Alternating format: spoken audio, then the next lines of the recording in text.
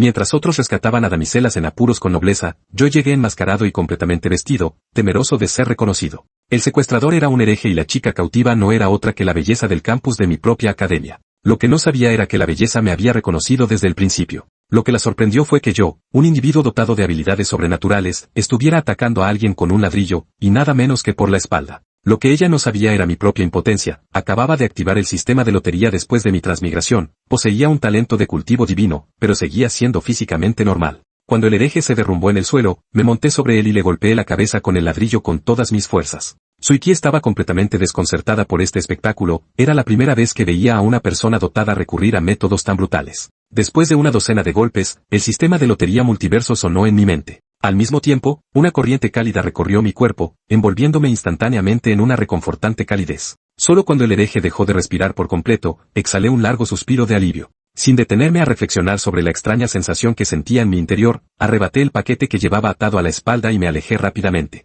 Para cuando Suiki salió de su aturdimiento, yo ya había desaparecido sin dejar rastro. Ella sonrió con ironía. Corre bastante rápido, pero ¿podrá escapar de su destino? Dicho esto, se echó el cadáver del hereje al hombro y se alejó a zancadas. Mientras tanto, yo corría a toda velocidad, zigzagueando por el camino. Pronto noté que mi fuerza parecía amplificada y mi ritmo se aceleraba cada vez más. Al principio desconcertado, rápidamente me di cuenta de que esto debía deberse a que había matado al discípulo de otro mundo y consumido parte de su esencia vital, lo que había mejorado mi cultivo. Resultó que, al transmigrar, había activado el sistema de lotería multiverso. Cualquier objeto existente en los innumerables reinos podía obtenerse a través de este sistema de lotería. Sin embargo, para participar se necesitaban boletos de lotería, que tenían 4 niveles: básico, intermedio, avanzado y súper. Cuanto más alto es el nivel de la tarjeta, mayor es la probabilidad de ganar y mejor es la recompensa potencial. Las tarjetas super garantizan una ganancia. Cada enemigo derrotado ofrece la oportunidad de obtener una tarjeta, aunque las tarjetas de nivel superior son cada vez más raras. Los boletos de lotería super solo se pueden obtener a través de los botines de los enemigos. Los demás boletos se pueden sintetizar utilizando boletos básicos. 10 boletos básicos dan un boleto intermedio y 10 boletos intermedios dan un boleto avanzado. Mi talento de cultivo de nivel divino, devorar, se obtuvo utilizando una tarjeta de lotería super del paquete de regalo para principiantes del sistema.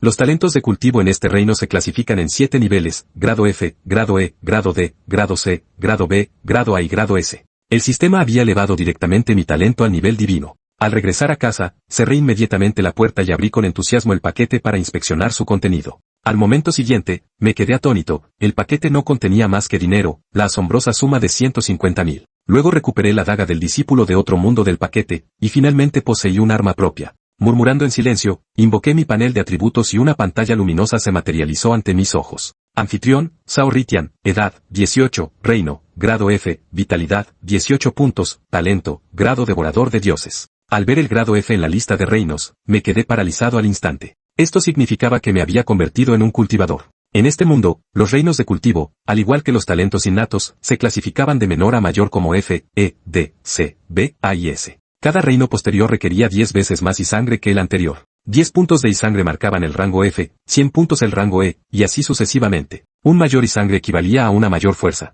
Tras la emoción inicial, abrí la interfaz del inventario. El almacén, antes vacío, ahora contenía objetos, 58 tarjetas de lotería de bajo nivel. Procedí a sacar las tarjetas de bajo nivel, solo para recibir 6 mensajes consecutivos de «Gracias por participar». Mi rostro se ensombreció ligeramente. La tasa de ganancia de estas tarjetas de bajo nivel era demasiado baja. Entonces combiné todas las tarjetas de bajo nivel restantes y obtuve 5 tarjetas de lotería de nivel medio. Al continuar con el sorteo, apareció una notificación: «Enhorabuena, anfitrión. Has ganado un embrión de espada de talento de cultivo de nivel S». Mi expresión se iluminó. Fiel a su nombre como tarjeta de nivel medio, me dio una ganancia en el primer intento, y además una muy valiosa. Inmediatamente después, sentí una corriente cálida entrar en mi cuerpo. Sabía que se debía a la adquisición del talento de cultivo de grado S, así que no le di mucha importancia. Sin embargo, una pizca de desconcierto permaneció en mi mente. Habiendo poseído ya un talento de cultivo de nivel divino, ¿era algo redundante adquirir otro talento de nivel S? Al instante siguiente, como si se me hubiera ocurrido una idea, mis ojos se iluminaron de repente. No era redundante, era profundamente útil.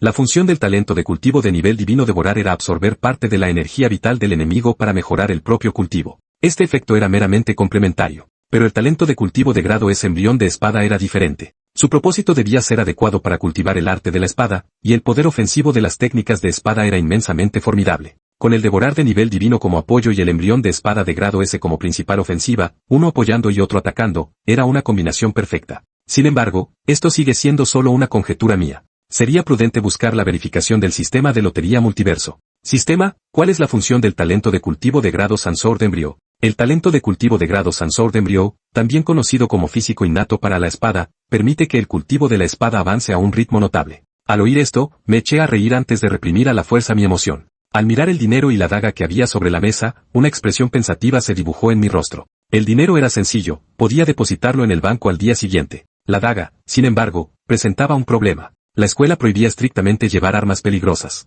¿Sistema? ¿Se pueden almacenar en el almacén los objetos que no pertenecen al sistema? Sí, simplemente recógelos con tus pensamientos. Con un simple movimiento de mi mente, el dinero y la daga desaparecieron de la mesa. Después de cerrar la interfaz del sistema, mis mejillas se sonrojaron de triunfo. Hoy no había trabajo, dormiría profundamente y recargaría mi energía. Mañana, pediría permiso para entrenar en los campos de caza de demonios. Sin embargo, apenas me había quedado dormido cuando sonó el teléfono de mi mesilla. Desperté sobresaltado, murmuré entre dientes, descolgué el teléfono y vi un número desconocido. Colgué inmediatamente e intenté volver a dormir. Pero tan pronto como me acomodé, el teléfono volvió a sonar. Eché un vistazo a la pantalla y vi que era el mismo número desconocido, así que volví a colgar. Sin embargo, la persona que llamaba parecía decidida a insistir, ya que volvió a sonar una vez más. Me estaba empezando a molestar bastante. ¿Querían que durmiera o no? Respondí a la llamada y grité al teléfono, y luego colgué antes de que la otra persona pudiera decir una palabra. Para evitar que volvieran a llamar, apagué el teléfono. Al otro lado, al oír el persistente tono de ocupado, Suiki estaba tan furiosa que le iba a estallar una vena.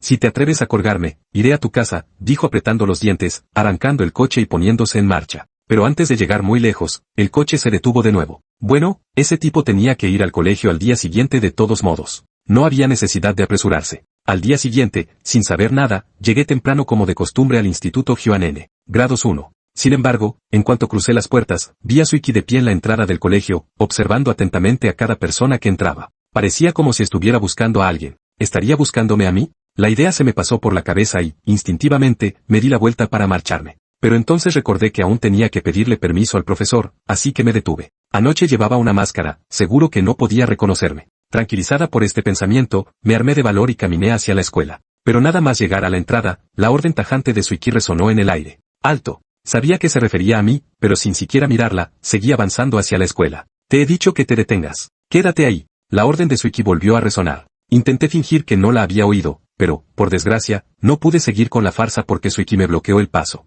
¿Por qué me detienes? Fingí ignorancia. ¿Por qué crees que te detengo? Replicó ella. Puse cara de inocencia. Yo no soy tú, ¿cómo voy a saberlo? Ven conmigo. Sin más discusión, Suiki me agarró de la mano y me empujó hacia la escuela. John typing intento liberarse de la delicada mano de su chichi, pero tras varios intentos infructuosos, se dio cuenta con asombro de que sus dedos, aparentemente delicados, eran tan fuertes como tenaces de hierro, simplemente no podía liberarse. Además, su chichi poseía una fuerza extraordinaria y ni siquiera podía mantenerse en pie. Sin otra opción, solo pudo dejar que ella lo arrastrara hacia adelante. Este espectáculo provocó que los estudiantes reunidos en las puertas de la escuela intercambiaran miradas de desconcierto, seguidas rápidamente por un coro de susurros. La señorita Su parece estar esperando a ese chico. ¿Qué está pasando? ¿Quién es ese chico? No así habrá tomado libertades con la señorita Su, ¿verdad? Me encantaría ser ese chico, que la señorita Su me cogiera de la mano. Jiang Taiping? ¿Cómo conoce ese chico tan calado a la señorita Su? Jiang Taiping, que ya estaba siendo arrastrado por su chichi, no oyó nada de los murmullos. Si los hubiera oído, ese habría sentido totalmente agraviado. ¿Aprovecharse de su chichi? Joder, al la había salvado, ¿no? Además, prefería no conocer a su chichi en absoluto. Desde luego, no quería que ella lo cogiera de la mano. Arrastrado por su chichi, Jiang Taiping encontró ante la puerta de una habitación en el segundo piso del edificio de oficinas. ¿Por qué me traes aquí? Preguntó Jiang Taiping, desconcertado. Esta es mi oficina. Su chichi le dio una breve explicación antes de abrir la puerta. Jiang Taiping estaba algo sorprendido. ¿Cómo podía su chichi, una estudiante, tener una oficina? Antes de que pudiera seguir reflexionando, su chichi lo empujó dentro y cerró la puerta de un portazo. Inmediatamente después, lo empujó contra la pared, presionando con fuerza una mano contra la pared junto a su cabeza. De puntillas, lo miró fijamente, haciendo que su corazón se acelerara. ¿Esta chica lo estaba acorralando contra la pared? ¿Qué estás haciendo? Preguntó Jiang Taiping tímidamente. ¿Tú qué crees? Replicó su chichi. Tras un momento de silencio, Jung Taiping balbució, se delicada. Su chichi es equado paralizada, desconcertada. ¿Delicada con qué? Sé que soy bastante guapo, y aquí solo estamos tú y yo. Un hombre y una mujer solos en una habitación, y tú me estás acorralando contra la pared. Debes tener intentions conmigo, querer aprovecharte. No me resistir. Dijo Jung Taiping con timidez. Su chichi puso los ojos en blanco. Levantó la mano y le dio a Jung Taiping un fuerte golpe en la cabeza, diciendo irritada, ¿Quién tiene intentions contigo? ¿Quién quiere aprovecharse de ti? He venido a hablar de un asunto serios. Jung Taiping hizo una mueca de dolor. ¿Cómo podía esta chica pegar tan fuerte? Lo zumbaba la cabeza. Si tienes un asunto serios, ¿por qué me has acorralado contra la pared? Exigió Jung Taiping. ¿Quién te ha acorralado? Solo pensé que crearía una sensación de prisión. Explicó su chichi. Jung Taiping frunció los labios. No había sentido ninguna prisión, solo una vibración bastante sugerente. Su chichi también pareció darse cuenta de su error. Retiró su mano de jade de la scene de él y le preguntó con risa. Ahora respondím, ¿por qué me colgaste el teléfono anoche? ¿Y por qué lo apagaste? Jung Taiping se mostró sorprendido. ¿Me llamaste anoche? Bueno, obviamente. Replicó su chichi, sonrojada por la vergüenza y la irritación. Si no hubiera llamado, ¿cómo iba a saber esto? No sabía que eras tú. Pensé que era una llamada molesta. Respondió Jung Taiping con sinceridad. Al resto, su chichi se sintió un poco mejor. Si Jung Taiping no sabía que era ella quien llamaba, entonces, técnicamente, no lo había colgado. Lo que ella no sabía era que, si hubiera sabido que era ella, lo habría colgado con más decisión. Olvidemos eso. Su chichi insistió, me salvaste. ¿Por qué huiste? ¿Qué salvert? ¿Qué huir? No tengo ni idea de qué estás hablando. Fingió ignorancia Jung Taiping. Deja de hacerte el tonto. Lo miró con ira su chichi. Incluso con esa máscara, ocultabas tu rostro, pero no tus ojos, tu frente ni tu cabello. Estoy absolutamente segura de que eras tú. No intentes escabularte, no funcionará. Jung Taiping se sintió bastante avergonzado. Debería haberse disfrazado mejor entonces su chichi no lo habría reconocido. Pero ya era demasiado tarde para arrepentirse. Preguntó, ¿qué quieres? Lo que quiero depende de tu decisión. Declaró su chichi. ¿Qué quieres decir? Preguntó Jung Taiping, desconcertado. Su chichi explicó, creo que tienes talento para el cultivo. Quiero poner a prueba tu talento para el cultivo. Si hubiera sido antes de ayer, Jung Taiping habría aceptado de buen grado tal prueba, ya que las oportunidades para evaluar la aptitud para el cultivo eran realmente escasas. Sin embargo, ahora no lo importaba en absoluto. Ya posee aptitud para el cultivo, de hecho, una de grado divino y otra de grado es. ¿Para qué probar? Además, entendía el principio de que el árbol más alto del bosque es el primero en ser golpeado por el viento. Ya fuera un talento de cultivo de nivel divino o de niveles, ambos eran demasiado sorprendentes. Era mejor no dejar que los demás lo supieran. Jung Taiping no respondió. Preguntó, ¿eres una cultivadora? Sí, para ser precisos, soy una cultivadora de nivel E. Su chichi no lo negó. Jung Taiping lo entendió de repente. No era de extrañar que su chichi poseyera una fuerza tan inmensa. Él era un cultivador de grado F, mientras que su chichi era de grado E, su nivel de cultivo estaba un grado por encima del suyo. Era natural que no pudiera liberarse de su control. ¿Eres una cultivadora de grado E y has dejado que ese discípulo de otro mundo te capture? Exclamó Jung Taiping incrédulo. Me dejé capturar deliberadamente. Explicó su chichi. La gente pasa con frecuencia por esa zona. Para evitar causar un alboroto, fingí que me capturaba, con la intención de ocuparme de él cuando no hubiera nadie alrededor. No había previsto que intervinieras tan de repente, ese discípulo de otro mundo de grado y murió aplastado con solo unos ladrillos. Jung Taiping asintió. No era de extrañar que su chichi, aparentemente controlada por el discípulo de otro mundo la noche anterior, no hubiera mostrado el más mínimo pánico. Había pensado que era solo su imaginación. Al mismo tiempo, un escalofrío le recorrió la espalda. Ese discípulo de otro mundo era un cultivador de rango E. Afortunadamente, no lo había dado al discípulo de otro mundo la oportunidad de reaccionar. De lo contrario, un solo dedo podría haber acabado con él. Vamos, entonces, pondrá a prueba tu aptitud para el cultivo. Declaró su chichi. Jiang Taiping es equado en silencio por un momento antes de preguntar, ¿puedo negarme? Capítulo 6, ¿me has impresionado, cuerpo de espada de grado F? Su chichi es equado paralizada. ¿Había oído bien? Después de todo, casi todo el mundo anhelaba convertirse en cultivator, pero a la mayoría se le negaba la oportunidad de poner a prueba su aptitud. Ella estaba allí, ofreciendo la Jiang Taiping esta oportunidad, y él realmente estaba considerando rechazarla. ¿Te das cuenta de lo que estás diciendo? Exigió su chichi. Sí. Jiang Taiping explicó, ser cultivator es demasiado peligroso. Y es mejor seguir siendo una persona normal. Su chichi es equado completamente estupefacta. Había reflexionado sobre por qué rechazaría la prueba, pero nunca imaginó que fuera por esta razón. Tú, que mataste golpes con un ladrillo a un discípulo de otro mundo de grado E, afirmas temer el peligro? ¿Esperas que me lo cree? Replicó su chichi, completamente sin palabras. Bueno, así es como yo lo veo. Si me crees o no es asunto tuyo. Respondió Jiang Taiping, sin inmutarse. Su chichi frunció el seno. Esperaba que la prueba transcurriera sin problemas, pero encontrarse con Jiang Taiping resultó ser una anomalía. Sin embargo, no creía en una sola palabra de lo que decía, ni siquiera los signos de puntuación. Al momento siguiente, su chichi pareció tener una revelación. Sonrió con picardía. Jiang Taiping, fuiste inmediatamente después de golpear a ese discípulo de otro mundo con un ladrillo. Ahora no lo admits. ¿Y es porque temes que alguien descubra que lo mataste? Jiang Taiping permaneció en silencio. De hecho, albergaba ese temor. Después de todo, matar a un discípulo de otro mundo provocaría su frenética venganza. Te daré una oportunidad más. Piensa bien cómo vas a responder. Su chichi continuó, si tu respuesta no me satisface, difundir la noticia de que mataste el discípulo de otro mundo. Y también difundir la noticia de que lo robes su hatilo y su daga. Jiang Taiping frunció el seno con frustración. La pequeña picara lo estaba amenazando. Su chichi, ¿no tienes conciencia? Reprendió Jiang Taiping. Según tus propias palabras, RTE sal. Así es como pagas la bondad? ¿Qué bondad? No me calumnies. Protestó su chichi. No necesitaba que me rescataras, ¿verdad?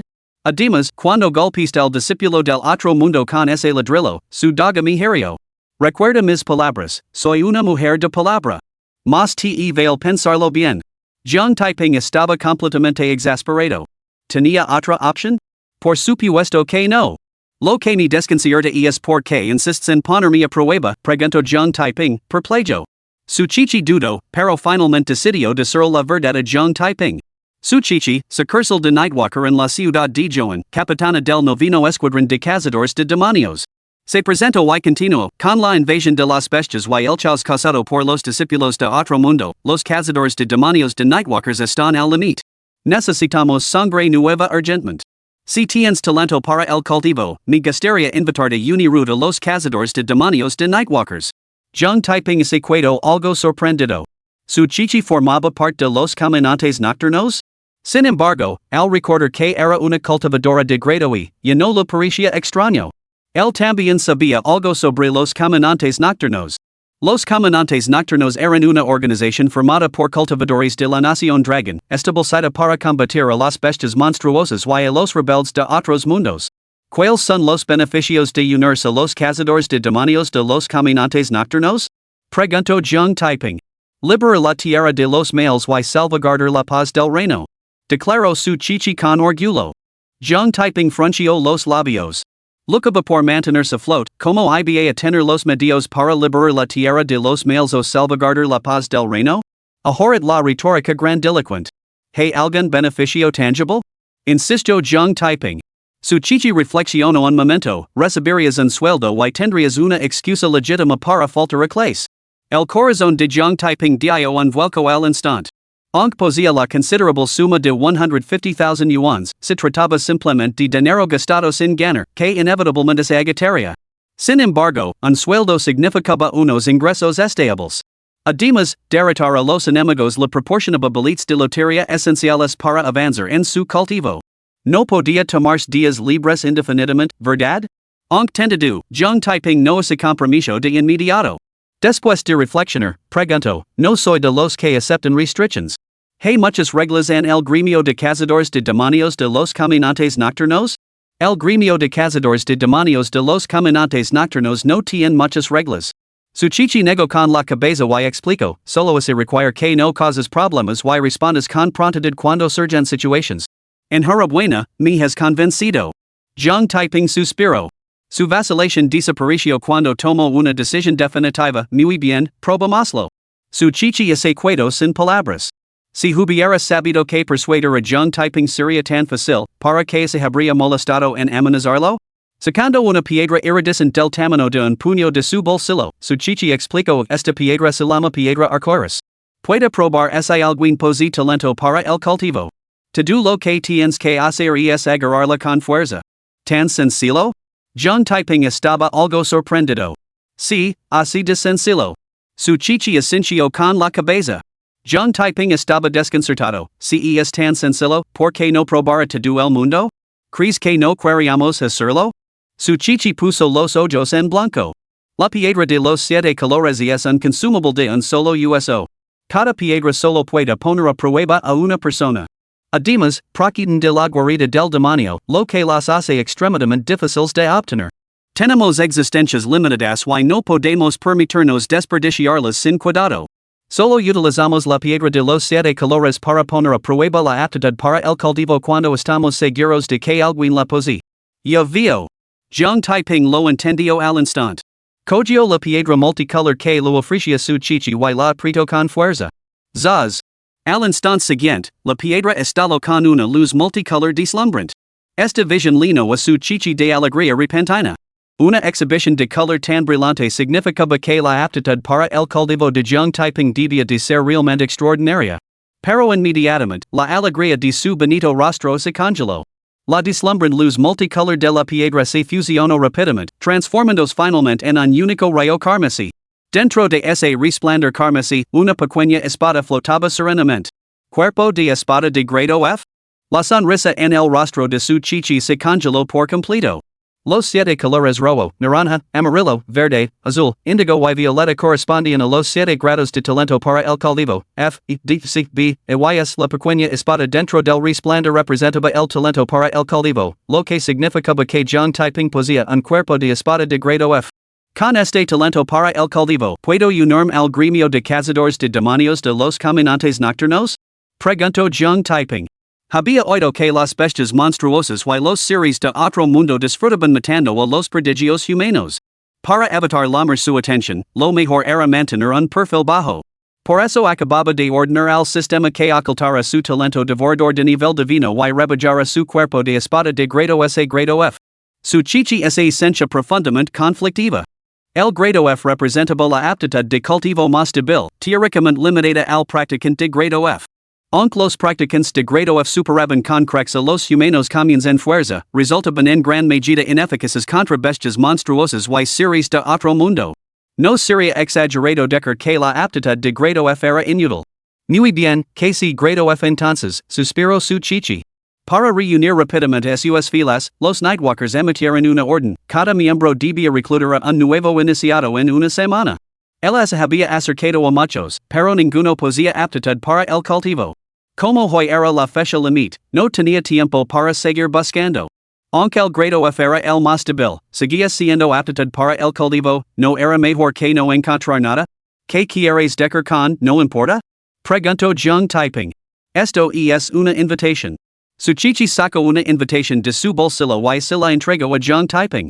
Nos vemos mañana a las 7:30 am en la puerta de la escuela. Te llevará a la sucursal Juan de Nightwalker para la evaluación. Capítulo 7, Los Nightwalkers también compiten, culpable su chichi. De acuerdo. Zhang Taiping cogió la invitación, luego un vistazo y se la guardó en el bolsillo. Hace unos momentos, había considerado volver a hacer la prueba para aumentar su talento para el cultivo así la calificación F resultaba insuficiente. Pero como la calificación F le daba acceso al salón de cazadores de demonios de los Nightwalkers, no había necesidad de revelar un potencial mayor.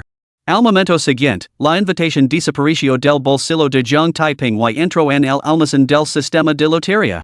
La invitación era la credencial de Zhang Taiping para unirse al salón de cazadores de demonios de los caminantes nocturnos, crucial para recibir su salario y proporcionar una razón legítima para faltar a la escuela. Perder la serie desastroso, por lo que guardarla en el almacén del sistema era la opción más prudente. Pero no era esto una invitación para unirme? ¿Por qué debo someterme a una evaluación? Preguntó Jiang Taiping. Yo solo soy la capitana. La admisión en el gremio de cazadores de demonios nocturnos depende del ministro. Explicó su chichi. Además, para unirse se necesita algo más que talento para el cultivo. Hay otras cualidades esenciales. Eso es todo lo que puedo revelar. El resto de detalles son confidenciales. Muy bien. Jiang Taiping no insistió más. Dado que su chichi había dicho que no podía revelar más, preguntar solo la pondría en una situación difícil. ¿Nada más? Ya puede marcharse. Dijo su chichi despidiéndolo. De acuerdo. Aquí tiene la piedra multicolor. Jiang Taiping le devolvió la piedra a su chichi antes de darse la vuelta para marcharse. Para entonces, la piedra multicolor se había transformado en una roca apagada y ennegrecida. Al salir de la oficina de su chichi, Jiang Taiping se dirigió directamente a las puertas de la escuela. Tenía la intención de ir al jardín de casa de demonios para mejorar su cultivo. Originalmente, había venido a la escuela para pedir el permiso a su maestro. Pero como estaba a punto de unirse a los Nightwalkers, ya no necesitaba más permisos. Poco después de que Jiang Taiping abandonara la escuela, su chichi también se marchó. En el corazón de la ciudad de Johannes Alzaba un rascacielos de 18 pisos. Sin ningún letrero exterior, este edificio servía como sede de la sucursal de los Nightwalkers en Joan. Chorrito. Acompañado por un chorrito agudo de neumáticos, un Ferrari 488 rojo fuego ejecutó un derrape impecable y se detuvo con precisión en la plaza de aparcamiento designada en la explanada de la sucursal de los Nightwalkers en Joan. Inmediatamente después, una figura llamativa salió del Ferrari, nada menos que su chichi. Hoy era la fecha límite. Tenía que informar de la participación de Jiang Taiping en la evaluación para evitar perder el plazo de inscripción. Al entrar en la sucursal de Nightwalker Joan, su chichi se dirigió directamente a la planta 18, llegando a la puerta de la oficina del director. Toc, toc, toc.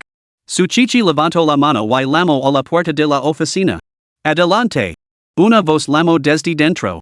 Su chichi empujó la puerta y se dirigió al hombre de mediana edad sentado detrás del escritorio. Director, he identificado a una persona con aptitudes para el cultivo. Lo he traído para que se inscriba en la evaluación. El hombre de mediana edad era Chin-Jan, jefe de la sucursal Joan de Nightwalker. Muy bien. Chin-Jan respondió, sacando un formulario de registro para entregárselo a su chichi. Chichi, se te ha llamado la atención, supongo que su aptitud para el cultivo debe de ser bastante prometedora, ¿no? Las mejillas de su chichi se sonrojaron mientras respondía con torpeza. Director, solo tiene aptitud para el cultivo de grado F. Chin-Jan se quedó paralizado. Chichi, aptitud para el cultivo de grado F? ¿Y aún así le dejas hacer la evaluación? Director, me ha llevado toda una semana encontrar a alguien con alguna aptitud para el cultivo. Explicó su chichi con humildad. Se había visto obligada a dejar que Jiang Taiping hiciera la evaluación. ¿Qué otra cosa podía hacer cuando solo había encontrado a una persona con alguna aptitud? Muy bien, así río Chin-Jan. Mejor que nada. Su chichi se sonrojó mientras rellenaba el formulario de inscripción para la evaluación. Justo cuando terminó, una mujer de unos 20 años entró desde fuera. Capitana Su, qué coincidencia. ¿También ha venido a inscribirse en la evaluación? Sonrió la mujer. Su chichi miró a la mujer. Se llamaba Zhang Manner, capitana del octavo escuadrón de cazadores de demonios. ¿Estás segura de que es una coincidencia? Replicó su chichi. Antes, al entrar en la sucursal de Nightwalker Joan, había pasado por el vestíbulo y había visto a Zhang Manner sentada allí. Zhang Manner no había llegado antes ni después para inscribirse, sino que había calculado deliberadamente su llegada después de su chichi. Teniendo en cuenta su historia, su chichi no creía que fuera una coincidencia. Zhang Manner no respondió. Eco un vistazo al formulario de evaluación que su chichi había completado y exclamó con asombro, grado F? Capitán Su, usted es un prodigio con talento de cultivo de grado S. ¿Cómo demonios ha conseguido encontrar a alguien con talento de grado F en solo una semana? Su chichi ignoró a Zhang Manner. Sabía que Zhang la había seguido hasta allí solo para regodearse y burlarse de ella. Capitana Su, nuestro gremio de cazadores de demonios no acepta a cualquiera. Zhang Manner continuó, alguien con talento para el cultivo de grado F se atreve siquiera a solicitar la evaluación de nuestro gremio? Ejum. Chin Jean Caraspio varias visas antes de preguntar, manner, por lo que Paris, la persona que has encontrado posee un talento para el cultivo bastante impresionante? En respuesta a la pregunta del director. Dijo Jean Manner, la persona que he encontrado es mi primo, Jean Junfei. Su talento para el cultivo no es tan extraordinario como el del capitán Su, pero, al igual que el mío, es de grado A. La expresión de su chichi es tenso de repente. Aunque el talento para el cultivo de grado A no era tan raro como el de grado S, seguía siendo poco común. No era de extrañar que Jean Manner la hubiera esperado deliberadamente, estaba muy segura de que podía eclipsarla. Bien hecho! Exclamó Chin Jean con alegría. Gracias por sus elogios, ministro. Jean Manner le dio las gracias antes de volverse hacia su chichi con una sonrisa. Capitán Su, los reclutas que cada uno de nosotros ha reclutado se unieron en nuestros respectivos escuadrones. Parece que el próximo capitán del Salón de los Cazadores de Demonios está destinado a ser mío. Guardate esa charla hasta que hayas elevado tu cultivo al grado D. Su chichi le respondió a Jean Manner con expresión sombría antes de darse la vuelta y marchas. Al salir de la oficina del ministro, su chichi frunció profundamente el seno. La burla anterior de Jean Manner lo había hecho darse cuenta de algo. Había sido demasiado egoísta, centrándose únicamente en completar la tarea y descuidando los sentimientos de Jean Taiping. Después de todo, este era un mundo en el que reinaba la fuerza, y eso era especialmente cierto entre los caminantes nocturnos. Jean Taiping, con su aptitud para el cultivo de grado F, había venido a realizar la evaluación. Era inevitable que lo criticaran, y incluso había muchas posibilidades de que se enfrentara a la humiliación y el ridículo. Sin duda, eso no sería bueno para él. Supongo que debería aclarar este asunto. Su chichi suspiró, sacó su teléfono del bolsillo y marcó el número de Jean Taiping. La llamada se conectó rápidamente. Jean Taiping, soy su chichi. Hay algo que necesito discutir contigo. Su chichi comenzó, tu aptitud para el cultivo es bueno, bastante débil. Y es poco probable que apruebes la evaluación del Salón de los Cazadores de Demonios. Y suspender esa evaluación significa que no podrás unir al Salón de los Cazadores de Demonios como miembro. Sin embargo, podría hablar con el director para que te asignara a otro departamento dentro de los caminantes nocturnos para realizar tareas administrativas. Habría más reglas que seguir y el sueldo sería más bajo, pero al menos no tendrías que hacer malabarismos con 3 trabajos solo para llegar a fin de mes. Bueno, si no quieres venir, no tienes por qué hacerlo. No te presionar más. ¿Quién ha dicho que no puede pasar la evaluación? Jean Taiping respondió, mañana estar allí puntualmente. Queda acordado. Tengo cosas que hacer. Cambio y corto.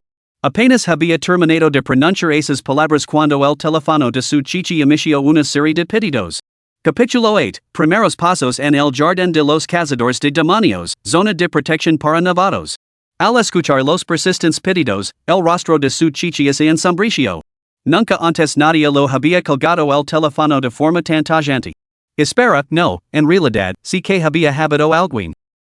Cuando llamó a Jean Taiping, él le colgó antes de que ella tuviera oportunidad de hablar. ¿Tiene tanta prisa el chico por reencarnarse?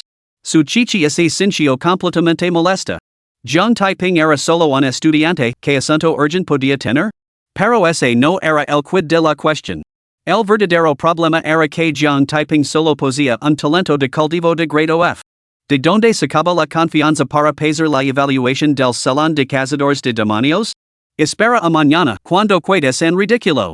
Declaró su chichi indignada.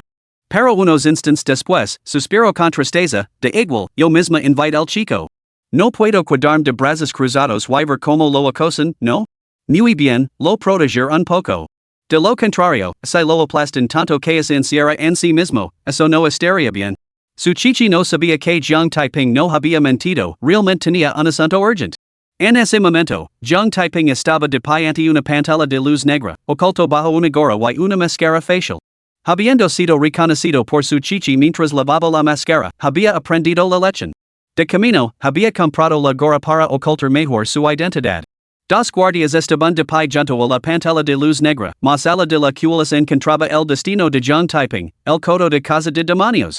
Construido por los caminantes nocturnos, el codo albergaba numerosas bestias exóticas. Su propósito era entrenar a los cultivadores, enseñándoles a luchar y a adaptarse al come contra estas criaturas. Alto. Este es el codo de casa de demonios.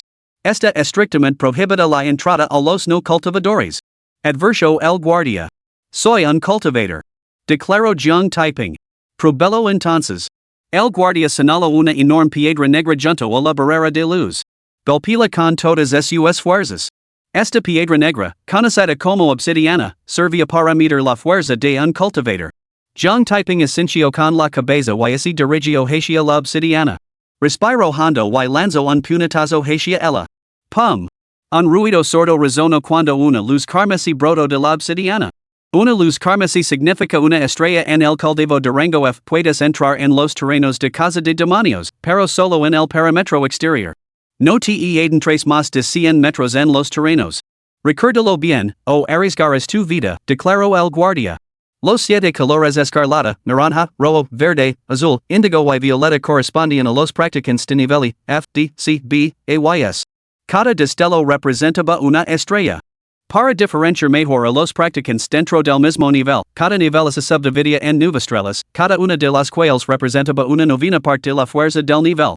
Tomamos como ejemplo a los practicantes de grado F de 10 a 19 puntos de chi sangre constituyen un grado F de una estrella de 20 a 29 puntos constituyen un grado F de 2 estrellas, y así sucesivamente.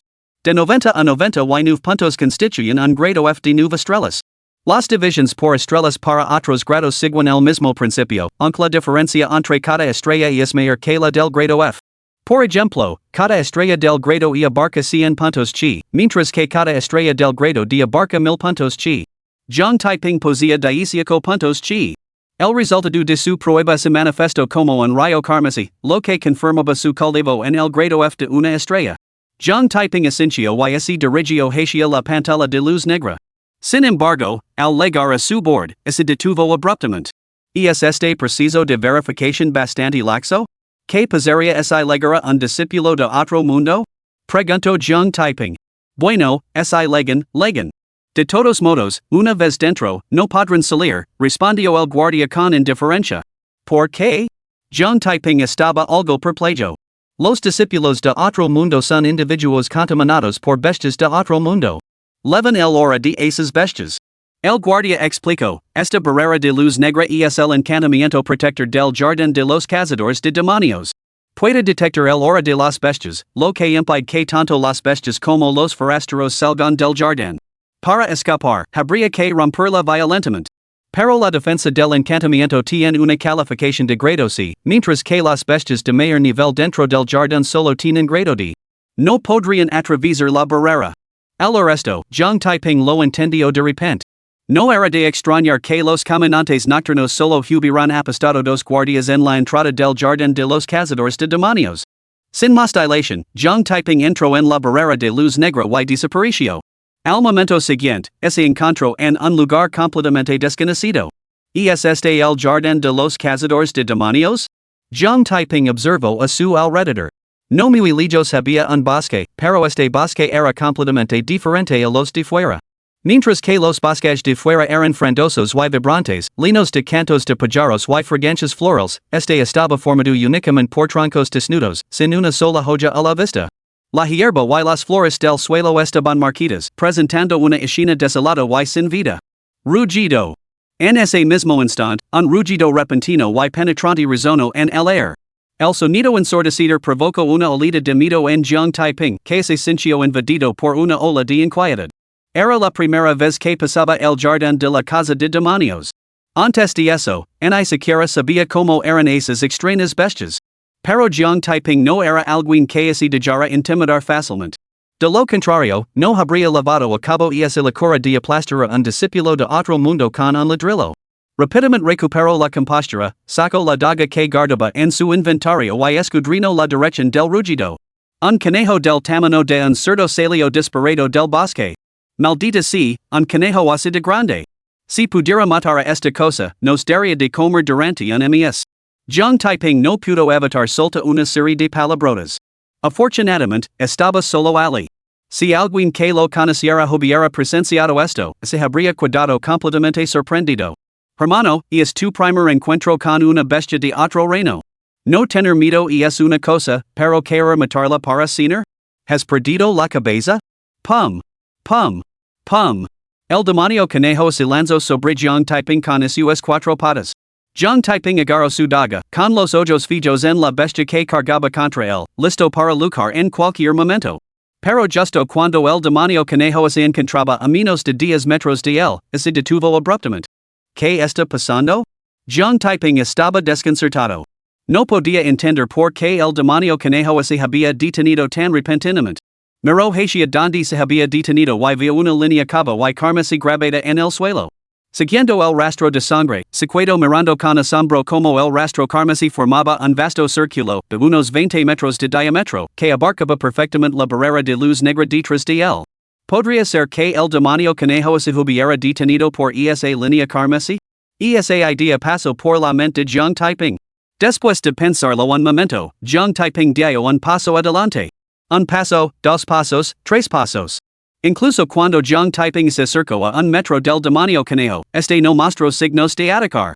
Simplemente lo miró fijamente, babeando y mostrando sus afilados colmillos, claramente considerándolo como su presa. Tras pensarlo mejor, Jiang Taiping se desvió hacia un lado. El demonio conejo lo siguió, pegándose a él, pero sin cruzar la línea carmesí en un solo paso. Tras varios intentos, Jiang Taiping confirmó su hipótesis. La repentina parada del demonio conejo no se debía a la falta de aptitud, sino al puro miedo a cruzar la línea carmesí. Este círculo formado por el hilo carmesí se parece una zona de protección para novatos en un juego. Los nightwalkers son bastante considerados, ya que creen un refugio seguro para los recién legados. Jiang Taiping se levó una mano a la nariz y su mirada se agudizó de repente. Antes, lo preocupaba que el jardín de los cazadores de demonios fuera territorio de bestias, lo que no le dejaría ningún lugar donde descansar. Ahora esa preocupación había desaparecido. Lo que seguía era su momento de cultivar su cultivo y ganar bolitos de lotería.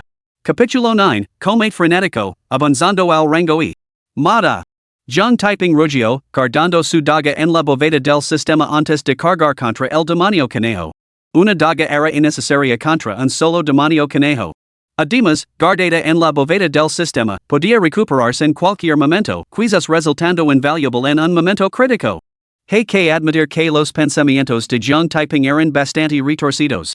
Al ver a Jiang Taiping salir de la zona de seguridad, el impaciente demonio conejo abrió sus fauces para abalanzar sobre él. Jiang Taiping no retrocedió. Su mano derecha, que tenía bajada, se disparó como un rayo y le propinó un uppercut directo a la mandíbula del demonio conejo. Aunque Jiang Taiping solo había alcanzado el rango FR, había practicado boxeo con diligencia para desarrollar habilidades de autodefensa. Ahora, ese entrenamiento daba sus frutos. Pum! Un sordo golpe resonó cuando el puño de Jiang Taiping conectó de lleno con la mandíbula del demonio conejo. Al instante, la criatura salió volando, dando vueltas en el aire hacia atrás. ¿Tan débil? Jiang Taiping se quedó algo sorprendido y bajo el puño izquierdo que tenía levantado. Sin embargo, a pesar de su sorpresa, no perdió tiempo y avanzó a grandes zancadas en persecución del demonio conejo. Pum! Otro sordo golpe resonó cuando el demonio conejo se estrelló contra el suelo desde el aire. Jiang Taiping legó en su persecución. Saltó al aire, montó al demonio conejo y balanceó ambos puños, lanzando golpes a diestro y siniestro sobre su cráneo. Al mismo tiempo, una serie de golpes sordos de puñetazos aterrizando en la carne y chillidos agudos resonaron sucesivamente. Después de 7 u 8 puñetazos, la voz algo mecánica del sistema de lotería multiverso resonó de repente en la mente de Jiang Taiping. Ding! El anfitrión ha matado a un enemigo, ganando 2 tarjetas de lotería de bajo nivel. Casi al mismo tiempo, Jiang Taiping sintió una corriente cálida entrar en su cuerpo. Sabía que ese calor provenía de su talento de cultivo de nivel divino devorando la esencia vital del demonio conejo, pero palidecia en comparación con la olida que había sentido al aplastar a ese discípulo de otro mundo con un ladrillo. Con un simple pensamiento, la interfaz de la lotería de todos los mundos se materializó ante sus ojos. Anfitrión, Jiang Taiping. Edad, 18. Reino, grado F. Vitalidad, 19 cartas.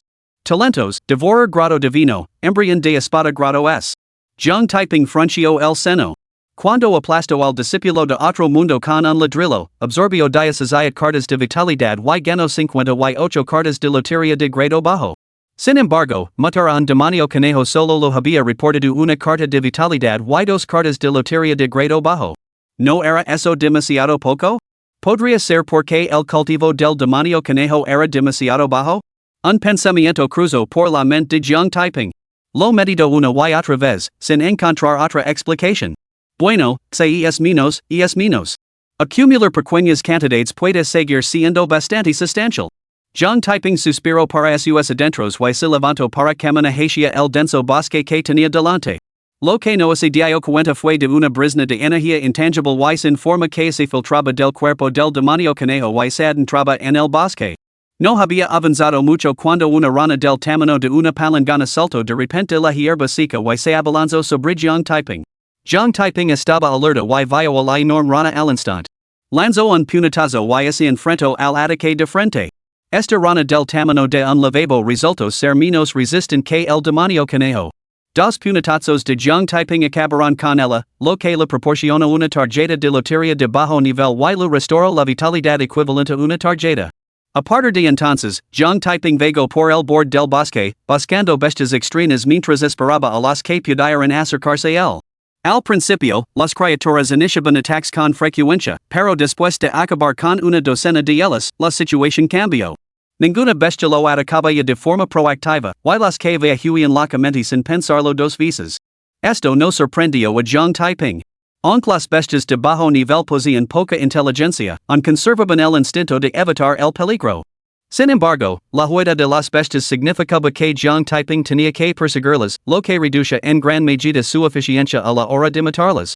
Pronto llegó el mediodía. Agotado tras medio día de persecución y combate, Jiang Taiping regresó al santuario para descansar.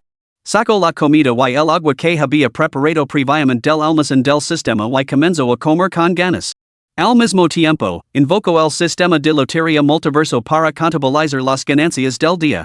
Su vitalidad había aumentado de 15 cartas al entrar en el jardín de casa de demonios a 50 cartas, con 78 cartas de lotería de bajo nivel adquiridas. Y matado 32 bestias, lo que me ha dado exactamente 32 puntos de vitalidad. ¿Significa esto que cada bestia solo me ha dado un punto de vitalidad? Y solo 78 tarjetas de lotería de bajo nivel. Apenas más de lo que gain con ese discípulo de otro mundo. Jiang Taiping se sintió bastante desanimado.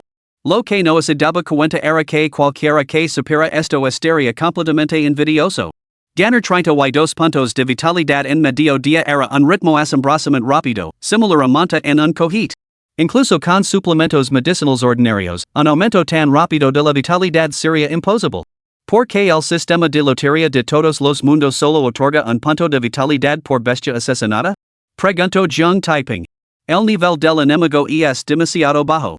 Se absorbe por la fuerza una carta de vitalidad. Suspiro. Jiang Taiping suspiro. Realmente se debía al bajo nivel de las bestias.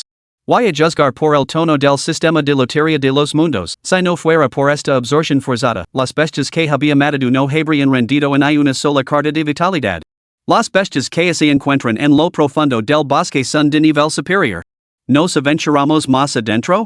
Jiang Taiping se mostró pensativo, pero rápidamente descartó la idea. Las bestias que se encontraban en lo más profundo del bosque eran, efectivamente, de mayor nivel, pero cazarlas sería mucho más agotador e incluso podría poner en peligro su vida. El cultivo podía mejorarse gradualmente y las cartas de lotería podían obtenerse poco a poco. Si perdía la vida por descuido, todo habría sido en vano.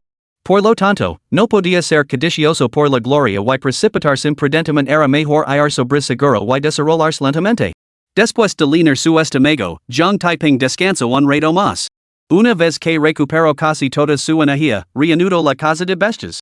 No podía ser imprudente, pero deseaba desesperadamente aumentar su cultivo rápidamente. Solo había un camino, trabajar y trabajar un poco más. Mientras Jiang Taiping recorría el desierto matando bestias, el tiempo pasó sin que se diera cuenta. Antes de que se diera cuenta, había quedado la noche. Después de una tarde completa de trabajo, Jiang Taiping estaba completamente agotado una vez más. Y es demasiado peligroso cazar en la oscuridad. Y es hora de irse. Reprimiendo el impulso de continuar la caza, Jiang Taiping se dio la vuelta y se dirigió de vuelta a la zona segura.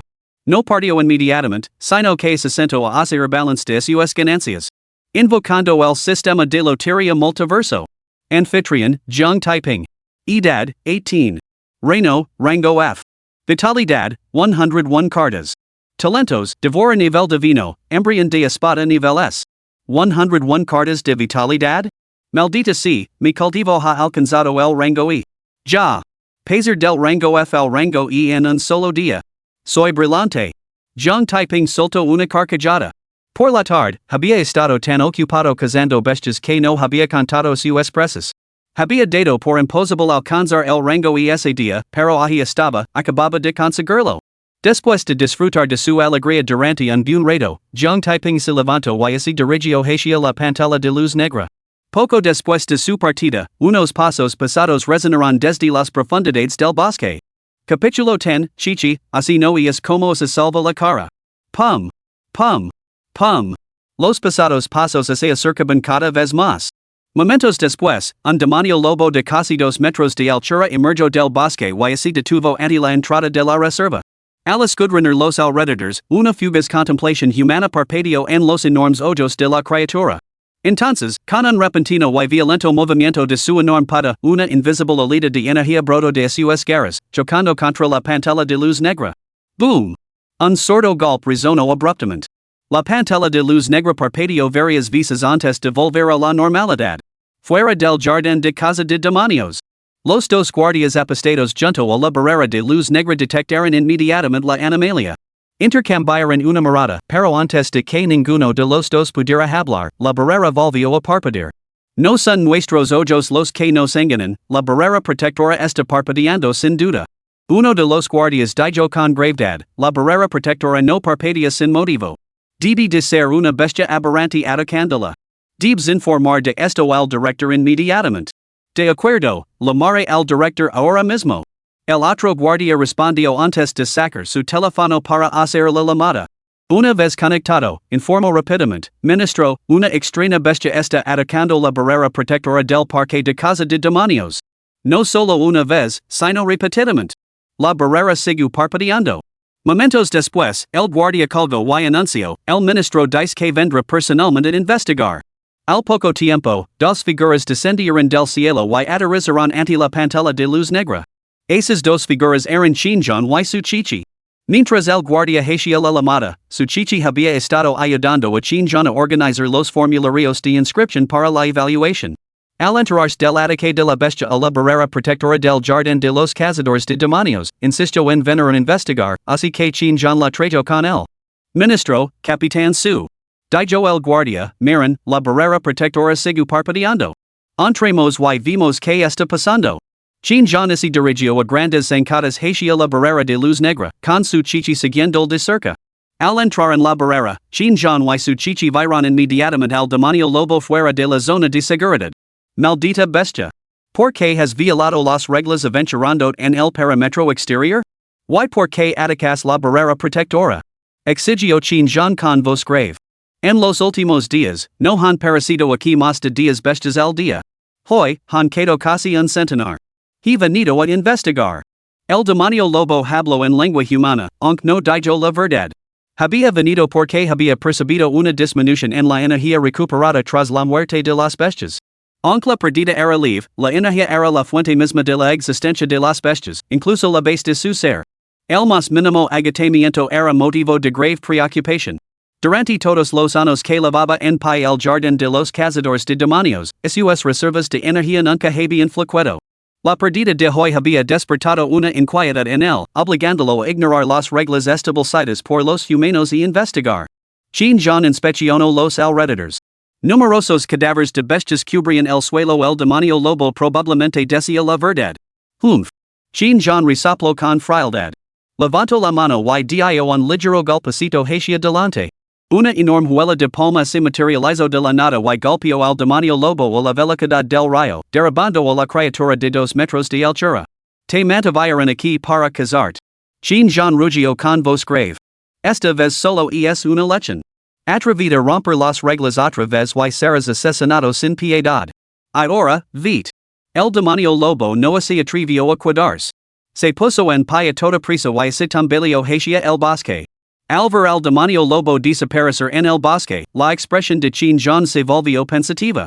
Los cotos de casa de demonios albergaban muchas bestias exóticas. Durante las pruebas a gran escala, era habitual matar a miles en un solo día. En aquel entonces, los demonios lobo nunca desafiaban las reglas. Hoi, apenas habean parasito un centenar, pero habean roto el protocolo. Debia haber una razón para ello. Chichi, salgamos. Chinjan lamo a su chichi y así dirigio a zancadas hacia la barrera de luz negra. Su chichi lo siguió. Al salir del terreno de casa de demonios, Chinjan se volvió hacia el guardia y le preguntó, ¿Quién ha visitado hoy este lugar? Informando al director, solo ha venido una persona hoy. El guardia explicó, lavaba una gorra con visera y una máscara, así que no se le veía la cara. ¿Cuándo llegó? Ya ese ha marchado? Insistió Chinjan. Llegó esta mañana y se marchó hace poco. El guardia añadió, ministro, poco después de que ese hombre se marchara, una bestia monstruosa atacó la barrera protectora. Los ojos de Chinjan parpadearon ligeramente. Solo había visitado una persona hoy y, poco después de su partida, una bestia monstruosa atacó la barrera protectora. Parecía probable que la animalia del demonio lobo estuviera relacionada con ese hombre. ¿Qué tipo de ropa lavaba ese hombre? Preguntó de repente su chichi. El guardia pensó por un momento y describió el echuendo de Jiang Taiping a su chichi. Una mirada de asombro cruzó el bonito rostro de su chichi.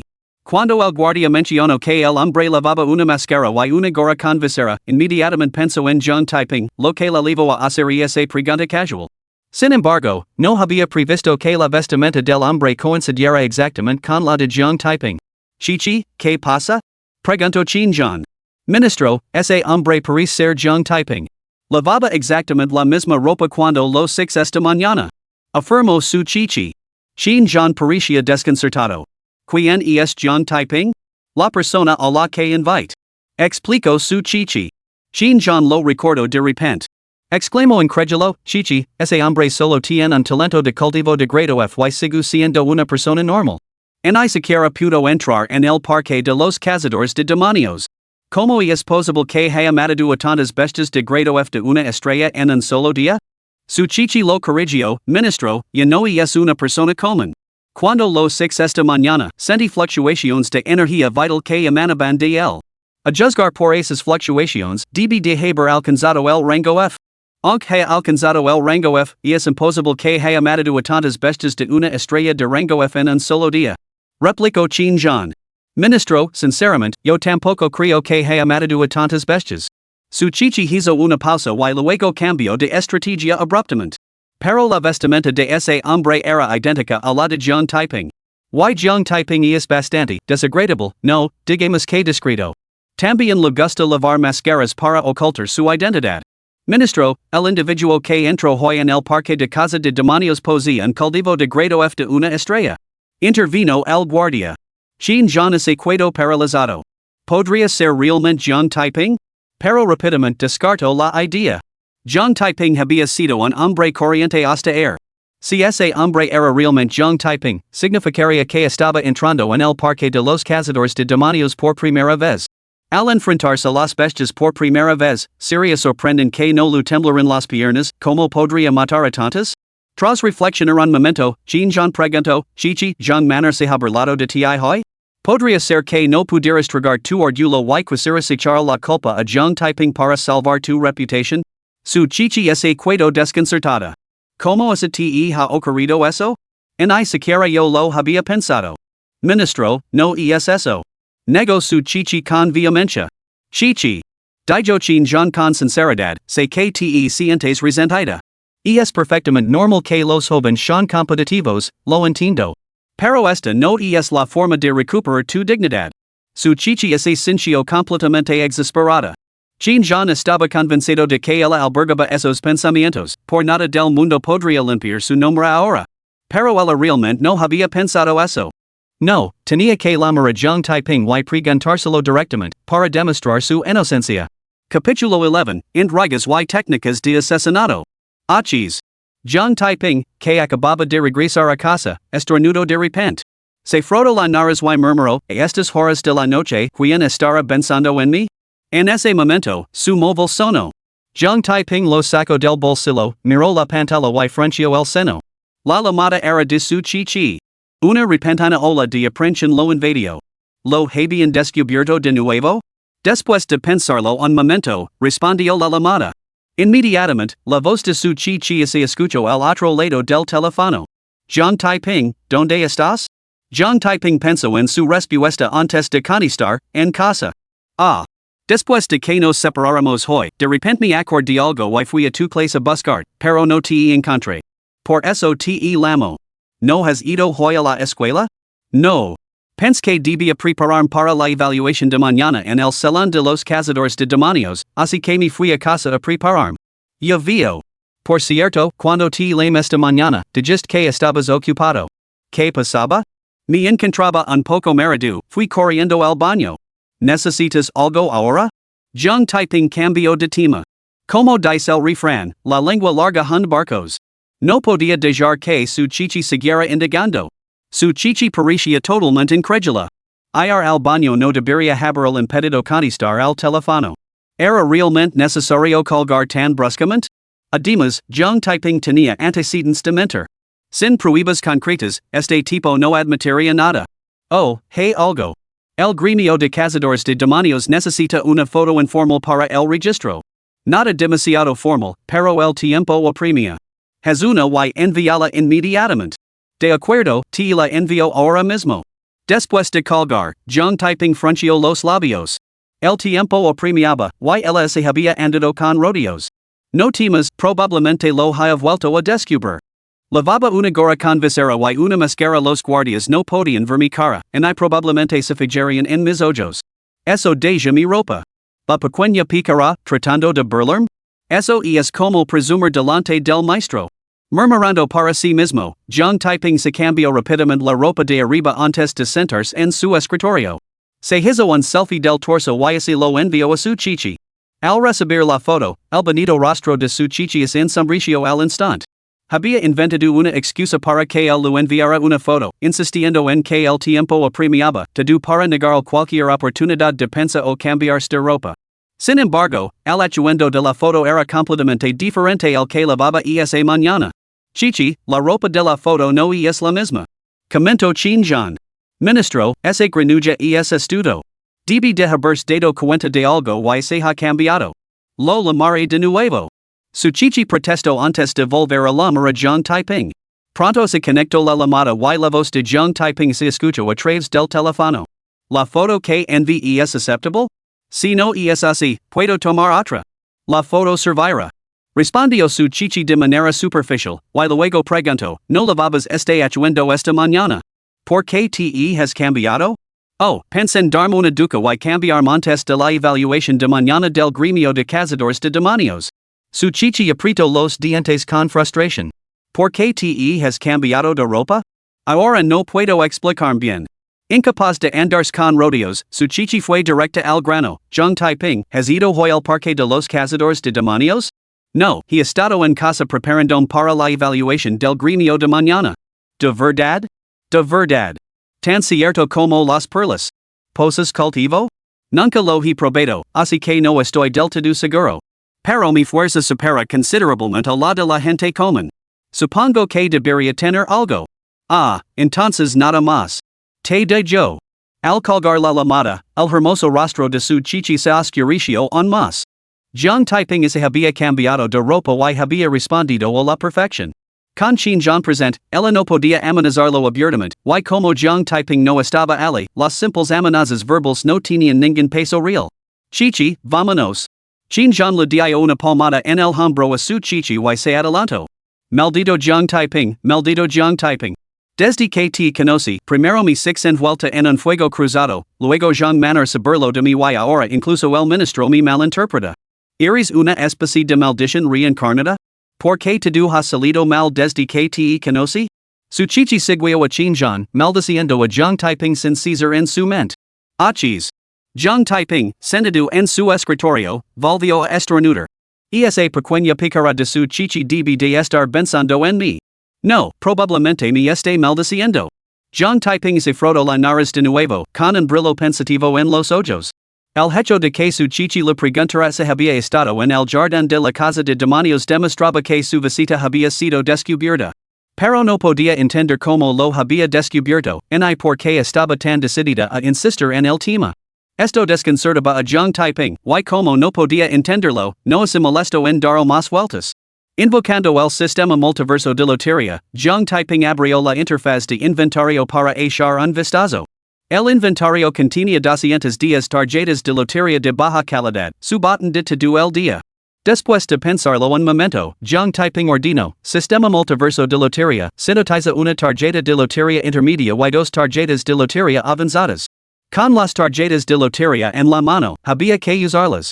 Si podía obtener algunos objetos valiosos, su destreza en el combate aumentaría significativamente. Por lo tanto, Jung typing no tenía intención de acumular las tarjetas. Se han sintetizado una tarjeta de lotería intermedia y dos tarjetas de lotería avanzadas, consumiendo 210 tarjetas de lotería de bajo nivel. Sistema multiverso de lotería, vamos a calentar con un sorteo utilizando la tarjeta de lotería intermedia. Declaró Jung typing. Comienza el sorteo de lotería, consumiendo una tarjeta de lotería intermedia. Ding. Enhorabuena, anfitrión, has ganado la técnica de asesinato de Gelo. Al instante siguiente, Jung typing sintió una avalancha de información inundar su mente, el método de cultivo de la técnica de asesinato de Galando. Jung typing estaba encantado. Había utilizado la tarjeta de lotería intermedia para participar en el sorteo, tal y como había dicho, solo para calentar, sin ninguna expectativa real de ganar. Sin embargo, para su sorpresa, había ganado. Sin duda, era una alegría bastante inesperada. Sistema de lotería del multiverso, ¿para qué sirve la técnica de asesinato de Galando? Preguntó Jung typing. De galar es una forma de técnica de asesinato. Aumenta la velocidad de ataque y mejora la probabilidad de cortar la garganta del enemigo. Jung typing parpadeó. Sonaba bastante formidable. Ahora poseo una habilidad marcial. Jung typing soltó una carcajada, con la mirada fija en las dos tarjetas de lotería premium de su inventario del sistema. Las tarjetas de lotería premium ofrecen mayores tasas de ganancia y mejores posibilidades de obtener objetos valiosos. ¿Era la primera vez que las usaba, la sonreía la fortuna? ¿Y ese era así, que tesoros podría descubrir? Jung typing respiró hondo, calmando sus nervios, en parte nervioso, en parte emocionado, antes de declarar, sistema lotería de todos los mundos, USA dos tarjetas de lotería premium para un doble sorteo. Mientras las palabras salían de sus labios, rezó en silencio en su mente. Alabado sea el cielo, alabada sea la tierra, supremo señor Lao Jun, manifiesta tu poder divino. Por favor, concedime buena suerte en este sorteo. Capítulo 12, El traje de Spider-Man, entrenamiento nocturno. Comienza el sorteo, consumiendo dos tarjetas de sorteo premium. Ding. Enhorabuena, anfitrión. Has ganado el traje de Spider-Man, se ha colocado en tu almacén y puedes recuperarlo con tus pensamientos. Gracias por participar. El rostro de Jung typing se oscureció al instante. No tenía fetiches peculiares, ni siquiera cadishaba los calcetines de Xiao Longnu. ¿De qué le servía el traje de Spider-Man? ¿Se supone que esta maldita cosa es una carta de lotería premium? Una porquería, gracias por participar. Estas cartas premium deben ser falsas. Jung typing no pudo evitar maldecir en voz alta. Pero el resultado del sorteo era definitivo, sus quejas no servían de nada. Con un movimiento rápido de su mente, recuperó el disfraz de Spider-Man y estaba a punto de tirarlo a la basura. Pero al momento siguiente, se quedó paralizado. La prenda que tenía en la mano no era una ropa cualquiera, era el traje de Spider-Man. Esto podría ser útil. Los ojos de Jung typing se iluminaron de repente. Cuando golpeó el discípulo de otro mundo con un ladrillo, su cabello y su frente el descubierto lo delataron ante su chichi. Más tarde, cuando entró en el jardín de los cazadores de demonios para matar bestias, su echuendo volvió a despedir las suspecas de su chichi. Pero el traje de Spider-Man ofrecía una cobertura completa y perfecta. Lavarlo puesto lo dejaría totalmente impecable. ¿Quién podría reconocerlo entonces? Por lo tanto, el traje de Spider-Man no era inútil en absoluto, era absolutamente indispensable. Al darse cuenta de esto, Jung typing ansiaba probárselo inmediatamente. Sin embargo, pronto se quedó sin palabras. Tal y como había imaginado, el traje de Spider-Man ofrecía una cobertura perfecta y completa, sin cremallera, en una sola abertura. Era una sola pieza sin costuras. ¿Cómo diablos se suponía que debía ponérselo? Sistema multiverso de lotería, ¿cómo diablos me pongo esta cosa? Exigió Jung typing. Simplemente USA tus pensamientos. Jung typing levantó la mano y se tocó la frente. ¿Cómo había podido olvidarlo? Pontelo. Una orden grave brotó de sus labios. Al instante siguiente, el traje de Spider-Man desapareció de sus manos y reapareció cubriendo su cuerpo. Eso fue vestirse en un segundo. No, ni siquiera en un segundo. Jiang Taiping chasqueó los labios, corrió hacia el espejo y movió vigorosamente sus extremidades. Me queda como un guante, no me impide moverme, lo mejor de todo, y no tengo que preocuparme de que mi identidad se descubierta. Ya. A partir de ahora, soy el Spider-Man de la Nación Dragon. Jiang Taiping soltó una carcajada, rebosante de emoción, mientras imitaba los movimientos característicos de Spider-Man. Levantó el brazo hacia el techo y gritó, Tila, sal. Zaz. Un hilo de telaraña salió disparado de la palma de Jiang Taiping y se pegó al techo. Jiang Taiping se quedó paralizado. Solo había imitado la pose de Spider-Man en su entusiasmo, como era posible que hubiera salido disparada una telaraña de verdad? Al momento siguiente, Jiang Taiping pareció darse cuenta de algo y se llevó la mano a la frente. Había sacado conclusiones precipitadas. El traje de Spider-Man no es como las medias de Xiaolongnu, es su artefacto sagrado. No debo hacer suposiciones. Primero hay que aclarar las cosas.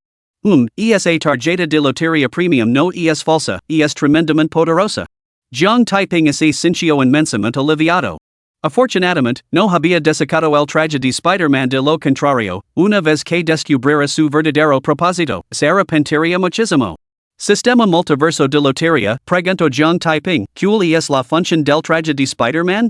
Lanza reads.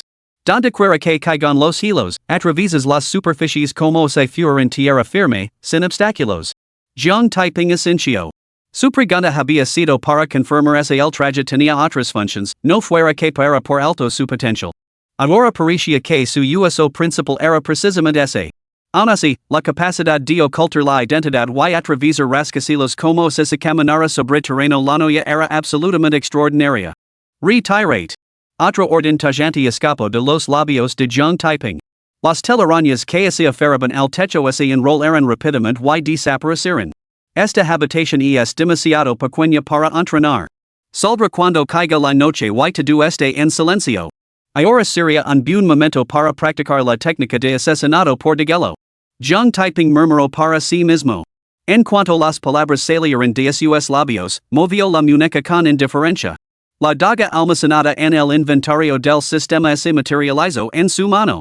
La técnica de asesinato por degüello requería una daga, y la que la había arrebatado al asesino de otro mundo le vino muy bien.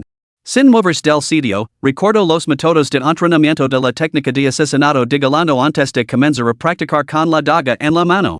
La técnica constaba de 8 movimientos distintos: la estacada lanzada, la estacada lateral en postura de caballo, la contraestacada evasiva, la estacada diagonal avanzada, la estacada giratoria hacia atrás, la estacada lateral avanzada, la estacada descendente con navaja y la estacada descendente con derribo y gol. En sentido estricto, la técnica de asesinato por degüello no era solo para asesinatos sigilosos, también se podía emplear en combate abierto. Al principio, los movimientos de Jiang Taiping eran algo lentos y torpes. Sin embargo, con la práctica persistente, sus acciones se volvieron rápidamente fluidas y rápidas.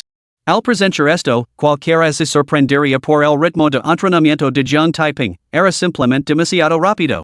La razón radicaba en el talento de cultivo de espada de grado de Jiang Taiping, que le permitió avanzar a pasos agigantados en el camino de la espada. La técnica de asesinato de degüello empleaba una daga, un tipo de espada corta. Lamar la espada no era una exageración, por lo que esta técnica podía considerarse efectivamente una forma de esgrima. Con el talento de cultivo de espada de grado de Jiang Taiping, su rápido dominio de la técnica de asesinato de degüello era totalmente natural. En poco más de una hora, Jiang Taiping había dominado a la perfección la técnica de asesinato por degüello, manejándola con facilidad y sin esfuerzo. La he dominado. Soy prácticamente un genio del camino de la espada. No prácticamente, soy un genio del camino de la espada. Después de un breve descanso, saldrá a practicar. Tras entregarse un momento de autoadmiración, Jiang Taiping descansó brevemente en su cama antes de dirigirse hacia la puerta. Al salir del sótano, observó sus alrededores. Ya había quedado la noche. Se trataba de un barrio marginal con poca vida nocturna. Sumado al caos que reinaba en el mundo, no se ve en un alma, lo que la venía de perlas. Como iba a entrenar esa había gente alrededor? Para ir sobre seguro, Jiang Taiping buscó un lugar más apartado antes de poner su traje de Spider-Man. Jiang Taiping respiro hondo y comenzó su entrenamiento. Empezó con la habilidad más sencilla, controlar su seda de araña. Luego utilizó la seda para atravesar árboles y paredes, y a continuación se aferró a las superficies para moverse rápidamente. Por último, practicó saltar ágilmente entre árboles altos y edificios utilizando su seda. Tras entrenar hasta bien entrada la noche, Jiang Taiping finalmente dominó las diversas funciones del traje de Spider-Man con considerable habilidad, evitando percances como chocar contra paredes o caerse de los árboles. Mañana es la evaluación del salón de los cazadores de demonios, y hoy ha sido un día muy agitado. Mejor me voy a casa a descansar. Jiang Taiping suspiró para sus adentros, reprimiendo el impulso de seguir entrenando mientras se apresuraba a volver a casa. Una vez en casa, se dio una ducha rápida antes de desplomarse exhausto en la cama y quedarse dormido al instante. Quizás fueron las preocupaciones del día las que se manifestaron en sus sueños, porque pronto se encontró cenando. En su sueño, se transformó en Spider-Man y masacró a discípulos y bestias de otro mundo hasta que huyeron aterrorizados. Admirado por todos, se convirtió en un triunfador en la vida. Capítulo 13, Calamidad injustificada, dos muertos. La noche transcurrió sin incidents. A la mañana siguiente, Jiang Taiping se despertó lentamente con el sonido de su alarma. Así que solo fue un sueño después de todo. Una fantasía bastante agradable, aunque quizás no del todo imposible de lograr. Jiang Taiping suspiró suavemente. Se levantó, se elevó rápidamente y salió por la puerta, rumbo a la primera escuela secundaria de Joan. Por el camino, compró una taza de leche de soja y unos bolos horneados en un puesto de desayunos al borde de la carretera, y los comió mientras caminaba hacia la escuela. No muy lejos, dos hombres de mediana edad caminaban mientras conversaban en voz baja. Jiang Taiping se fijó en ellos, para encontrarse con otras personas en la calle era algo habitual. Como iban en la misma dirección, camino tranquilamente detrás de ellos. Al pasar por un callejón, los dos hombres que iban delante se detuvieron bruscamente y se volvieron hacia Jiang Taiping. Chicos, ¿nos estáis siguiendo? Preguntó uno de ellos con malicia en el rostro. Jiang Taiping se quedó paralizado por la sorpresa. ¿Solo iba a la escuela, como podían acusarlo de acosarlos? Sin embargo, al instante siguiente, sintió que algo no iba bien. Como dice el refrán, si no tienes nada que ocultar, no tienes nada que temer. Y es evidente que estos dos hombres no eran gente corriente, y desde luego tampoco santos. Después de todo, ¿por qué iba a preocuparse la gente corriente porque la siguieron? Aunque sus pensamientos se aceleraron, Jiang Taiping mantuvo una expresión neutra. Señor, lo ha malinterpretado, explicó. Este es mi camino al colegio. Voy de camino a clase, no les estaba siguiendo. El hombre de mediana edad se detuvo, sorprendido. ¿A qué escuela asistes? A la primera escuela secundaria de Joan. Respondió Jiang Taiping con sinceridad. El hombre frunció el seno. Efectivamente, esa carretera conduce a la primera escuela secundaria de Joan. ¿Había estado pensando demasiado? ¿No crees en una palabra de lo que dice? Otro hombre de mediana edad intervino con frialdad. Este chico tiene una fluctuación de energía sanguínea. A juzgar por su intensidad, es probable que acabe de entrar en el rango y debe de ser uno de los hombres de los Nightwalkers. Incluso si no lo es, nuestro interrogatorio ya ha revelado nuestras identidades. Si revela quién somos, estaremos en seriosos problemas. Jiang Taiping entrecerró ligeramente los ojos. Por lo que parecía, estos hombres eran discípulos de otro mundo. ¿Por qué si no iban a temer que él fuera uno de los Nightwalkers? Además, las palabras del hombre de mediana edad lo recordaron de repente las fluctuaciones de energía vital. Se concentró, sintiendo las fluctuaciones que emanaban de ambos hombres. Sus niveles de energía eran similares a los suyos, ellos también debían de haber alcanzado el rango y no hay que dejar vivo a este muchacho. Acabad con él. El primero en hablar tomó la decisión con determinación. Nada más pronunciar esas palabras, ambos hombres se abalanzaron sobre Jiang Taiping. Jiang Taiping se quedó sin palabras. Había ido a la escuela, no había provocado a nadie, pero se había tapado con dos discípulos de otro mundo que creían erróneamente que los estaba siguiendo y ahora querían matarlo. ¿No era eso una maldita desgracia? Aunque estaba sin palabras, Jiang Taiping se dio la vuelta inmediatamente y huyó. No era que no se atreviera a luchar contra los dos discípulos de otro mundo, sino que por esa zona pasaba gente con frecuencia. Si alguien lo veía matarlos, la noticia se extendería como la pólvora. Tenía que encontrar un lugar desierto antes de actuar. ¿Crees que puedes huir? ¿Crees que puedes escapar? El hombre de mediana edad se burló con frialdad, pisando los talones a Zhang Taiping. Mientras corría, Zhang Taiping escudriñó los alrededores. Sus ojos se iluminaron cuando vio un callejón estrecho delante de él. Pronto llegó a la entrada del callejón y hacia adentro en él. Momentos después, los dos discípulos de otro mundo llegaron a la entrada del callejón, pero se quedaron paralizados por la sorpresa. El callejón estaba desierto, no había ni un alma a la vista. Ese chico debe estar escondido. Buscadlo ahora. El hombre de mediana edad es adentro en el callejón para buscarlo, seguido por su compañero. Después de avanzar 10 metros, Zhang Taiping, vestido con su traje de Spider-Man, saltó desde el tejado detrás de ellos. Utilizando hilos de telaraña pegajosa que se adherían al tejado, se balanceó rápidamente hacia el perseguidor que venía detrás.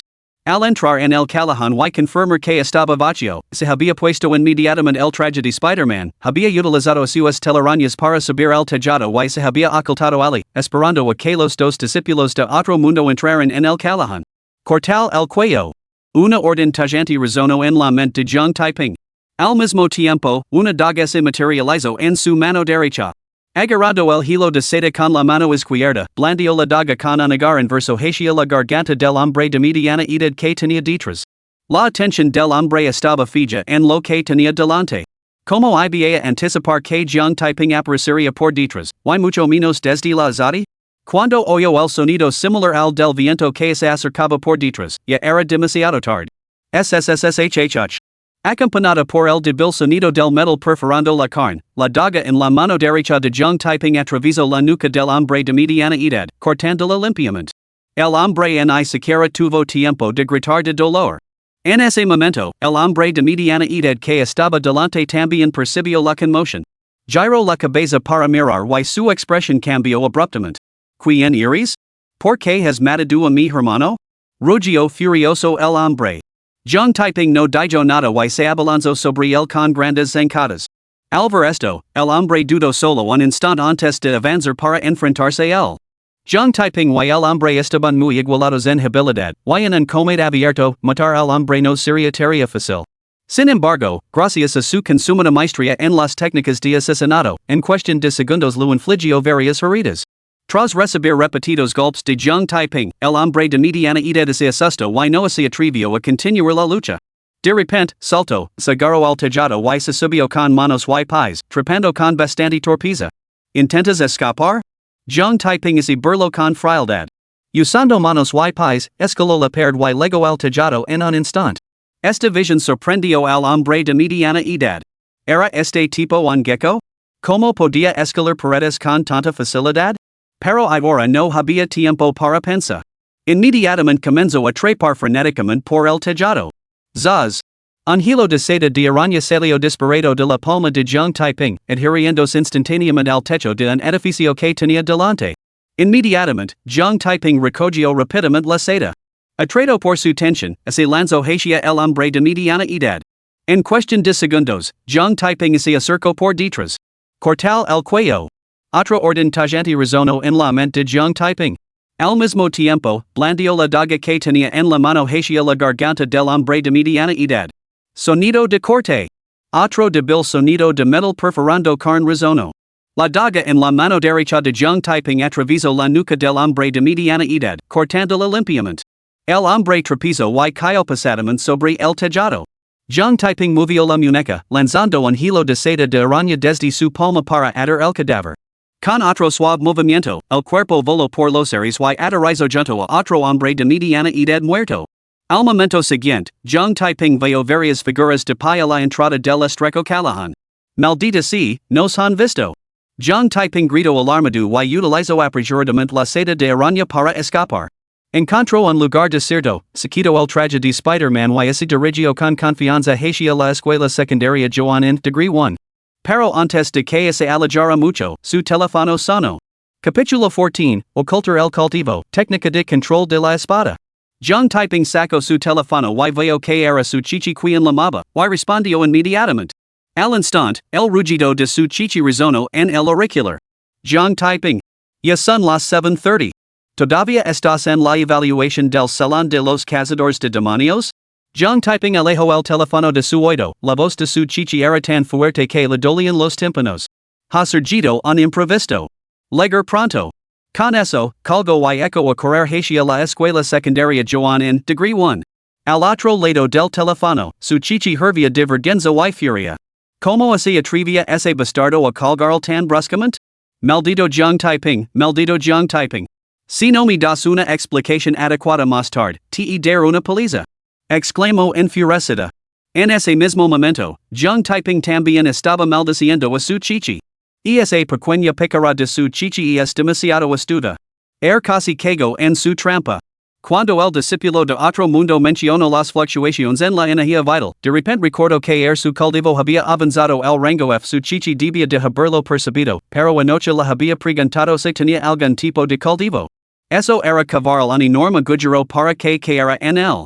Afortunadamente, no lo había negado, o habría caído directamente en el agujero que su chichi le había cavado. Sistema de lotería de los 10,000 reinos, ¿puedes ocultar mi nivel de cultivo? Preguntó Jong typing. Sí. Excellent. Ocúltalo para que parezca que acabo de entrar en el rango F. Exclamó Jong typing con alegría. Nivel de cultivo oculto como nevado de rango F. UF. Jong typing exhaló profundamente. Haber avanzado del nivel F de nevado al nivel E en un solo día era una noticia realmente alarmante, mejor mantenerla en secreto. Además, su chichi sospechaba que había entrado en el jardín de casa de demonios. Si descubría que su cultivo había avanzado el rango y sus suspectos solo se intensificarían. Pero ahora que había ocultado su cultivo el rango F inicial, esas preocupaciones eran innecesarias. Después de un minuto o dos, Jong typing llegó a la primera escuela secundaria de Joan, pero no veo ni rastro de su chichi. Justo entonces, se oyó un grito cerca. Jong typing, por aquí. Jong typing siguió el sonido y veo a su chichi sentada en un Ferrari 488 rojo, saludando con la mano. Maldita sea, la muy picara conduce un Ferrari. Tien dinero para quemar. Murmuró Jong typing entre dientes, y luego se apresuró a acercarse al Ferrari y se deslizó en el asiento del copiloto. Vi room. El Ferrari rugió y salió disparado. Bueno, antes mencionaste que te habías retrocedido. ¿Qué ha pasado? Preguntó su chichi. De camino aquí, sixa una multitud reunida y me detuve a ver qué pasaba, mencionó Jong typing. La expresión de su chichi se ensombreció ligeramente. ¿Qué tipo de alboroto? Te ha hecho olvidar la hora a la que habíamos cuidado. Dos cadáveres. Los espectadores dicen que eran seres de otro mundo. Explicó Jong typing. Su chichi se quedó paralizado y su expresión se volvió seria. ¿Estás seguro de que eran seres de otro mundo? Jong typing negó con la cabeza. No puedo asegurarlo. Eso es lo que decía la multitud. Su chichi reflexionó un momento antes de preguntar, ¿viste quién los mató? Jong typing volvió a negar con la cabeza. No. Cuando ya estaban muertos. Su chichi no insistió más. Sacó su teléfono y hizo una llamada. Una vez conectada, dijo, jefe de la secta, mi compañero de clase ha informado de que ha visto dos cadáveres de camino al colegio. Los transeúntes afirman que son discípulos de otro mundo. Ahora mismo estoy ocupada y no puedo ir yo misma. ¿Podría enviar a alguien para que lo investigue? Ya hemos enviado a alguien. Efectivamente eran discípulos de otro mundo. Muy bien, jefe de la sala de casa de demonios, adiós. Después de colgar, su chichi no presionó a Jong typing por su tardanza. Comento, escucha, te lo advierto, con tu aptitud para el cultivo, es probable que se burlen de ti en la evaluación de la sala de casa de demonios. Un puedes echar detrás te arrepientes. Que se burlen quieren. No me hará daño. Respondió Jong typing encogiéndose de hombres con indiferencia. Su chichi vio que no tenía sentido seguir insistiendo. Con Jong typing tan decidido, ¿qué más podía decir? ¿A qué se dedica tu familia? ¿Te han comprado un Ferrari? Preguntó Jong typing con curiosidad. No me lo ha comprado mi familia. Me lo he comprado yo misma. Corrigió su chichi. ¿Te lo compras tú misma? Jong typing se quedó desconcertado. ¿De dónde has sacado tanto dinero a tu edad? De unirme al gremio de cazadores de demonios. Explicó su chichi. Al resto, los ojos de Jong typing se iluminaron. ¿Unirse al gremio de cazadores de demonios podía reportar tanto dinero? Tenía que unirse sin falta, nada podía detenerlo. Aunque solo fuera por las brillantes perspectivas económicas de unirse a los cazadores de demonios. Cazadores de demonios, ni voy a unir sin duda. Declaró Jiang Taiping. Su chichi frunció los labios. ¿Eres un talento inútil de grado F, de donde sacas esa confianza?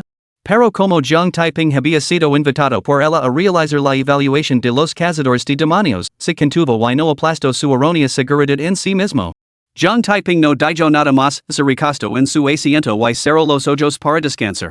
Aunque en realidad no estaba descansando, estaba calculando las ganancias obtenidas por matar a esos dos discípulos de otro mundo. Su chi sangre había sido de 101 puntos ahora era de 123.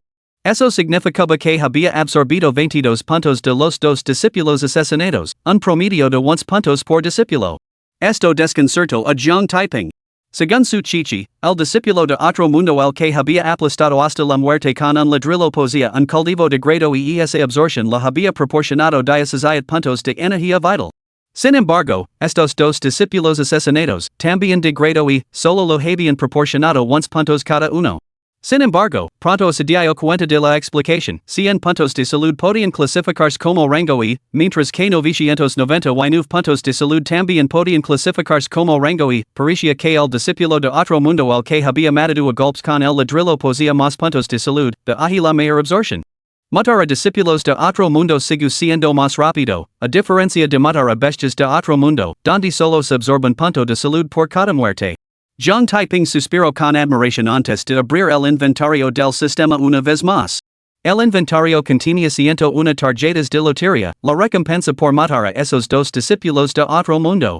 Sistema de lotería de todos los mundos, sintetiza una tarjeta de lotería de alto grado y luego saca una, ordinó mentalmente Jiang Taiping. La tarjeta de lotería de baja calidad restante fue rápidamente descartada. Su probabilidad de ganar era demasiado baja y la posibilidad de obtener objetos valiosos era aún menor. Era mejor guardarla para sintetizar tarjetas de lotería de calidad intermedia o alta. Una tarjeta de lotería de alta calidad sintetizada, consumiendo 100 tarjetas de lotería de baja calidad. Comenzando el sorteo, consumiendo una tarjeta de lotería de alta calidad. Ding! Enhorabuena, anfitrión. Has ganado la técnica de control de la espada. Una avalancha de información inundó la mente de Jiang Taiping, el método de cultivo para la técnica de control de la espada. Jiang Taiping estaba encantado. Solo tenía la intención de usar las tarjetas de lotería cuando las tuviera, sin esperar ganar. Después de todo, anoche había sacado el traje de Spider-Man con una tarjeta de alto nivel. Y aquí estaba, ganando de nuevo. ¿Sistema multiverso de lotería, para qué sirve el control de espadas? Preguntó Jiang Taiping. El control de espadas permite volar sobre espadas y dirigir cuchillas a distancia para atacar. La emoción de Jiang Taiping aumentó, esta técnica de control de espadas parecía extraordinariamente potente. Anhelaba comenzar a practicarla de inmediato, pero con su chichi sentada a su lado en el coche, era imposible cultivarla. Resignado, solo podía ensayar mentalmente la técnica a través de su vívida imaginación. Sin que él lo supiera, dentro de la rama Joan de los Nightwalker, alguien esperaba para humilarlo.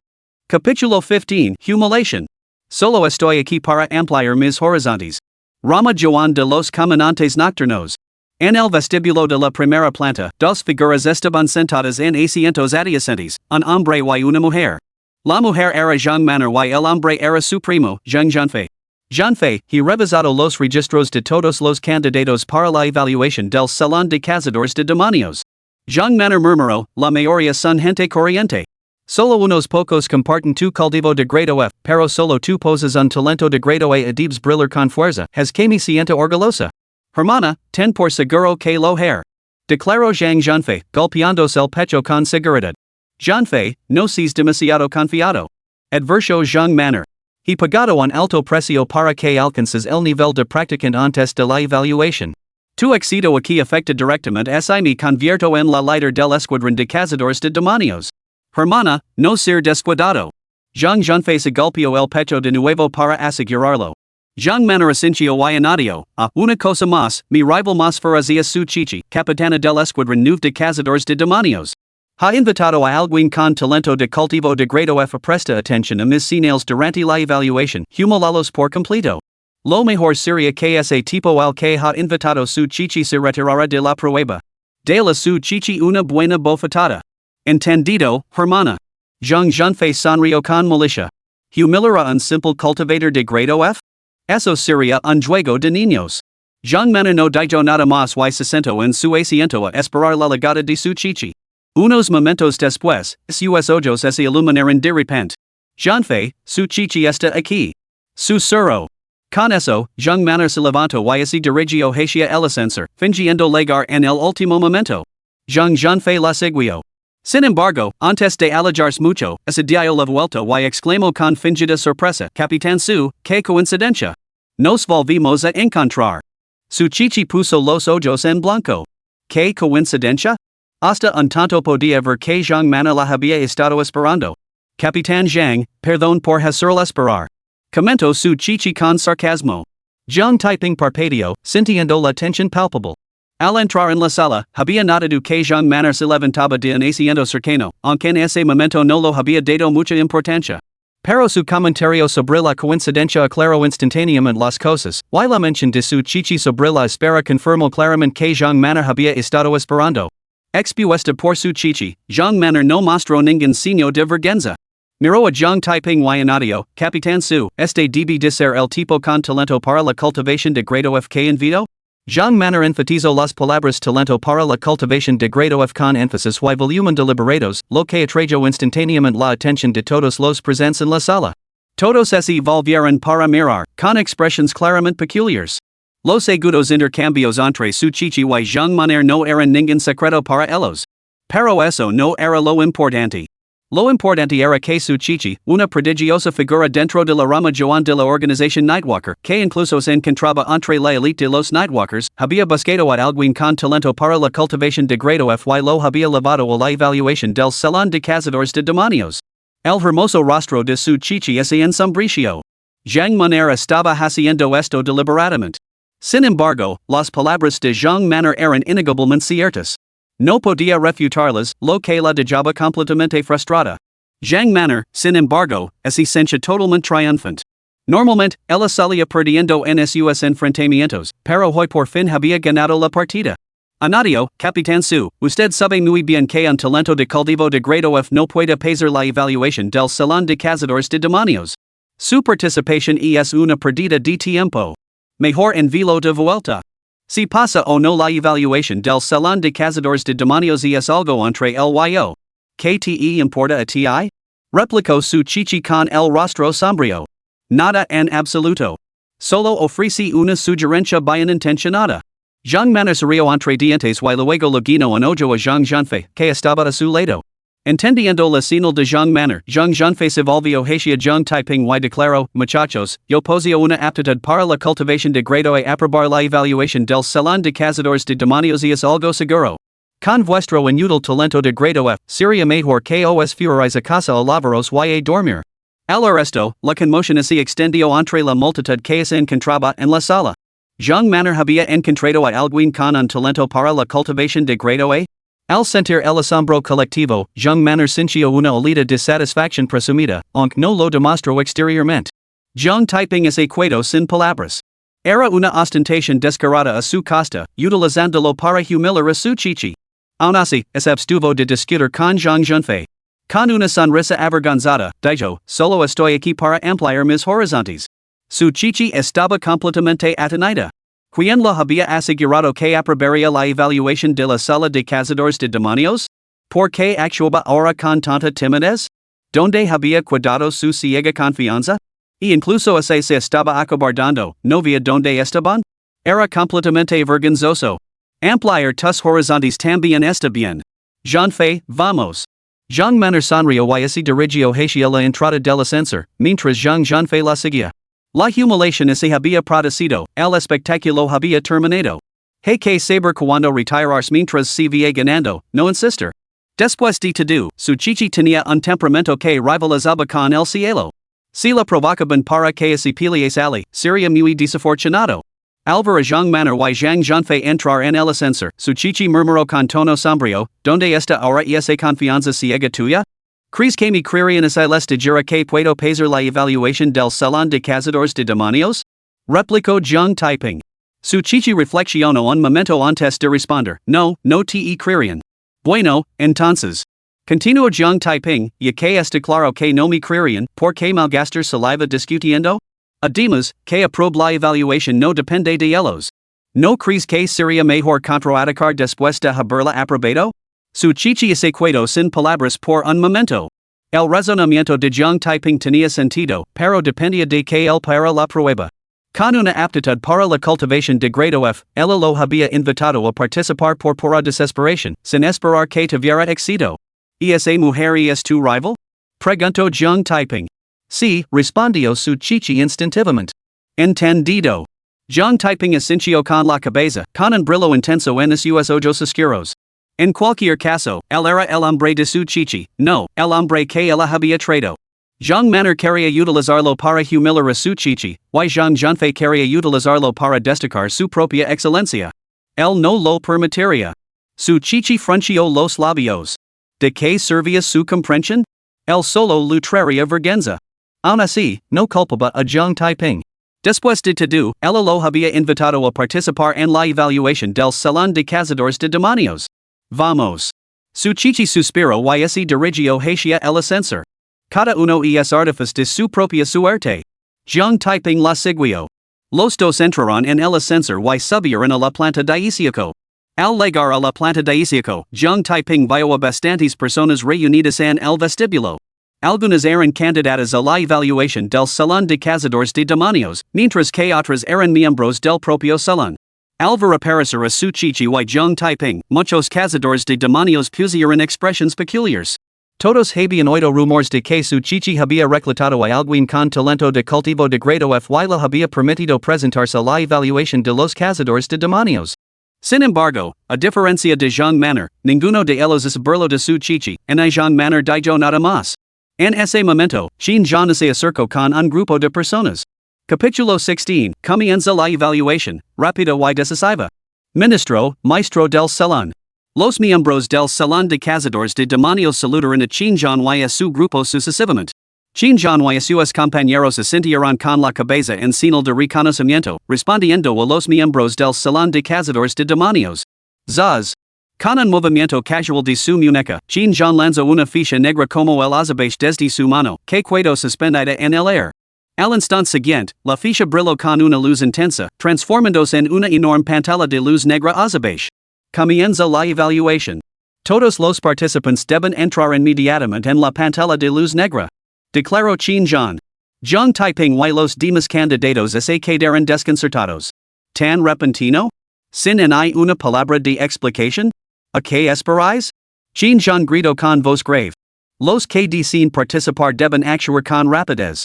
Si no entran en la pantalla de luz negra en 2 minutos, se considerará que renuncian automáticamente a su derecho a participar en el examen.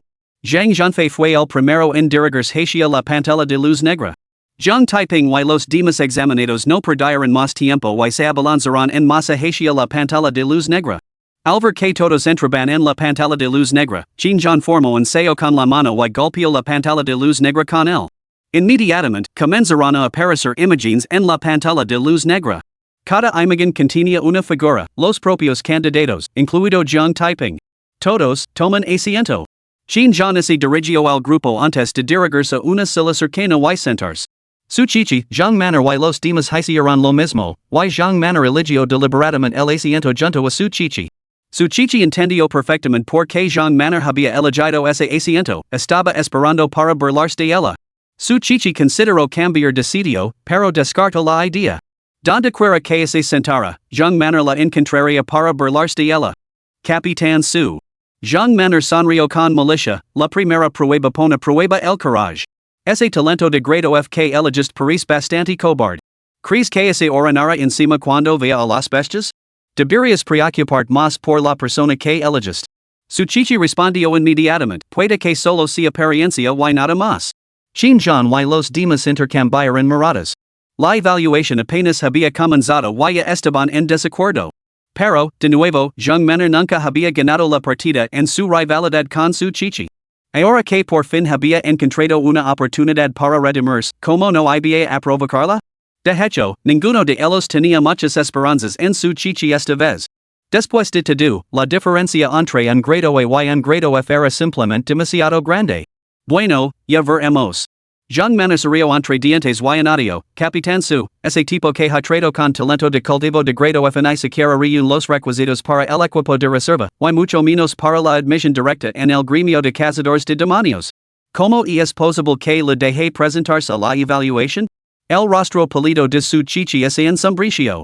El énfasis repetido de Jean Manor en su talento de cultivo de grado era claramente deliberado, pero era innegablemente cierto.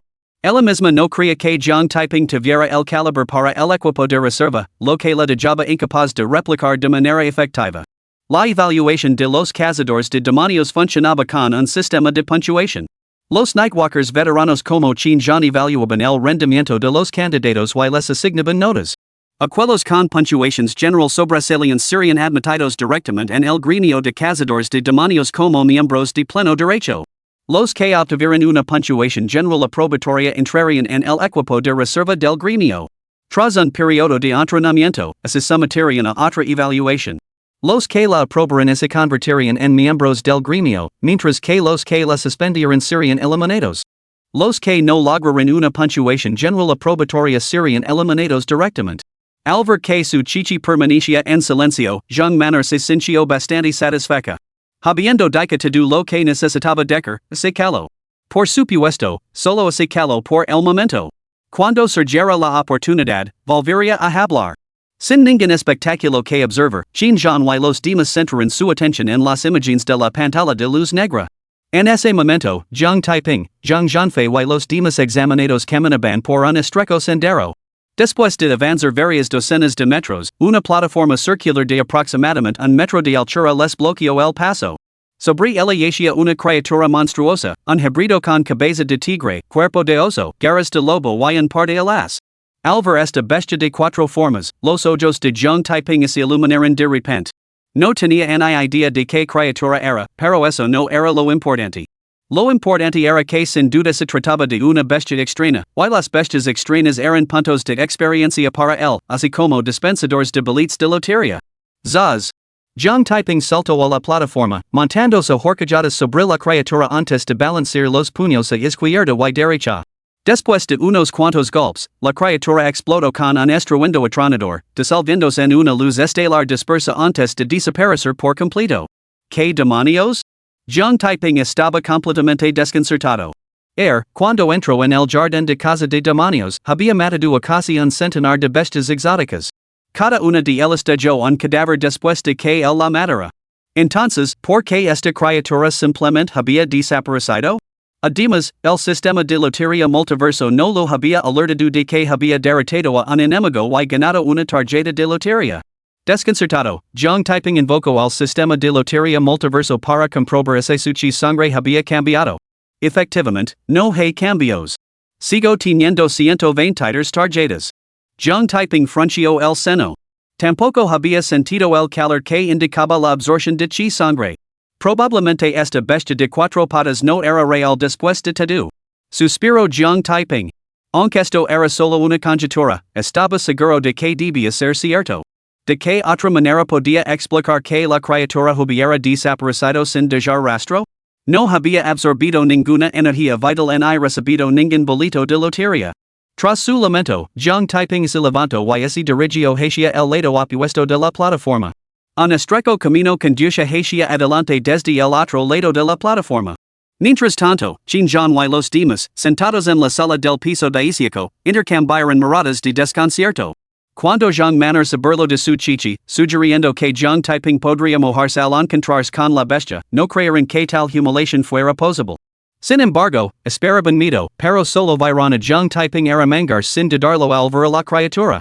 Su chichi, sin embargo, era una excepción. Cuando Jean Taiping era un hombre corriente, se atrevía a aplastar a muerte a criaturas de otro mundo con un ladrillo.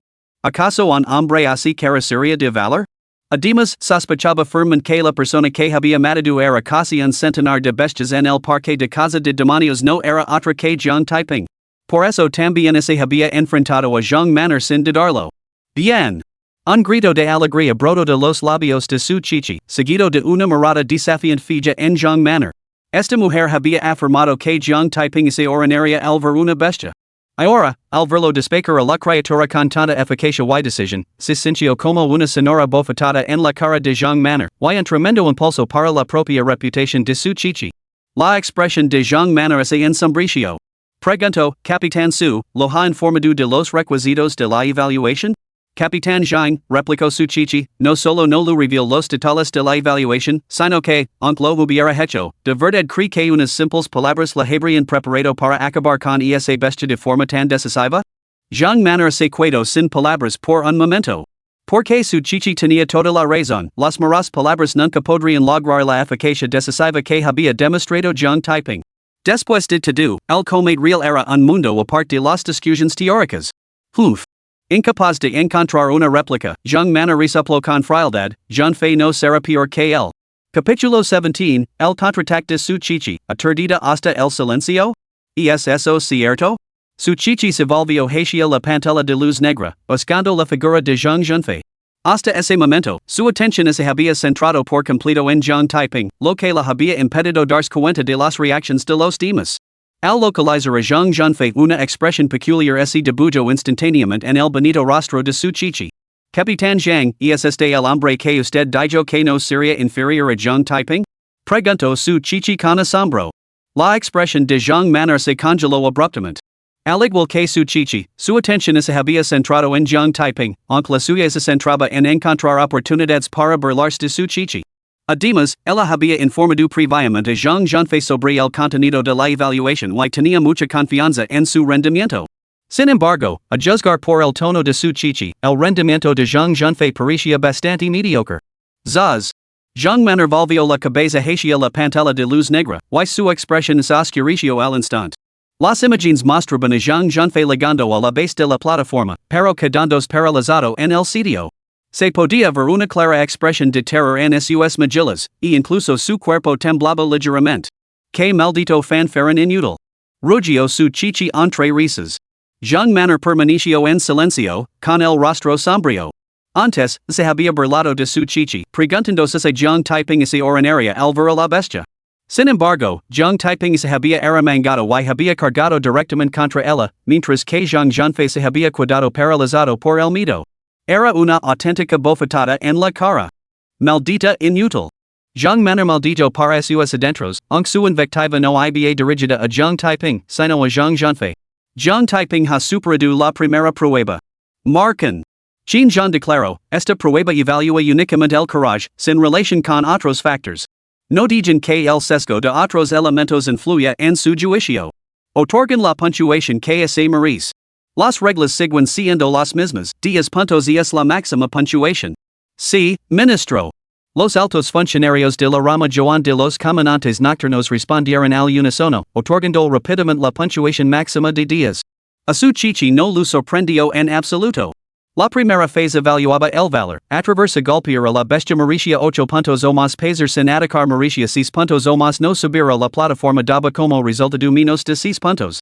Zhang Taiping había acabado con la bestia con tal eficacia y decisión que cualquier puntuación inferior a 10 puntos habría sido injustificable. En ese momento, Zhang Junfei finalmente se movió. Con las piernas temblorosas, subió a la plataforma y comenzó a atacar a la bestia con los brazos temblorosos. Esta escena provocó ligeros gestos de aprobación por parte de Qin Zhang y los demás. Era perfectamente comprensible que uno sintiera miedo al encontrarse por primera vez con una bestia, y ellos podían entenderlo. Sin embargo, Zhang Junfei había demostrado cierto valor al atreverse a atacarla. Lo que no sabían era que Zhang Manner lo había explicado detalladamente a Zhang Junfei los criterios de evaluación. Incluso lo había dicho que la bestia de la primera fase no se defendería, que con solo subir a la plataforma y atacarla se la mataría fácilmente. Aun así, Zhang Junfei seguía completamente conmocionado por la criatura, temblando incontrolablemente mientras subía a la plataforma. Zhang Manner exhaló profundamente. Aunque el rendimiento de Zhang Junfei no estuvo a la altura de sus expectativas, al final había vencido su miedo de lo contrario, ella habría quedado completamente humillada. Pronto, Zhang Junfei había matado a golpes a la bestia de 4 patas. Esto no se debió a su formidable poder de ataque, sino a que cualquier golpe que se atrevía a dar podía destruir sin esfuerzo a la bestia híbrida. Esta visión mejoró ligeramente la expresión de Zhang Manner. Aunque Zhang Junfei Caricia de la eficiencia decisiva de Jiang Taiping fue el segundo en hacer pedazos a una bestia, lo que no era un resultado vergonzoso. Marquenlo. Ordino Qin Zhan. Varios miembros de alto rango de la rama Joan de Nightwalker comenzaron a puntuar. Unanimamente lo otorgaron 8 puntos. A Zhang Manner no lo sorprendió. Zhang Junfei había mostrado un miedo evidente y había perdido algo de tiempo. Aunque había destrozado a la bestia, 8 puntos era todo lo que se merecía. Via, pensaba que sería excepcional. Resulta que solo ha obtenido una puntuación básica. Si lamento su chichi. Zhang Manner no encontró ninguna réplica, solo un recipiente frío. Capitán Su, no se emoción demasiado. Esto es solo la primera fase. En la siguiente, Zhang Fei sin duda sobresaldrá. Pero ese talento de grado F que ha seleccionado? Eso es otra historia completamente diferente. Ah, sí? Ya lo veremos. Su chichi tampoco tenía mucha confianza en el rendimiento de Jiang Taiping en la segunda fase, pero ahora claramente no era momento de mostrar debilidad. Aun así, tampoco podía permitir ser arrogante, ya que, de lo contrario, ese Jiang Taiping fallaba en la segunda fase, quedaría en ridículo. Zhang Manner resopló con frialdad y no dijo nada más. Su chichi también permaneció en silencio, con la mirada fija en la pantalla de luz negra. A continuación, los candidatos restantes comenzaron a subir a la plataforma uno por uno. Algunos temblaban al pasar junto a las bestias de 4 patas, otros se estremecían mientras las atacaban agitando los brazos. Otros permanecían paralizados debajo de la plataforma, algunos petrificados en el sitio, otros acurrucados en el suelo, mientras que los más tímidos huían aterrorizados, llorando y retrocediendo por donde habían venido. Como dice el refrán, la comparación engendra envidia. Estas reacciones solo sirvieron para resaltar la valencia de Jiang Taiping. No tenía una idea de cómo lo había ido a Zhang Junfei, en esa su actuación había ayudado a su chichi a recuperar algo de prestigio. En ese momento, caminaba por un estrecho sendero. Después de avanzar unos 100 metros, Jiang Taiping llegó a una plaza con un diámetro de unos 100 metros. Miró a su alrededor. La plaza estaba completamente vacía. Sin embargo, un estrecho camino se extendía desde el borde de la plaza justo enfrente de él. Después de pensarlo un momento, Jiang Taiping entró en la plaza, con el rostro vigilante, y se dirigió hacia el camino que tenía delante. No sabía en qué consistía la prueba de la celda de cazadores de demonios, pero, habiéndose encontrado con extrañas bestias que bloqueaban el camino cuando salió del estrecho callejón, supuso que esta plaza bajo sus pies era probablemente otro lugar de prueba. La prueba simplemente no se había manifestado, por lo que seguía siendo necesario actuar con cautela. Cuando llegó al centro de la plaza, una espada larga se materializó en el borde justo delante de él, lanzándose hacia ella una velocidad de aproximadamente 10 metros por segundo. Así que este es realmente el lugar de la prueba. Los ojos de Jiang Taiping parpadearon ligeramente y una expresión pensativa cruzó su rostro. ¿Debía esquivarla? ¿O contraatacar? Al ver a Jiang Taiping comenzar la segunda prueba, el corazón de su chichi se le subió instantáneamente a la garganta. Fito su mirada en él y rezó en silencio. Jiang Taiping, tienes que darlo todo. Zhang Manner también lo observaba sin pestañear. La espectacular actuación de Jiang Taiping en la primera prueba había llenado de orgullo a su chichi, mientras que Zhang Manner se sentía completamente humillada. Tenía la intención de examinar cada movimiento de Jiang Taiping, buscando una oportunidad para redimirse. La plaza medía 100 metros de diámetro. Jiang Taiping se encontraba exactamente en el centro, a 50 metros del perímetro. La espada larga se precipitó hacia él a 10 metros por segundo. Llegaría a él en solo 5 segundos. 5 segundos era un instante. Pronto, la joya apareció a pocos centímetros del pecho de Jiang Taiping. Sin embargo, él permaneció clavado en el sitio. Esta imagen dibujó una sonrisa triunfante en las mejillas de Zhang Manner. La joya estaba ahora a una distancia de ataque, pero Jiang Taiping no mostraba ningún signo de reacción. No podía esquivar este gol. Capitán Su, parece que el tipo que encontró con ese talento de cultivo de grado F se ha quedado paralizado por el miedo. Si burló Zhang Manner. Capítulo 18, Haciendo Historia, el poder del control de la espada. Su chichi frunció profundamente el seno. La espada se lanzó violentamente hacia adelante. Frente a ella una vez más, Jiang Taiping permaneció completamente inmóvil, como si estuviera realmente petrificado por el miedo. Qin Zhan y los demás sentados en la sala sacudieron la cabeza imperceptiblemente.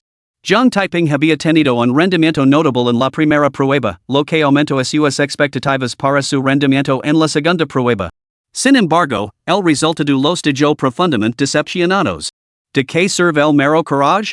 En el mejor de los casos, es un bruto. Jung manner se eco a reír. Capitán Su, ese talento de grado F que ha seleccionado probablemente obtendrá un cero en la segunda prueba. Está a punto de romper la historia como el primer candidato en lograr un cero perfecto en esta phase. Su chichi ignoró a Jung manner, no porque no tuviera argumentos para rebatirla, sino porque sentía que algo no cuadraba. Unos instants después, se dio cuenta, ministro, parece que la espada se ha detenido. Shin John y los demás se quedaron paralizados. ¿La espada se había detenido? ¿Cómo era posible? Pero al instante siguiente, se dieron cuenta de que algo no cuadraba. La espada levaba un rato cerca de Jung Taiping, el tiempo suficiente para haberlo atravesado, pero seguía suspendida a su lado. Realmente se ha detenido. Exclamó Qin John con asombro. La multitud reunida intercambió miradas de desconcierto una vez más. La espada se había detenido, suspendida ante Jung Taiping. ¿Quién puede explicar esto? Espito alguien. Sin embargo, nadie respondió. Nunca antes había ocurrido algo así, ninguno de ellos entendía lo que estaba pasando. Su chichi estaba igualmente desconcertada, pero eso no lo impidió lanzar una respuesta mordaz. Se rió con desdén, via. Nunca antes en la historia se había detenido la espada durante la segunda prueba. Jung Taiping realmente ha hecho historia. La sonrisa de Jung manner se congeló de repente. Aunque su chichi no se había burlado explícitamente de ella, había tomado prestadas las propias palabras de Jung manner, aunque fuera para crear un tipo diferente de historia. Su chichi estaba utilizando su propia retórica para abofetearla. Debe de ser una coincidencia. Protestó Jung manner. Quizás. Su chichi se rió entre dientes. Pero la coincidencia es una habilidad en sí misma. Si no estás convencida, ¿por qué no intentas conjurar una coincidencia tú misma? Jung manner se quedó sin palabras por un momento. En ese momento, una segunda espada larga se materializó en el borde de la plaza, lanzándose hacia Jung Taiping. Esta vez, la velocidad de la joya había aumentado significativamente, alcanzando los 20 metros por segundo.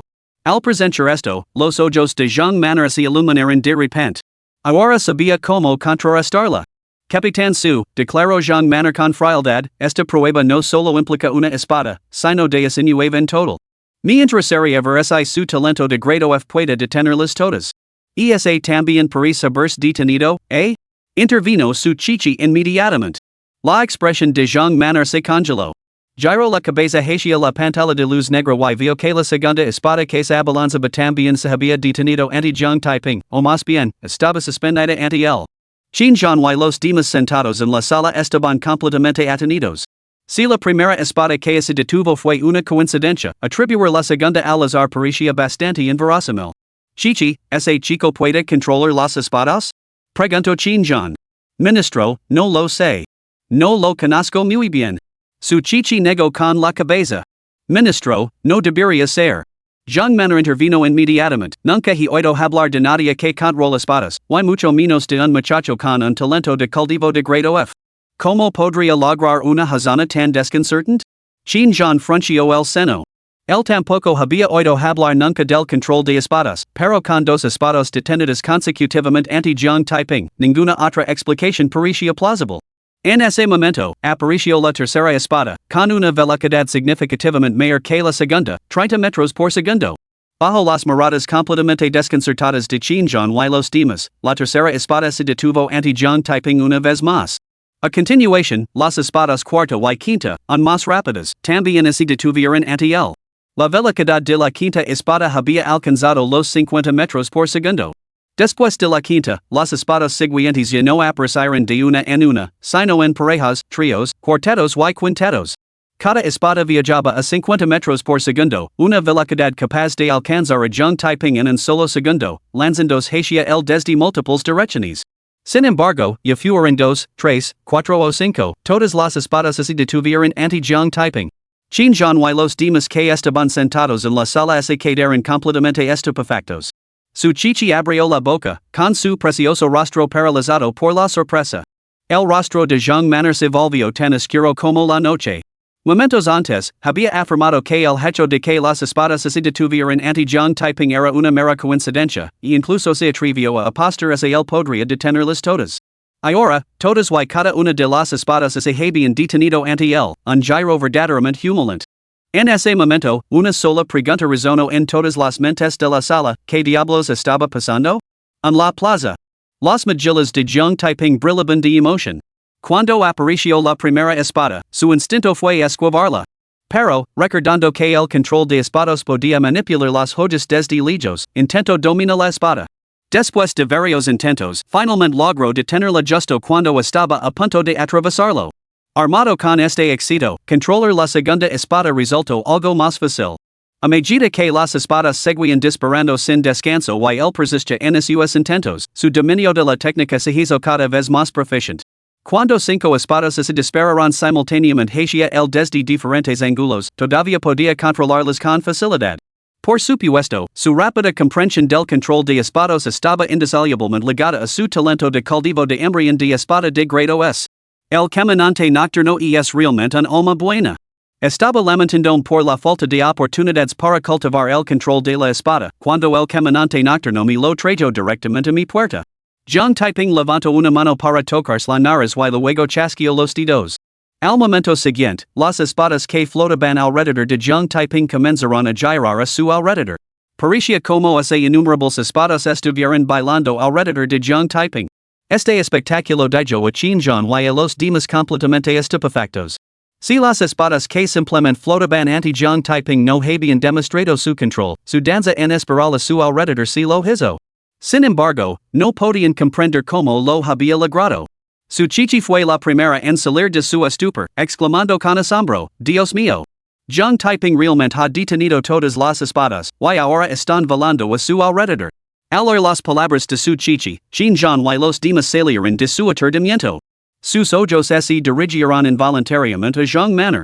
No eran tantos, sabían perfectamente que el comentario de su chichi había dirigido a ella. El rostro de Jiang Manor se sonrojó de vergüenza. Había sido humillada una vez más.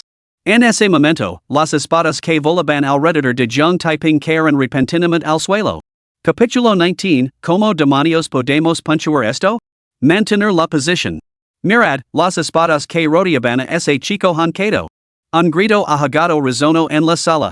Qinjiang y los demás se giraron para ver las espadas esparcidas por el suelo. Ya.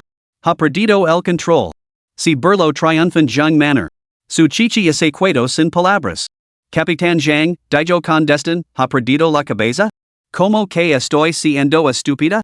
Replicó Jiang Manor instintivamente. La segunda prueba consiste en esquivar las espadas. Explicó su chichi. Aunque sus espadas cayeron al suelo, no lo hicieron ningún daño a Jiang Taiping. Eso significa que pasó la segunda prueba a la perfección. ¿De qué te alegras tanto? La expresión de Jiang Manor se congeló de repente. Estaba tan preocupada por la incapacidad de Jiang Taiping para controlar las espadas que había pasado por alto el contenido real de la segunda prueba. Ahora que lo pensaba, era bastante tonto. Chichi, esas espadas volaban perfectamente bien. ¿Por qué cayeron de repente al suelo? Preguntó Qinjiang. Ministro, no tengo una idea. Su chichi negó con la cabeza, aunque sus palabras sonaban huecas. Había visto claramente como Jiang Taiping miraba a su alrededor con recelo hacia un momento. Sumado a su habitual perfil bajo, sospechaba firmemente que había renunciado deliberadamente al control para ocultar su habilidad a los demás. Aunque solo era una conjetura, estaba segura de que su corazonada era correcta. Tenía la intención de expresar sus sospechas, pero recordando como Jiang Taiping lo había salvado el tipo, decidió ocultárselo. Los acontecimientos se desarrollaron tal y como su chichi había previsto. Jiang Taiping estaba completamente absorto en su juego cuando de repente se dio cuenta de que todavía lo estaban evaluando.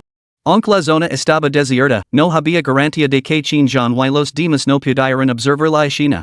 Esa idea lo hizo detener de inmediato su técnica de manejo de la espada. No sabía que ya era demasiado tarde. Qinjiang no hizo más preguntas. Echando un vistazo a la pantalla de luz negra, observó a Jiang Taiping dirigiéndose hacia el camino opuesto a la plaza antes de declarar: Jiang Taiping ha superado la segunda fase de la evaluación. Todos, por favor, entreguen sus puntuaciones. Esta vez, los miembros veteranos de la rama Joan de los Nightwalkers dudaron en puntuar inmediatamente. Intercambiaron miradas, todos con expresión preocupada, claramente sin saber cómo proctor.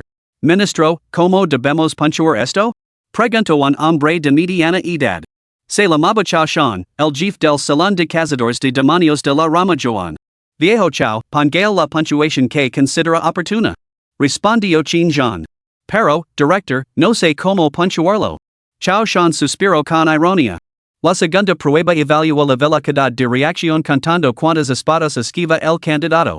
Nunca nos hemos encontrado con una situación como la de John typing controlando las espadas. Al resto, Jean Jean lo entendió, pero también se sintió en conflicto. Según las reglas de evaluación del Salón de los Cazadores de Demonios, esquivar dos espadas daba un punto, y se otorgaba la máxima puntuación por esquivar las de 19. Aunque ninguna espada golpeó a Zhang Taiping, él había controlado las espadas en lugar de esquivarlas. Ministro, ese muchacho controló las espadas, no las esquivó. Esto viola el propósito mismo de la segunda etapa de la evaluación. Técnicamente, no esquivó ni una sola espada. Creo que no debería recibir ni un solo punto. Declaró Zhang Manner. Ministro, creo que debería recibir la máxima puntuación. Suchichi intervino inmediatamente. Zhang Taiping no esquivó las espadas como los demás, sino que las controló. Ni una sola espada le hizo daño, lo que no es diferente a esquivarlas. ¿Se pueden equiparar la evasión y el control? Replicó Zhang Manner. Esquivar demuestra la velocidad de reacción, pero el control no revela la velocidad de reacción. ¿Quién dice que no? Suchichi argumentó lógicamente, controlar las espadas require velocidad de reacción. Si sus reflejos fueran lentos, ¿podría haberlas controlado todas? Su capacidad para controlar cada espada demuestra que sus reacciones son excepcionalmente rápidas. Zhang Manner se quedó momentáneamente sin palabras, ya que el razonamiento de Suchichi tenía mérito. Después de pensarlo un momento, respondió, a lo largo de la historia de las pruebas del Salón de los Cazadores de Demonios, todos los candidatos han recurrido a la evasión. Nunca antes nadie había empleado técnicas de control. Su enfoque es fundamentalmente erróneo. No estoy de acuerdo. Replicó Suchichi. Nunca se ha hecho porque nadie podía manejar las espadas como Zhang Taiping. No tenían más remedio que esquivarlas. Además, el control es mucho más rápido y eficaz que la evasión. Si puede manejarlas sin esfuerzo, ¿por qué molestarse en esquivarlas? Si no puedes entender este punto, déjame explicar algo que puedas entender. Tomemos como ejemplo el pago de productos. Antes pagábamos en efectivo, pero ahora utilizamos pagos con código QR. Los pagos con código QR tampoco existen antes. ¿Puedes decir que los pagos con código QR son incorrectos? Zhang Manner se quedó una vez más sin palabras ante la réplica de Suchichi, ya que él mismo utilizaba los pagos con código QR. El cambio de los pagos en efectivo o los pagos con código QR representa un progreso social y una innovación tecnológica.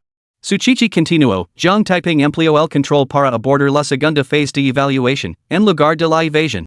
El principio es idéntico. No podemos descartar algo simplemente porque nunca se ha visto antes debemos aceptarlo. Xinjiang, Shaoshan y los demás se sintieron con la cabeza. El razonamiento de Suchichi era sólido. Zhang Manner también encontró convincente el argumento de Suchichi, pero no podía respaldarlo ahora, no implicaría eso aprobar una puntuación alta para Zhang Taiping? Quería rebatirlo, pero se quedó sin palabras. El razonamiento de Chichi me parece bastante convincente. Xinjiang intervino, le doy a Zhang Taiping 10 puntos. Por favor, comiencen a puntuar. Chaoshan y los demás miembros veteranos de la Rama Joan de los caminantes nocturnos no dudaron en un momento y le dieron 10 puntos. Dado que Xinjiang le había dado 10 puntos a Zhang Taiping, no sería cuestionar el juicio de Xinjiang dar una puntuación más baja? Pero esa no era la cuestión. La cuestión era que Zhang Taiping había superado impecablemente la segunda fase de la evaluación. Dar el 10 puntos era lo correcto. Zhang Manner sintió una punzada de disgusto por este resultado, pero como Xinjiang y los demás ya habían puntuado, el resultado estaba decidido. Su objeción no podía cambiarlo, y hacerlo solo provocaría su descontento. El bonito rostro de su Chichi resplandecía de alegría, y ahora miraba a Zhang Manner con una mirada desafiante. Esta vez, Zhang Manner se abstuvo de afirmar que Zhang Junfei era igual a Zhang Taiping. No fue porque hubiera aprendido la lección al demostrarse que estaba equivocada, sino porque tenía poca confianza en que Zhang Junfei lograra una puntuación perfecta en la segunda evaluación. Tal y como había previsto Zhang Manner, Zhang Junfei esquivó por poco 16 espadas, pero fue alcanzado por la 18ª y la 19ª. Esto le costó la puntuación perfecta, dejando con solo 8 puntos. Capitán Zhang, no estaba seguro de que la persona que había seleccionado destacaría en la segunda phase? Why no dijo también que el rendimiento de Jiang Taiping en la segunda phase era incierto? Su chichi sonrió maliciosamente, pero Jiang Taiping obtuvo 10 puntos, mientras que su hombre solo consiguió 8. La boca de Jiang Manner se crispó violentamente. 8 puntos seguían siendo excelentes, pero en comparación con la puntuación perfecta de Jiang Taiping, no eran nada. Capitán Su, no se vuelva demasiado arrogante. Jiang Manner replicó, con el rostro ensombrecido, todavía queda la phase final. El resultado aún no está decidido. Capítulo 20, Imprudent? Buscando la muerte? Piénsalo de nuevo. Ya lo veremos. Su chichi sonrió entre dientes y añadió en tono bulón, Capitana Zhang, sorprendentemente no estás tan segura de ti misma esta vez. Parece que recibir 2 bofetadas seguidas te ha enseñado una lección. Las mejillas de Jiang Manner se sonrojaron, su chichi había dado en el clavo. Además, ese tal Jiang Taiping era simplemente demasiado poco ortodoxo. A pesar de poseer solo un talento de cultivo de grado F, había superado repetidamente a Zhang Junfei, que poseía un talento de grado A. Esto había sacudido su confianza en Zhang Junfei, haciendo que se mostrara cautelosa a la hora de comprometerse en exceso. Su chichi no prestó más atención a Jiang Manner. Volvió a dirigir su mirada hacia la pantalla de luz negra, con un atisbo de preocupación parpadeando en sus hermosos ojos. La tercera prueba ponía a prueba tanto el temperamento como la fuerza. No le preocupaba especialmente la fuerza de Jiang Taiping. Según las reglas de evaluación, el mero hecho de atreverse a golpear garantizaba una nota de aprobado. Si uno era capaz de defenderse de un oponente durante un tiempo, obtendría una nota excelente. Por lo tanto, la fuerza real de Jiang Taiping no influiría significativamente en su puntuación. Pero le preocupaba un poco el carácter de Jiang Taiping. Al fin y al cabo, era de los que no soltaban al halcón hasta ver al conejo. Tomamos, por ejemplo, el asunto de invitarlo a unirse al gremio de cazadores de demonios. Hablar al deber nacional era totalmente inútil y necesitaban beneficios tangibles. Tenía que pudiera recurrir a acciones imprudentes. Y lo de aplastar a ese discípulo de otro mundo con un ladrillo. En esa ocasión, lo había arrebatado la bolsa y la daga al discípulo.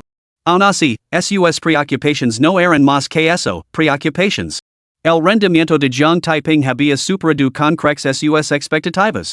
Antes de esto, tenía poca confianza en que llegara a formar parte del equipo de reserva de los cazadores de demonios. Sin embargo, ahora, con 20 puntos asegurados, aunque no obtuviera ninguno en la tercera prueba, seguiría formando parte de la reserva. Si ganaba puntos en la tercera prueba, aunque solo fueran 4, se convertiría en miembro de pleno derecho de los cazadores de demonios. El único inconveniente era que un mal resultado en la tercera phase lo impediría humillar por completo a Jiang Manner. No sabía que se estaba preocupando innecesariamente. Para Jiang Taiping, unirse a los cazadores de demonios prometía perspectivas lucrativas. Estaba decidido a unirse y lo daría todo. No toleraría que nadie lo pisara para lucirse, y permitiría que Jiang Manner lo utilizara para burlarse de su chichi. El resultado depende de este preciso instante. Su chichi fijó su mirada en Jiang Taiping, sin pestañear en una sola vez.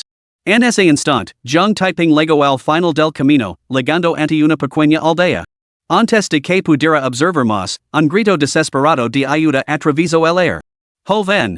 Una criatura de otro mundo quiere capturarme. Por favor, salve-me.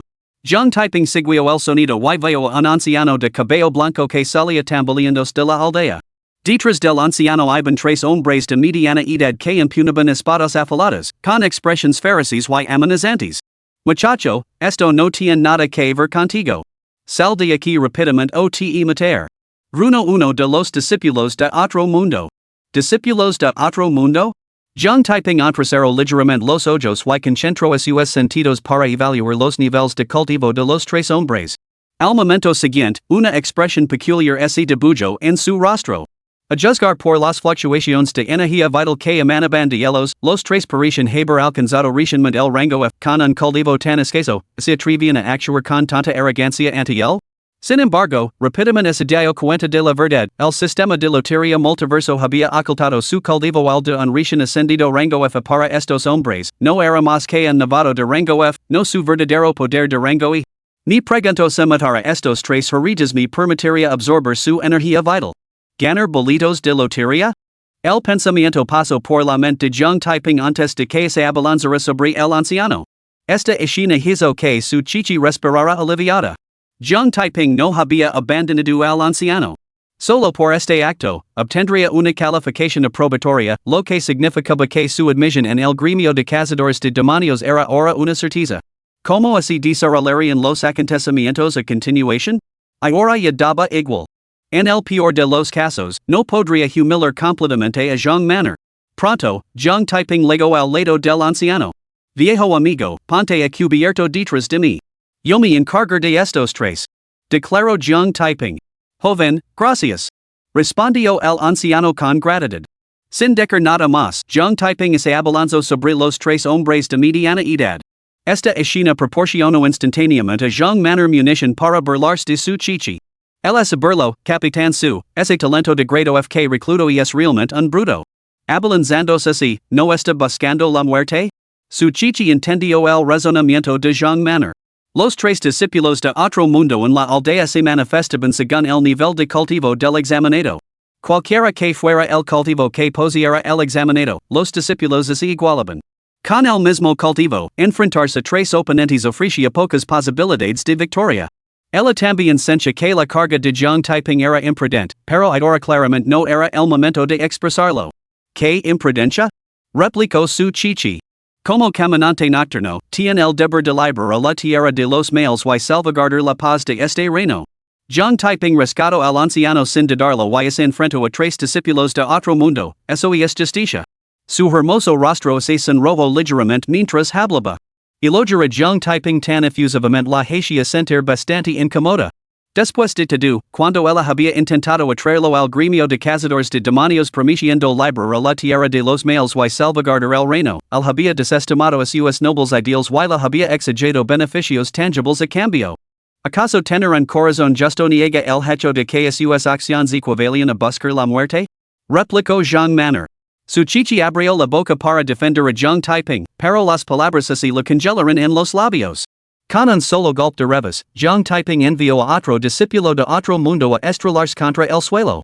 A continuación, esquivó las espadas de otros dos y contraatacó con otro revés que envió al tercero por los aires. Inmediatamente después, Jiang Taiping lanzó una patada brutal, enviando al único discípulo de otro mundo que quedaba volando hacia atrás. ¿Había terminado? Oh no! Jiang Taiping recogió la espada que había dejado caer el discípulo de otro mundo y, con tres rápidos golpes, decapitó a los tres discípulos restantes. Qinjian y los demás intercambiaron miradas atenidas una vez más. Esos tres discípulos de otro mundo poseían niveles de cultivo comparables a los de Jiang Taiping, pero él los había matado a todos en cuestión de segundos, con la misma facilidad con la que se cortan pepinos. Nunca antes había ocurrido algo así en las pruebas del Salón de Cazadores de Demonios. Su chichi también estaba profundamente conmocionada, pero eso no era lo más importante. Se volvió hacia Jiang Manner con una sonrisa maliciosa. ¿Esto lo llamas imprudencia? ¿Esto lo llamas buscar la muerte? Te daré una oportunidad más para que reformules eso. El rostro de Jiang Manner se ensombreció una vez más. En ese momento, no pudo evitar preguntarse si Jiang Taiping había sido enviado por los cielos para humilarla. ¿De qué otra manera podría seguir siendo tan humilada? Al ver el rostro de Jiang Manner nublarse como un cielo tormentoso, su chichi se sintió completamente encantada. Intentes todas las artimañas para burlarte de mí y ahora estás recibiendo tu merecido, ¿eh? Capitán Su, este muchacho es realmente un talento de cultivo de grado F? Alguien no pudo evitar preguntar. Qinjian y los demás se volvieron hacia su chichi al unísono, compartiendo la misma duda. Efectivamente, lo es. Su chichi afirmó, cuando lo probó, la piedra multicolor solo emitió un único destello carmesí. Este muchacho es bastante peculiar. Lo interrogaremos cuando salga. Qinjian hizo una pausa antes de añadir, Jiang Taiping ha superado la tercera prueba. Anótalo. Chaoshan y varios otros miembros de alto rango de la rama joven de los Nightwalkers no perdieron tiempo y, por unanimidad, le otorgaron la máxima puntuación. Capítulo 21, concluye la evaluación, la objeción de Jiang Manner. Jiang Taiping estaba completamente desanimado. Después de matar a los tres discípulos de otro mundo, estos desaparecieron sin dejar rastro. No había absorbido ninguna energía vital ni recibido ningún billet de lotería. Esto es realmente una ilusión. Jiang Taiping suspiró y se volvió para mirar al anciano, solo para descubrir que este también había desaparecido. Se volvió hacia la pequeña aldea que tenía delante, solo para descubrir que también había desaparecido, sustituida por una pantalla de luz negra. ¿Ha terminado la evaluación? Zhang Taiping levantó una mano para tocarse la nariz y luego se dirigió a grandes zancadas hacia la pantalla de luz negra. Al atravesarla, Zhang Taiping se encontró de nuevo en la sala del piso dieciocho de la sucursal Joan de los Nightwalkers. Al ver aparecer a Zhang Taiping, su chichi exclamó emocionada, Zhang Taiping, bien hecho. Había invitado a Zhang Taiping a participar en la evaluación del Salón de los Cazadores de Demonios por pura desesperación. Después de ser ridiculizada por Zhang Manor, se había preparado para la humiliación. Sin embargo, para su sorpresa, Zhang Taiping no solo la había ahorrado la vergüenza, sino que había hecho que su rostro se iluminara de orgullo. Al volverse hacia las voces, Zhang Taiping vio a Qinzhan, su chichi y los demás sentados en la sala de estar. Al mismo tiempo, su visión periférica captó imágenes que parpadeaban en la pantalla de luz negra. Bueno, mi tapadera ha sido descubierta. Zhang Taiping suspiró para sus adentros.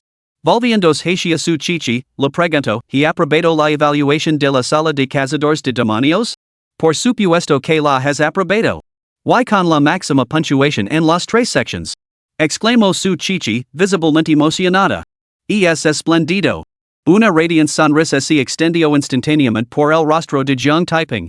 Aprobar la evaluación del Salón de los Cazadores de Demonios significaba que se convertiría en uno de ellos, y ser miembro significaba perspectivas financieras ilimitadas. En poco tiempo, podría conducir un Ferrari como su chichi. Joven Zhang, tengo algunas preguntas. ¿Podría aclarármelas? Preguntó Qinzhan. Ministro, lo aseguro que hablar con franqueza y sin reservas, respondió Zhang Taiping con decisión. Zaz. Todas las miradas de la sala se volvieron hacia Zhang Taiping, incluso las de Zhang Manor. Todos tenían numerosas preguntas que exigían su explicación, y no se molestaban en observar las actuaciones de los demás. Además, el proceso de evaluación se podía volver a reproducir más tarde, así que no pasaba nada por apartar la mirada por ahora. Su chichi, sin embargo, cavó imperceptiblemente los labios. De forma sincera y completa? ¿Era eso siquiera posible? La primera pregunta. Preguntó Qinzhan, en la tercera prueba, esos tres discípulos del otro reino poseían niveles de cultivo similares a los tuyos. Lógicamente, no deberías haber podido deshacerte de ellos tan fácilmente. ¿Cómo lo lograste? Zhang Taiping reflexionó brevemente antes de responder, Ministro, probablemente fue porque sus reacciones y velocidades de ataque eran bastante lentas. La expresión de Qinzhan se volvió pensativa. El razonamiento de Zhang Taiping tenía mérito, después de todo, la ilusión solo replicaba a tres series que igualaban su nivel de cultivo, no a sus reflejos o su velocidad de comet. Joven Zhang, insistió Qinzhan, observe tu batalla anteriormente. Mantuvas la compostura bajo presión, reaccionaste con rapidez, golpeaste con decisión y te adaptaste perfectamente. ¿Cómo lo lograste? En respuesta a la pregunta del ministro. Explicó Zhang Taiping, para defenderme, he cultivado algunas habilidades marciales. En la escuela, solía practicar con mis compañeros de clase. Quizás eso es lo que me permitió actuar como lo hice. Qinzhan, Chaoshan y los demás asintieron. La explicación de Zhang Taiping resolvió sus dudas persistentes. Una pregunta más. Qinzhan preguntó, durante la segunda evaluación, todas las espadas revoloteaban a tu alrededor y incluso te rodeaban. Parecía que las controlabas. ¿Cómo lo hiciste? Zhang Taiping suspiró para sus adentros. Al darse cuenta de que había sido descubierto, sabía que Qinzhan probablemente le preguntaría sobre esto. Había pensado en cómo explicarlo de forma plausible, pero no se le ocurría ninguna razón satisfactoria. Ministro, realmente no sé cómo sucedió. Explicó Zhang Taiping. En ese momento, tenía la intención de esquivarlas. Pensaba en lo maravilloso que sería si las espadas se detuvieran. Entonces, la primera espada se detuvo ante mí y, después, todas las demás también se detuvieron ante mí. Parecen obedecer mis órdenes. El tipo está mintiendo otra vez, pero esta excusa es realmente bastante endeble. Murmuró su chichi para sí misma. Qinzhan y los demás no conocen bien a Zhang Taiping, él sí que lo entendía un poco. Zhang Taiping era completamente sordido, o tal vez se podría decir que era discreto. Incluso cuando ella lo amenazó, se negó a admitir nada. Por no hablar de alguien como Qinzhan, que le preguntó directamente. Ella había anticipado desde hacía tiempo que la afirmación de Jung Taiping de hablar libre y plenamente eran solo palabras vacías. Aun así, por el bien de la cara que él la había salvado, decidió no delatarlo. ¿Obedecer? Chinjan y los demás se quedaron completamente estupefactos. ¿Acaso los tomaba por unos monquitos? Esas espadas eran meras ilusiones, objetos sin vida, como iban a obedecerlo? Sin embargo, si no lo obedecen, ¿cómo se explicaba entonces que estuvieran flotando ante Jung Taiping? Tras pensarlo un momento, Chinjan arrojó su propia espada al suelo. Joven Jiang, pruébalo tú mismo. Ahora mismo, ministro. Jung Taiping aceptó con decisión. Fallando la mirada en la espada en el suelo, ordinó con voz grave, levantate. La espada permaneció completamente inmóvil. Levantate. Ordinó Jung Taiping de nuevo, con voz profunda y firme. Las espadas permanecieron completamente inmóviles. Al ver la sincera actuación de Jung Taiping, su chichi sintió unas ganas desesperadas de reír, pero estaba claro que no era momento para divertirse. Casi se atraganta con la risa. Jung Taiping lo intentó varias veces más, pero las espadas permanecieron inmóviles. Miró a Chinjan y dijo con una sonrisa irónica, ministro, no me obedece. No puedo controlarla. Y es probable que el muchacho esté ocultando sus verdaderas habilidades. Suspiró Chinjan para sus adentros. Lo había entregado la espada a Jung Taiping no porque creyera en sus afirmaciones, sino para observar su reacción. Estaba seguro de que, ese Jung Taiping tenía la intención de ocultar sus habilidades, no habría permitido que la espada flotara ante él. Como demostraron los acontecimientos, su juicio había sido acertado. Aun así, no había sentido en insistir más. Si Jung Taiping había decidido ocultar algo, era porque no quería hablar de ello. Preguntar al más seria y razonable. Además, todo el mundo tiene sus secretos. Los Nightwalkers no exigen a los nuevos reclutas del gremio de cazadores de demonios que revelaran todos los detalles de su pasado. Y es más, la despiadada decisión de Jung Taiping a la hora de lidiar con bestias y seres de otro mundo encajaba perfectamente con los estándares del gremio. Ministro, ese ahora no puede controlar la espada, ¿no significa eso que su segunda prueba fue defectuosa? Desafío Jung Manor. ¿Qué tiene de defectuosa? Replicó Chinjan. Y es indiscutible que entonces dominaba la espada, todos lo presenciamos. Además, su actuación en la tercera prueba demuestra que sus reflejos son excepcionalmente agudos. Jung Manor no se atrevió a decir nada más. Con Chinjan hablando así, insistir sería cuestionarlo. Ministro, ¿deberíamos anunciar el resultado? Intervino rápidamente su chichi. Quería confirmar rápidamente la admisión de Jung Taiping en el gremio de cazadores de demonios, para que no surgieran más complicaciones. Chinjan asintió. Jung Taiping ha obtenido la máxima puntuación en las tres pruebas, con una nota media de sobresaliente. Ha aprobado. Ministro, espere. Jung Manor interrumpió a Chinjan. Lo recuerdo, ministro, hasta ahora, nadie con un talento de cultivo de grado F se ha unido al gremio de cazadores de demonios. ¿No deberíamos considerar este asunto? Capítulo 22, Unirse a los cazadores de demonios, una Zhang Junfei atenida. Jung Taiping frunció el seno y su expresión se volvió hostil mientras miraba con ira a Jung Manor. No lugardaba renser a Jung Manor, y su incorporación al gremio de cazadores de demonios no suponía ninguna amenaza para ella. Sin embargo, esta mujer intentaba bloquear su entrada, cortando efectivamente su medio de vida. Cortar los medios de subsistencia de alguien era como asesinar a sus padres. Recordaría este agravio. Eres realmente incorrigible. La voz de su chichi era gelida. Te lo explica antes, los pagos con código QR no existen antes, pero ahora son un método común. ¿No crees que lo que no existe está mal? Entonces, ¿por qué tú misma utilizas los pagos con código QR? Además, las normas de reclutamiento del salón de cazadores de demonios no establecen explícitamente que aquellos con talento de cultivo de grado F no pueden unirse. Y es más, Jung Taiping obtuvo la máxima puntuación en las tres pruebas, superando perfectamente la evaluación del salón de cazadores de demonios. ¿Por qué motivo así le debería denegar la membresía? Jung Manor se quedó sin palabras. No era incorrigible, simplemente buscaba una última oportunidad para humillar a su chichi. No tenemos motivos para rechazar la admisión de Jung Taiping. Chinjan lanzó una mirada penetrante a Jung Manor antes de continuar, por la presente declaró que Jung Taiping ha superado la evaluación del salón de cazadores de demonios con la máxima puntuación. A partir de este momento, Jung Taiping es miembro del salón de cazadores de demonios, asignado al equipo nuevo de cazadores de demonios. Enhorabuena, Jung Taiping. Lo felicito su chichi. Gracias, capitán.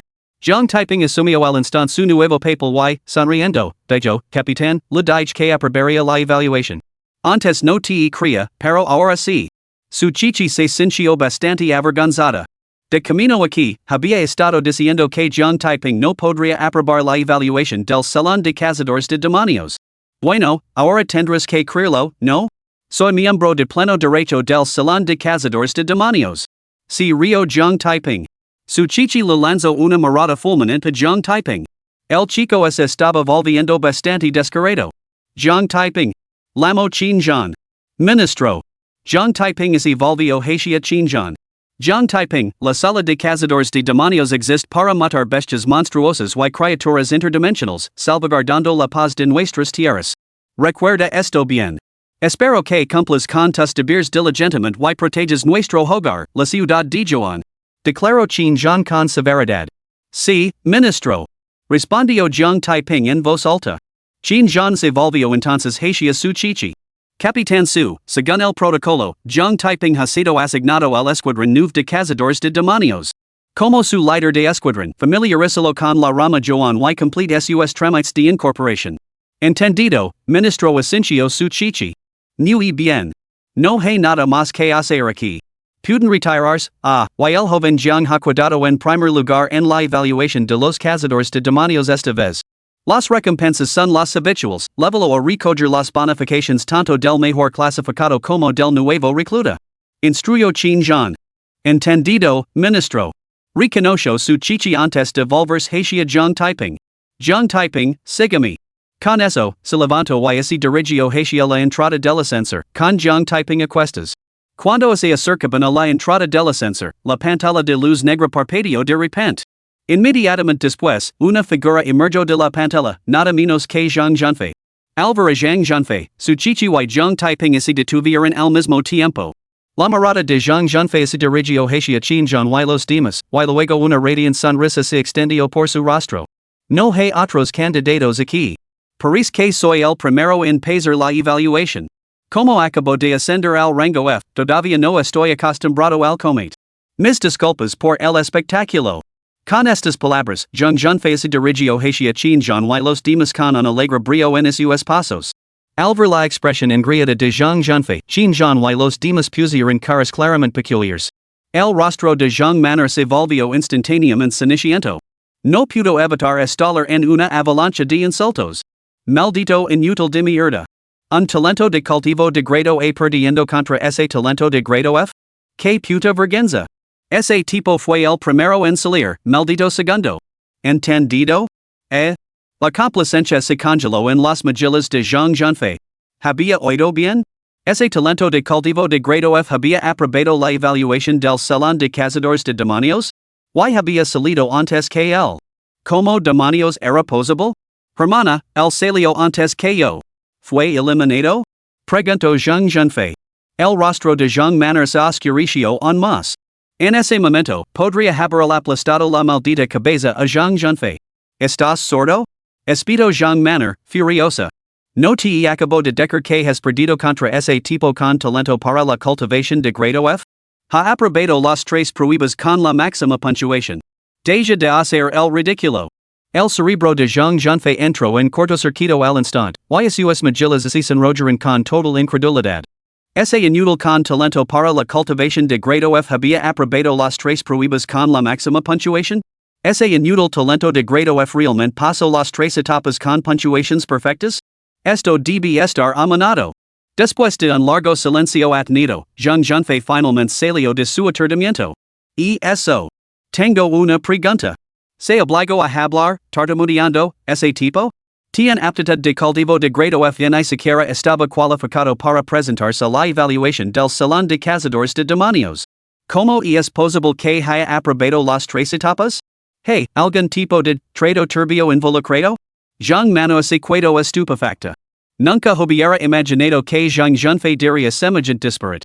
Chinjan, Chashan y los demás altos cargos de los caminantes nocturnos de la rama Jofeng se pusieron seriosos.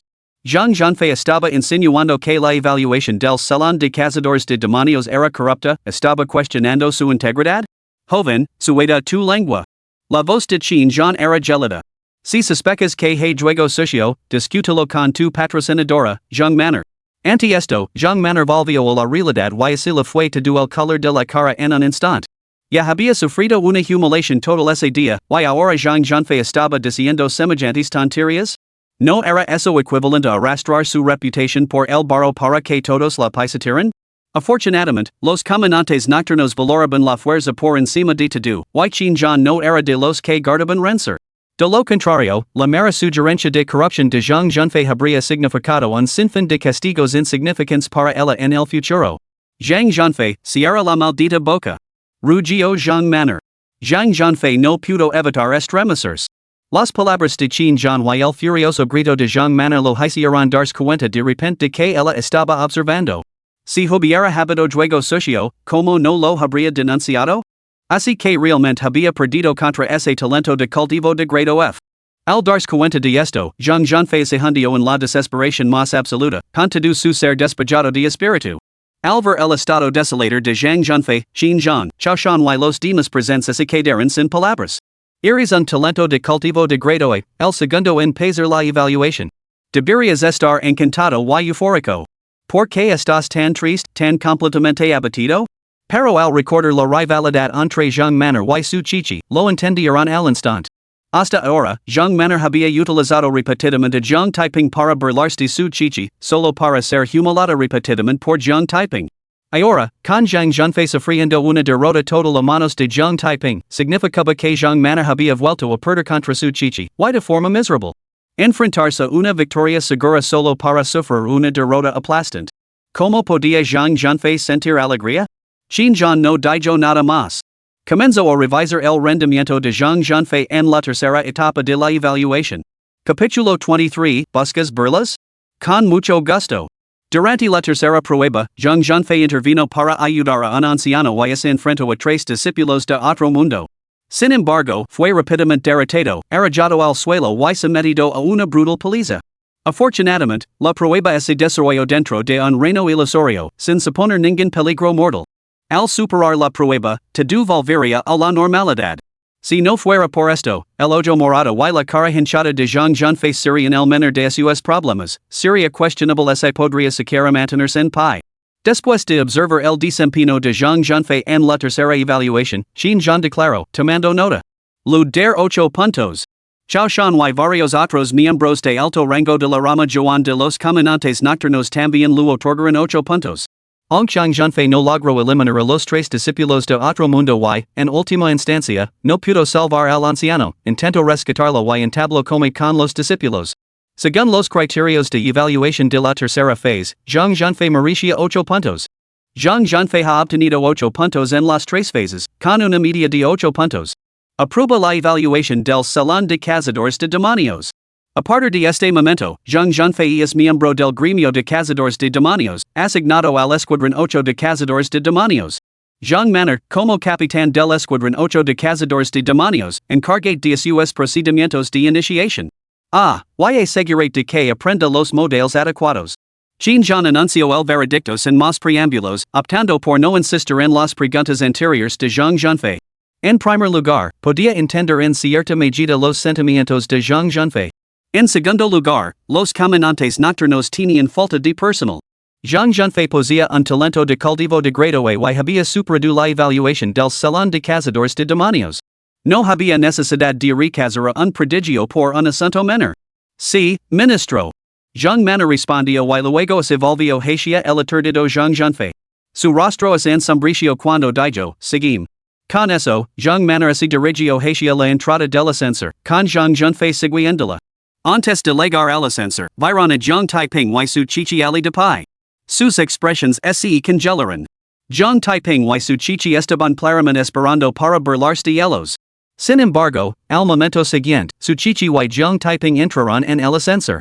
Esta escena dijo a Jean Manor y Jean Fe momentáneamente desconcertados. ¿No se habían cuidado su chichi y Jean Taiping para burlarse de ellos? ¿Por qué se limitaron a mirarlos, sin decir nada, y entraron en el ascensor? Lo que no sabían era que la verdad no era como imaginaban. Su chichi y Jean Taiping se habían cuidado atrás únicamente para observar los resultados de la evaluación de Jean Fe. Y burlarse de Zhang manner y Zhang Junfei. Lo habían considerado antes, pero ahora ya no era necesario. ¿Qué es todo esto? Zhang manner se apresuró a la entrada del ascensor, exigiendo una explicación. ¿Qué quieres decir con todo esto? Replicó su chichi. Zhang manner dudo antes de decir, ¿por qué no te burlas de mí? Su chichi se quedó sin palabras, ¿acaso y dica que mereces que me burle de ti? Uf. No crees que por no burlarme de ti te lo voy a agradecer y voy a dejar de competir por el puesto de líder del equipo. Zhang manner declaró fríamente, ese talento de cultivo de grado F no te servirá de nada, pero un talento de grado E como Junfei podría serme de gran utilidad. Estoy decidida a conseguir ese puesto de líder del equipo. Su chichi y Zhang typing intercambiaron miradas, ambos completamente sin palabras. No se habían burlado de Zhang manner porque creen que el desprecio silencioso era mucho más doloroso. No habían mostrado ninguna intención de devolver la amabilidad, esperando que ella apreciara su moderación y se retirara de la carrera por la capitanía. Capitán, prácticamente están pidiendo que se burlen de ellos. ¿Por qué no les concede su deseo? Zhang typing suspiró. Yo pensaba lo mismo. Su chichi asincio. Ya me burl de ella durante tu evaluación. ¿Por qué no lo intentas tú? Sí, capitán. Zhang typing saludo y luego se volvió hacia Zhang Junfei con desprecio. Tú, con tu talento de cultivo de grado A, has perdido contra mí, con mi talento de grado F? Tu supuesto talento de grado A no es tan impresionante, ¿verdad? Me pregunto si tu calificación de grado A no estará un poco diluida. La boca de Zhang Junfei se retorció violentamente. Quería responder desesperadamente, pero no encontraba las palabras. Porque su derrota a manos de Zhang typing era innegable, y no era una derrota cualquiera, sino aplastante. Y2. Zhang typing dirigió su mirada despectiva a Zhang manner.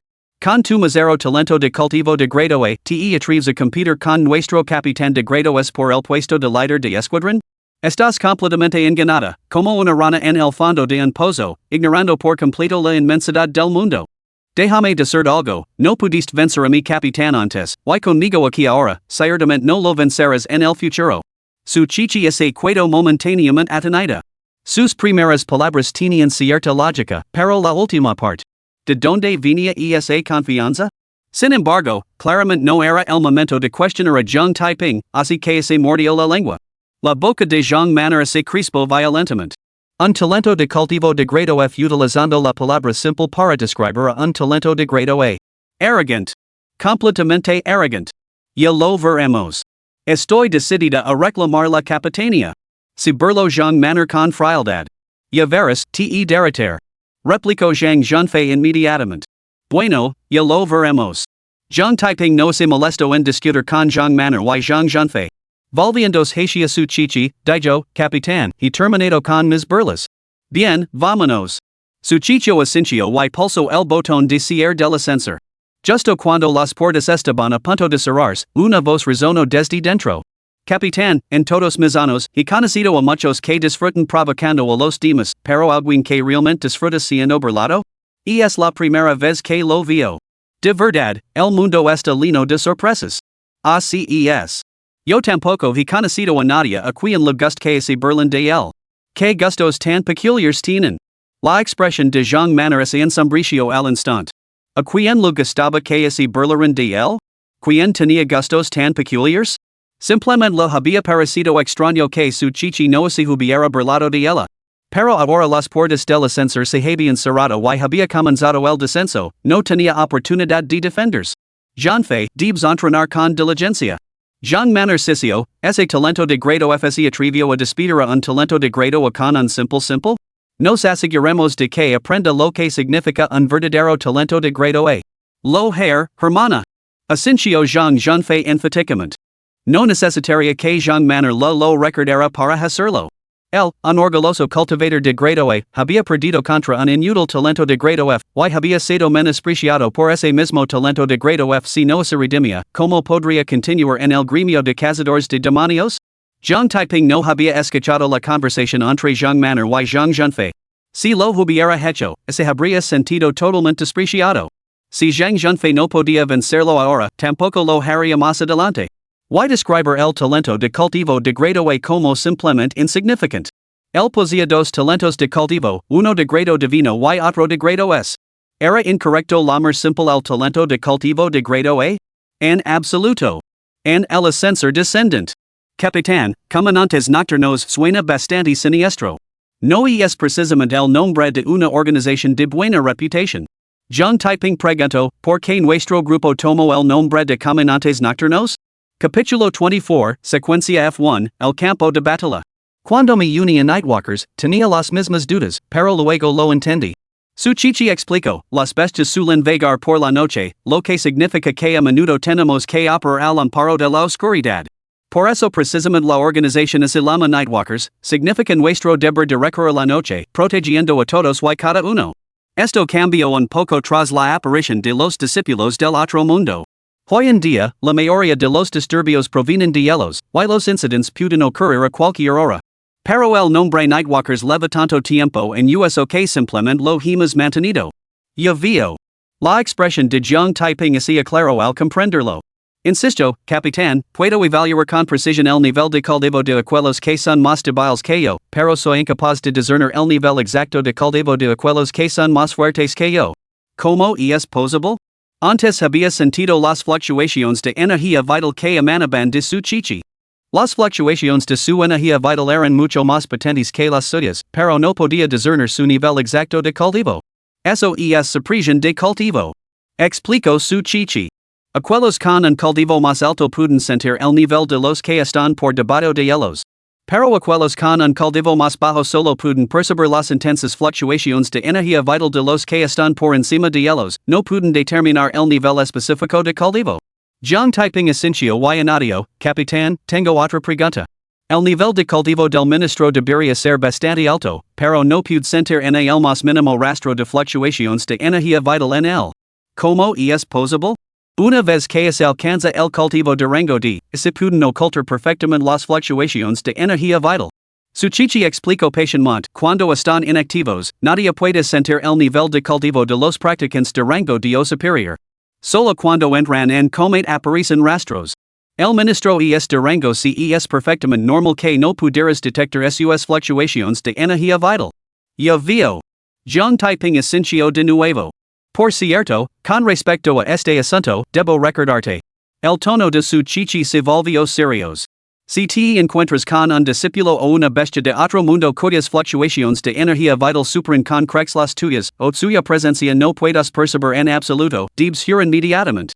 De lo contrario, ni siquiera sabrás cómo has muerto. Entendido, capitán.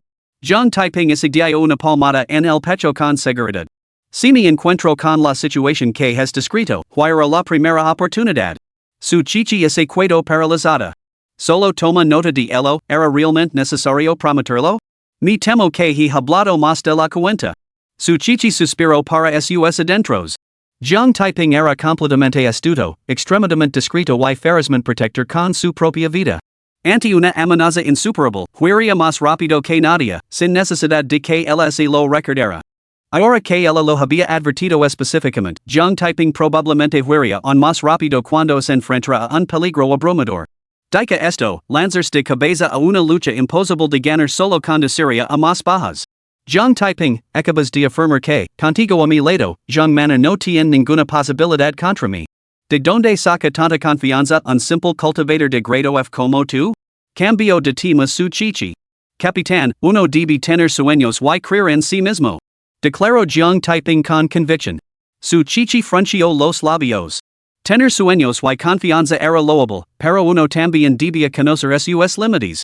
Sin embargo, no podía quitarse de la cabeza la sensación de que John Typing ocultaba algo. Incluso comenzó a dudar de que su talento para el cultivo fuera realmente solo de grado F.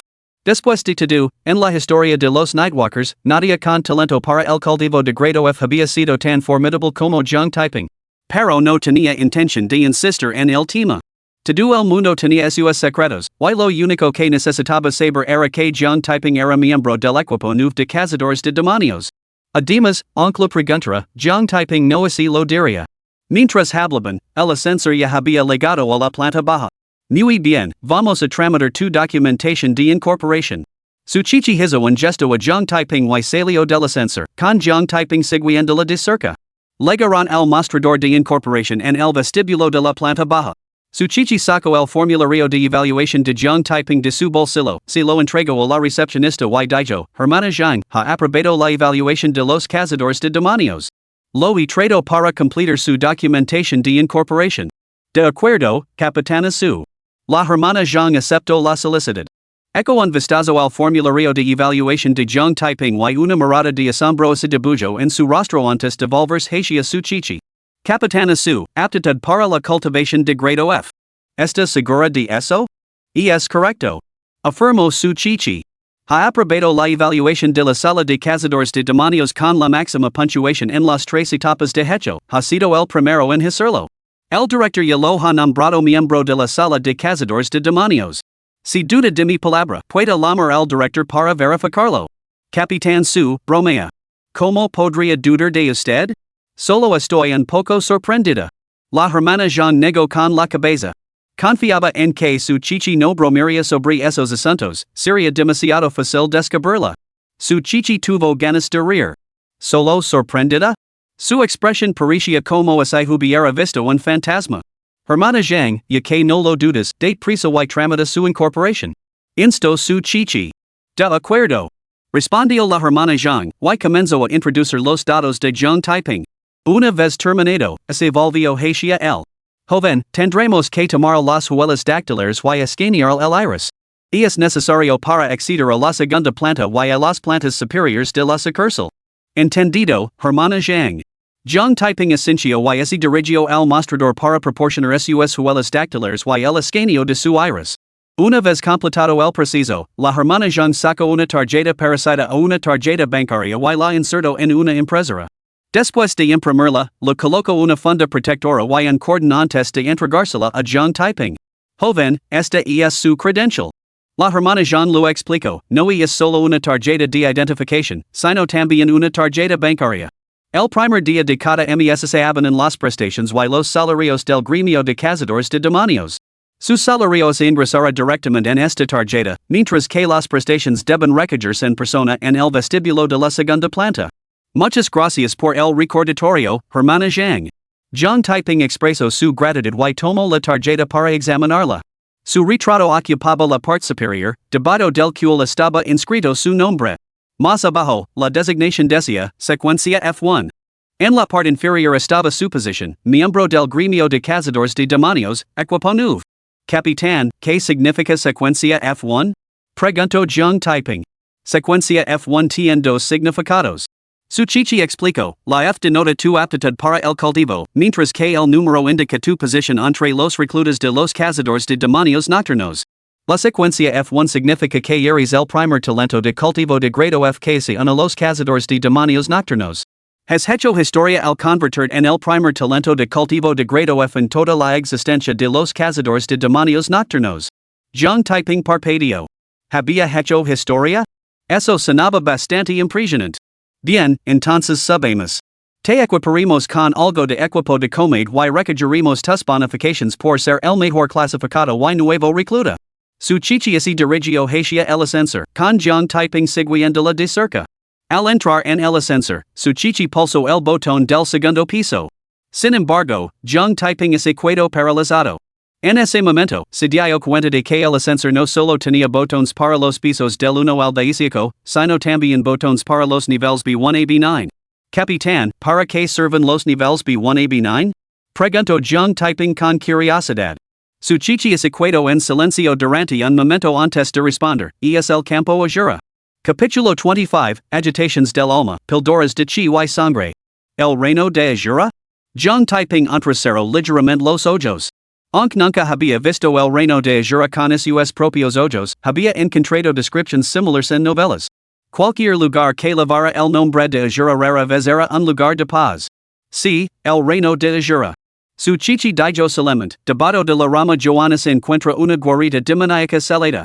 Muchos ancianos de los caminantes nocturnos la custodian allí, pasando meses o incluso años sin ver la luz del día. Y es precisamente gracias a su vigilancia que este mundo no ha quedado en el caos total. Periódicamente, las bestias lanzan ataques, buscando liberarse de la guarida y invadir nuestra patria. Cada batalla derrama ríos de sangre y se cobra la vida de los ancianos de los caminantes nocturnos. Por eso llamamos el noveno nivel bajo nosotros el campo ayura. Jung Taiping ese cuedo atenido. Debajo de la rama Joan de los caminantes nocturnos yacía una guarida demoníaca celada. Hacia tiempo que había oído hablar de la infamia de la guarida, un nido de bestias monstruosas, una puerta que conectaba otros mundos con la tierra. Había supuesto que la guarida estaba muy lejos, pero allí estaba, justo debajo de sus pies. La relativa tranquilidad de la que disfrutamos ahora, tu capacidad para asistir a la escuela en paz, son regalos forjados por nuestros predecesores que custodiaban el abismo. Se enfrentaron a peligros para repeler a las bestias, incluso sacrificando a sus vidas. Por lo tanto, su chichi hizo una pausa antes de continuar, Jung Taiping, unita nosotros para salvaguardar esta paz tan duramente ganada. El corazón de Jung Taiping dio un vuelco. Hasta ahora, solo sabía de la existencia de estas bestias, pero no les había prestado mucha atención. Rara vez había oído hablar de que causaran problemas, y los informes al respecto eran escasos en internet. La mayoría de los incidentes tenían que ver con perturbaciones causadas por seres de otro mundo.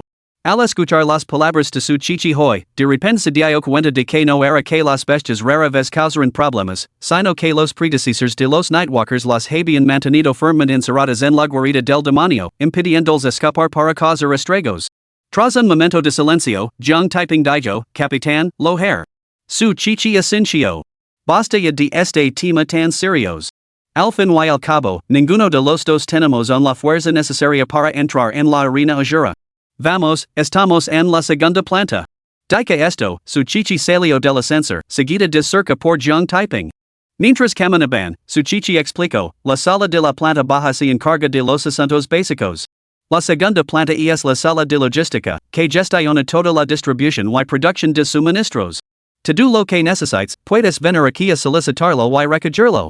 Al acercarse un mostrador, su chichi explicó su propósito. Un hombre de mediana edad salió de detrás del escritorio. Sacó una cinta métrica de cuero y registró meticulosamente todas las medidas del físico de Jung Taiping, de la cabeza a los pies. ¿Qué arma utilizas? Preguntó el hombre. Una espada, respondió Jung Taiping. Al posar un talento para el cultivo de la espada de grado S, la lección era obvia. El hombre no hizo más preguntas y se dio la vuelta para marchas. Su chichi levo entonces a Jung Taiping a otro mostrador para recoger las recompensas por haber obtenido la mejor puntuación en la evaluación y por ser nuevos reclutas. Tras confirmar la identidad de Jung Taiping, el miembro del personal lo miró con total asombro, como si hubiera visto un fantasma. Tras un largo momento, sacó dos frascos del almacén de atrás y se los entregó a Jung Taiping. El primer puesto en la evaluación de derecho a una píldora de sangre chi de alta calidad, mientras que los nuevos contratados reciben 10 píldoras de sangre chi de baja calidad. Comprobelo. Jung Taiping estaba algo desconcertado. ¿Qué demonios eran las píldoras de sangre chi? Su chichi las comprobó y declaró, todo correcto. Jung Taiping, vámonos. Capitán, ¿qué son exactamente estas píldoras de sangre chi? Preguntó Jung Taiping, desconcertado. Las píldoras chi blood complementan el chi y la sangre anados más ala del cultivo, por lo que son esenciales para los practicantes. Su chichi explicó, hay variedades de baja, media y alta calidad. Una píldora de baja calidad aumenta una unidad de chi y sangre, una de media calidad 10 unidades y una de alta calidad 100 unidades. Después de tragar esa píldora chi blood de alta calidad, una vez que se absorba por completo, es posible que asciendas al grado E. Su chichi se abstuvo de hablar con absoluta certeza. Si bien aquellos que poseen un talento de cultivo de grado E o superior sin duda ascenderían al grado E después de consumir una píldora chi blood de alta calidad, Jung Taiping solo poseía un talento de cultivo de grado F. No estaba claro si podría ascender al grado E. Después de todo, en teoría, aquellos con talento para el cultivo de grado F solo podían alcanzar el grado F en el mejor de los casos. Antes de esto, no había precedentes de que alguien por debajo del grado F tomara una píldora chi y sangre de alto grado, en ningún caso de un cultivador de grado F que avanzara al grado E. Jung Taiping estaba demasiado atenido por los efectos de la píldora como para pensar en las palabras de su chichi. Entonces, si una persona normal toma una píldora chi y sangre de alto grado, no avanzaría directamente al grado E. Jung Taiping exclamó con asombro. Las personas normales no pueden tomarlas. Su chichi negó con la cabeza y explicó, las personas normales no pueden soportar la potencia de las píldoras chi blood. Tomar una solo provocaría que sus cuerpos explotaran. Solo los cultivadores pueden consumirlas. Ya veo. John Taiping insisto, Capitán, se alguien tratara las píldoras de sangre chi de alto grado como dulces y consumiera muchas en un solo día, ¿no se volvería incomparablemente poderoso de la noche a la mañana? Estás pidiendo la muerte. Su chichi suspiró exasperada. Ni siquiera los cultivadores pueden tratar las píldoras de sangre chi como dulces. Solo después de digerir completamente la potencia de una píldora se puede tomar la siguiente. De lo contrario, uno explotaría por la abrumadora potencia. Además, cuanto mayor es la aptitud para el cultivo, más rápido se absorbe la potencia de una píldora chi blood. Yo poseo una aptitud de grado y solo puedo absorber la potencia de una píldora al día, por no hablar de aquellos con aptitudes inferiores. Así que no imagines que puedes avanzar solo con las píldoras chi blood. Solo proporcionan una mejora complementaria el esfuerzo personal sigue siendo primordial. John Taiping se rascó la cabeza con torpeza, Capitán, se puede absorber una píldora chi blood al día, tomar píldoras de alto grado no significaría ganar 100 puntos chi blood cada día? O ya la pudiera, pero es solo una ilusión. Su chichi suspiro con tristeza, las píldoras chi blood de alto grado son extremadamente escasas. El dinero por sí solo no basta para comprarlas. Solo aquellos que hacen contribuciones significativas a la organización las reciben como recompensa. La evaluación del Salón de Cazadores de Demonios es una excepción. John Taiping se sintió bastante incómodo de nuevo, había pensado demasiado lejos. Después de pensarlo un momento, preguntó, Capitán, ¿si pueden comprar píldoras chi blood de baja y media calidad? Sí, respondió su chichi. Las píldoras de baja calidad cuestan 10,000 por píldora, las de media calidad cuestan 100,000 por píldora, la torre más baja junto a las sucursales la de Joan del gremio de comerciantes nocturnos. Ali puedes comprar píldoras chi blood o vender suministros. ¿Tan caras? Exclamó John Taiping sorprendido. Las píldoras chi blood se destilan a partir de los cadáveres de bestias exóticas. Como mínimo, se necesita el cadáver de una bestia exótica de grado E para destilar una sola píldora. Son realmente difíciles de conseguir, como no iban a ser caras, su chichi replicó. John Taiping no pudo evitar chasquear los labios. Cuando recibió esa considerable suma de 150,000, se creó un hombre rico. Sin embargo, con 150,000 ni siquiera podía comprar dos píldoras de sangre chi intermedias, lo que le hizo sentirse de repente tan pobre como una rata de iglesia. Capitán, ¿cuál es mi salario mensual? ¿Cuáles son los beneficios? Preguntó John Taiping con entusiasmo. Capítulo 26, El Pozo sin fondo del cultivo, mudarse juntos? Con tu rango, tu salario mensual es de 50,000. Su chichi explicó, las prestaciones son 10 píldoras de sangre chi de baja calidad o una píldora de sangre chi de calidad media al mes. John Taiping es equado adnito y emocionado. Un salario mensual de 50,000, con una sola píldora de sangre chi de calidad media que valía 100,000, lo que sumaba unos ingresos mensuales de 150,000. No era una suma pequeña en absoluto. Y esto era solo el salario de un miembro ordinario del Salón de Cazadores de Demonios. Los salarios del capitán, el maestro del salón y los jefes de departamento debían de ser aún más altos. Por otra parte, los cazadores de demonios se enfrentaban a un peligro mortal a diario, así que tal remuneración era más que natural. En ese momento, John Taiping se dio cuenta de lo ridículas que habían sido sus suposiciones anteriores. 15,000 yuans no era una fortuna, solo el salario mensual de un cazador de demonios. Al instante siguiente, frunció el seno de nuevo. Aunque su salario era considerable, paladicia en comparación con las agitadoras exigencias del cultivo, era solo una gota en el océano. Su chichi había mencionado que aquellos con talento de cultivo de grados podían absorber una píldora de sangre chi al día. Con esos dos talentos de cultivo, uno de ellos incluso de grado divino, consumir dos píldoras al día debería ser factible, ¿no? Si utilizaba píldoras de sangre chi de baja calidad, su salario podría durar unos días más. Pero si recurría a píldoras de calidad media, su salario no lo daría ni para un solo día. El cultivo es realmente un pozo sin fondo. Los pobres estudian literatura, los ricos estudian artes marciales. Los antiguos realmente no me engañaron. Estoy completamente sin dinero, pero no puedo permitirme holgazanear. Debo encontrar formas de ganar dinero. John Taiping suspiró varias veces para sus adentros antes de preguntar, Capitán, ¿hay alguna forma rápida de ganar dinero? La hay. Entra en la guarida del demonio, mata a las bestias, haz con los recursos y luego ven los cadáveres y el botín el gremio comercial Joan y Estecker, la rama Joan del gremio de los caminantes nocturnos. SOC, las bestias de grado F no valen casi nada solo las de grado y superior tienen algún valor real. Respondió su chichi. Zhang typing es equado sin palabras. Ni siquiera su chichi tenía las credentials necesarias para entrar en la guarida del demonio, y mucho menos él en su estado actual. ¿No era esto inútil? Capitán, ¿qué hay de las bestias del parque de casa de demonios? Preguntó Zhang typing. No sirven. Explicó su chichi. Las bestias del parque de casa de demonios han sido criadas en cautividad durante años. Quizás porque nunca han vivido en la guarida del demonio, sus cadáveres no producen píldoras de sangre y para ganar dinero, hay que avanzar rápidamente en el cultivo. Suspiro Zhang typing para sus adentros. Al ver que Zhang typing no tenía más preguntas, su chichi continuó, la tercera planta es la sala médica, donde se pueden tratar las lesiones de forma gratuita. La cuarta planta es la sala de las escrituras, donde se guardan los manuales de cultivo y las técnicas de artes marciales. La quinta planta es la sala de inteligencia. Por encima del sexto piso están los cuartos y oficinas de los caminantes nocturnos, no hay mucho que ver allí. Nuestra novena escuadra de cazadores de demonios reside en el noveno piso. Las habitaciones son bastante estándar. ¿Te enseño la mía? Por supuesto, líder de escuadra. Asincio Zhang typing. Siguiendo a su chichi hasta el noveno piso, ella le enseñó su habitación. La habitación no era grande, pero estaba completamente equipada, sala de estar, dormitorio, cocina y baño. Contaba con todo lo necesario para el día a día, como un sofá, un dispensador de agua, un televisor, un ordenador y un calentador de agua.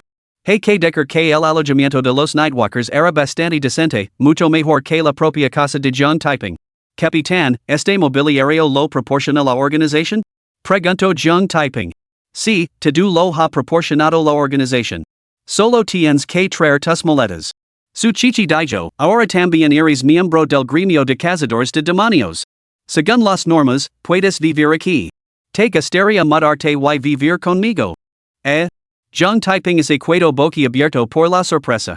Capitán, ¿no es este progreso un poco demasiado rápido? ¿Qué es demasiado rápido?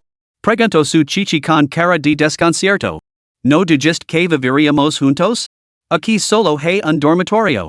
Dijo Zhang typing timidamente. Su chichi se sonrojó. Levantó la mano y le dio un fuerte golpe en la cabeza a Zhang typing, respondiendo irritada, ¿en qué demonios estabas pensando? Me refería a que podías mudarte aquí, no a que compartiéramos habitación. Tendrás tu propia habitación. A Zhang typing le zumbaba la cabeza por el golpe. Frotándose el lugar dolorido, refunfuno, pero dijiste que mi madera contigo. ¿Cómo es eso culpa mía? Su chichi reflexionó. Sus palabras, efectivamente, podían prestarse a malinterpretations. ¿No me he expresado con claridad, de acuerdo? Su chichi lanzó una mirada fulminante a Zhang typing antes de cambiar de tema. El papeleo está hecho he presentado a todos los que he podido. Tengo cosas que hacer. Vuelve a la academia y mantente alerta, asegurate de que ningún discípulo de otro mundo cause problemas allí. Zhang typing instintivamente quiso negarse. Todavía necesitaba cazar bestias en el jardín de casa de demonios para mejorar su cultivo y ganar bolitos de lotería. Pero las palabras así le quedaron en los labios. Había trabajado hasta altas horas de la noche, estaba completamente agotado y hoy se había enfrentado a la evaluación del salón de cazadores de demonios. No se había recuperado del todo. Como dice el refrán, una herramienta afilada hace el trabajo más eficiente. Mejor descansar un día. Además, acababa de unirse al salón de cazadores de demonios. Debía mostrar algo de respeto a la capitana su chichi. De acuerdo, capitana. Zhang typing asincio y preguntó, capitán, ¿está destinado en la escuela para vigilar? Efectivamente. Su chichi explicó, con tanta gente aquí, la escuela podría convertirse fácilmente en el objetivo de criaturas de otro mundo. Además, como asisto al Instituto Joan en Degree 1, el maestro del salón me ha asignado la tarea de vigilarlo. No me extraña que tengas una oficina a pesar de ser estudiante. Muy bien, me voy. Zhang typing lo entendió de repente y se dio la vuelta para marchas. Al salir de la sucursal de Nightwalker Joan, Zhang Pingin se subió a un autobús con destino al Instituto Joan en Degree 1. Al llegar al Instituto Joan en Degree 1, Zhang Pingin se detuvo brevemente antes de dirigirse a la oficina de los profesores. Levábamos de un día asentando la cortija como la razón exigían que diera una explicación a su profesor. Sin embargo, en cuanto entro en la oficina, antes de que pudiera decir una palabra, la voz de su profesor resonó primero. John Pingen, entiendo por qué estás aquí. Lo sé todo. Bien hecho. John Taiping se quedó paralizado. Por el tono del profesor, parecía que sabía que se había unido al gremio de cazadores de demonios. No era de extrañar que el profesor no lo hubiera llamado en una sola vez durante su ausencia. Lo que John Taiping no sabía era que su chichi se lo había informado a su profesor el día anterior de lo contrario, su teléfono no habría parado de sonar. Profesor, voy a volver a clase. Dijo John Taiping. Muy bien. Si tienes asuntos que atender, simplemente hazlo. No hay necesidad de pedirme permiso. Respondió el profesor con notable amabilidad. Él entendía las actividades de los cazadores de demonios mucho mejor que la mayoría, y tener un miembro de sus filas en su clase era motivo de orgullo. Al regresar al aula, resultó ser la hora del recreo. John Taiping se dirigió directamente a su asiento. John Taiping, ¿dónde has estado estos 2 últimos días? ¿Por qué no has asistido a clase? Le preguntó Chen Xian, su compañero de pupitre. Preguntó Chen Xian, su compañero de pupitre. Tenía algunos asuntos que atender. Le pedí permiso al profesor, respondió John Taiping con indiferencia. Ya veo. Chen Xian no insistió más. Sacó su teléfono y dijo misteriosamente, John Taiping, tengo unas fotos para ti. Te van a dejar alucinado. ¿Qué fotos? Preguntó John Taiping intrigado. Ya lo verás. Bromeó Chen Xian, levantando lentamente la mano derecha del teléfono. La imagen de la pantalla hizo que las mejillas de John Taiping se sonrojaran por la sorpresa. Capítulo 27, que vergüenza. Ganancias y perdidas.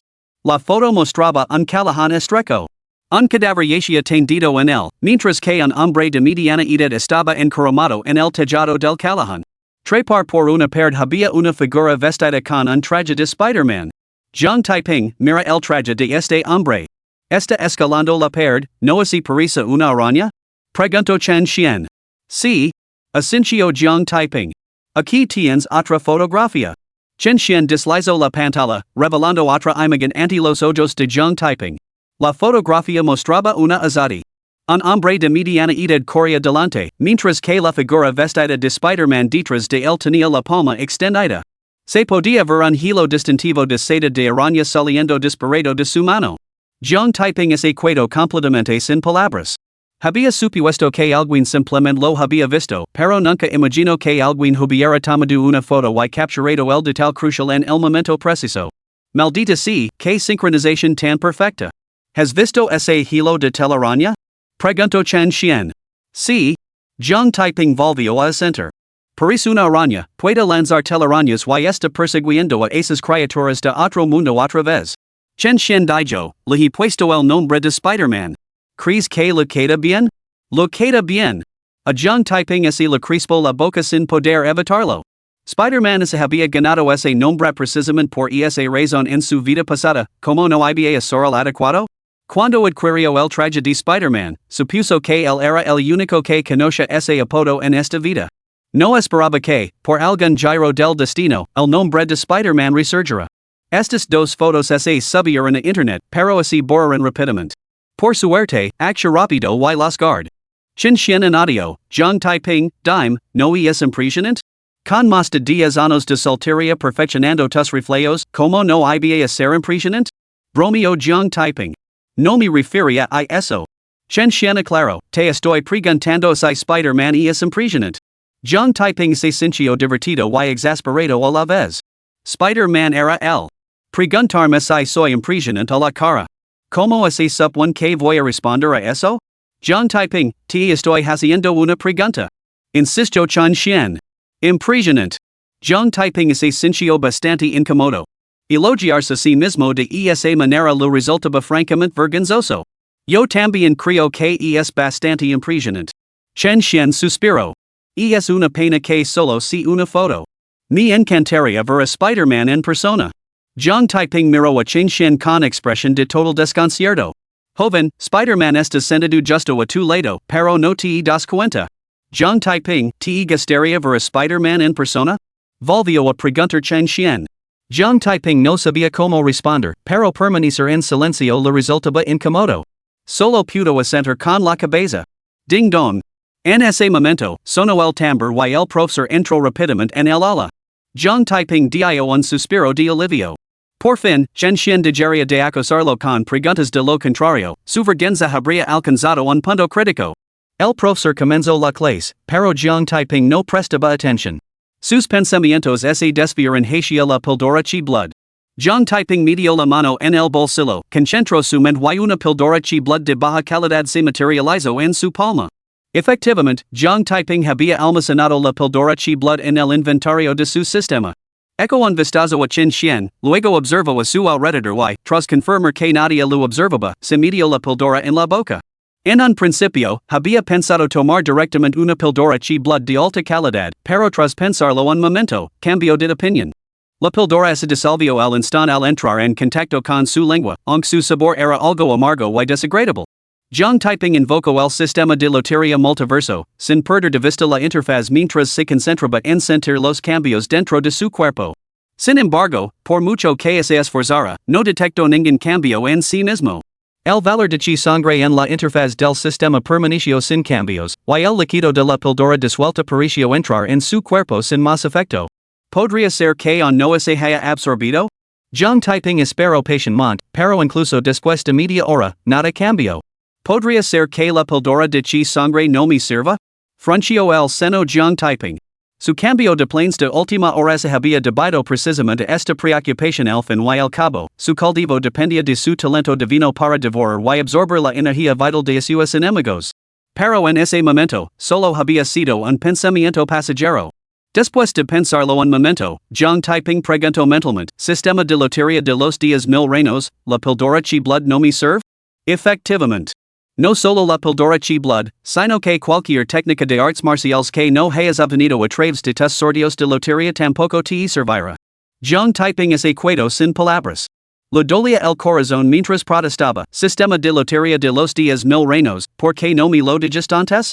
Ahora he desperdiciado una píldora chi blood de baja calidad, que me costó 10,000 yuans. Nunca me lo preguntaste. El rostro de Zhang Taiping se ensombreció. Maldita sea, tienes razón. Afortunadamente, había cambiado de opinión en el último momento. De lo contrario, consumir una píldora chi blood de alta calidad lo habría costado mucho más que 10,000 yuans. Buzz. Buzz. Buzz. El móvil de Zhang Taiping empezó a vibrar de repente. Lo sacó y veo que era su chichi quien llamaba. La clase aún no había terminado. Normalmente, Zhang Taiping habría colgado sin dudarlo. Pero ahora que se había unido al gremio de cazadores de demonios, y su chichi sabía que había vuelto a la escuela y lo estaba llamando, debía de ser importante. Respondió inmediatamente. Zhang Taiping, ese me olvidó mencionar algo antes. La voz de su chichi resonó a través del teléfono. Después de unir al gremio de cazadores de demonios, puedes cultivar sus métodos del corazón y técnicas de artes marciales.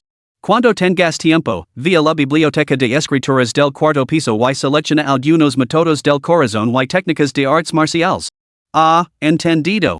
La respuesta de Zhang Taiping fue poco entusiasta. Los métodos de cultivo y las artes marciales del mundo no lo servían de nada, simplemente no lo interesaban. A su chichi lo pareció bastante extraño. Los recién legados al salón de cazadores de demonios solían emocionarse al hablar de métodos de cultivo y artes marciales. ¿Por qué Zhang Taiping estaba tan tranquilo? Aún así, no lo dio más vueltas. Dijo, no hay nada más. Cuelgo. Después de colgar, Zhang Taiping suspiró profundamente. Las ganancias y las perdidas son dos caras de la misma moneda, una antigua verdad que encierra una profunda sabiduría. Tomó su propia situación, posar el sistema de lotería multiverso era su ganancia, pero no podía utilizar las píldoras de sangre chi ni cultivar las artes marciales o las técnicas de cultivo de este mundo, lo cual era su perdida. Aún así, si tuviera la oportunidad de volver a elegir, seleccionaría el sistema de lotería multiverso sin dudarlo. Las píldoras chi blood y los métodos de cultivo y artes marciales de este mundo simplemente no se pueden comparar con el sistema de lotería. Buzz.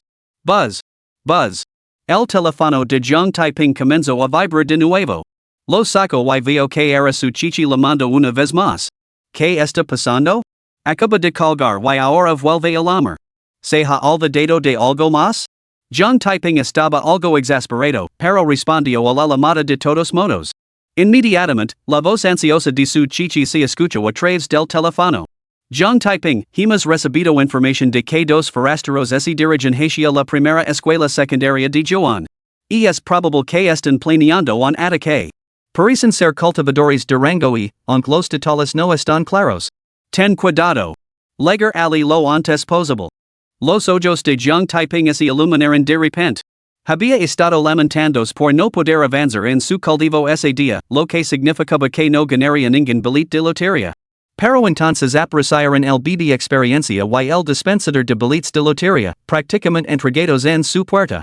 Hablando de un regalo del cielo. Capítulo 28 Spider-Man. Nokia de un solo gol. Tras colgar la llamada, Zhang Taiping comenzó a pensar en cómo alertar a la escuela sobre este asunto. Pero antes de que pudiera reflexionar más, una serie de alarmas resonaron por todo el campus. Inmediatamente después, la voz del director de la escuela secundaria Joan N. Degree 1 resonó en el aire. Atención a todos, atención a todos. Una entidad interdimensional se acerca a la escuela y puede atacar. Todos los profesores deben sacar inmediatamente sus alumnos de las aulas y llevarlos al punto de reunión en el edificio de seguridad. Repito, todos los profesores deben sacar inmediatamente todos los alumnos de las aulas y llevarlos al punto de reunión en el edificio de seguridad. Zhang Taiping se rió con ironía. Había estado dando demasiadas vueltas al asunto. Si su chichi la había evasido, ¿cómo iba a descuidar la escuela? Sigan a todos conmigo inmediatamente. Que no cunda el pánico. Proceden de forma ordenada, tal y como hacemos en los simulacros habituales. Gritó el profesor.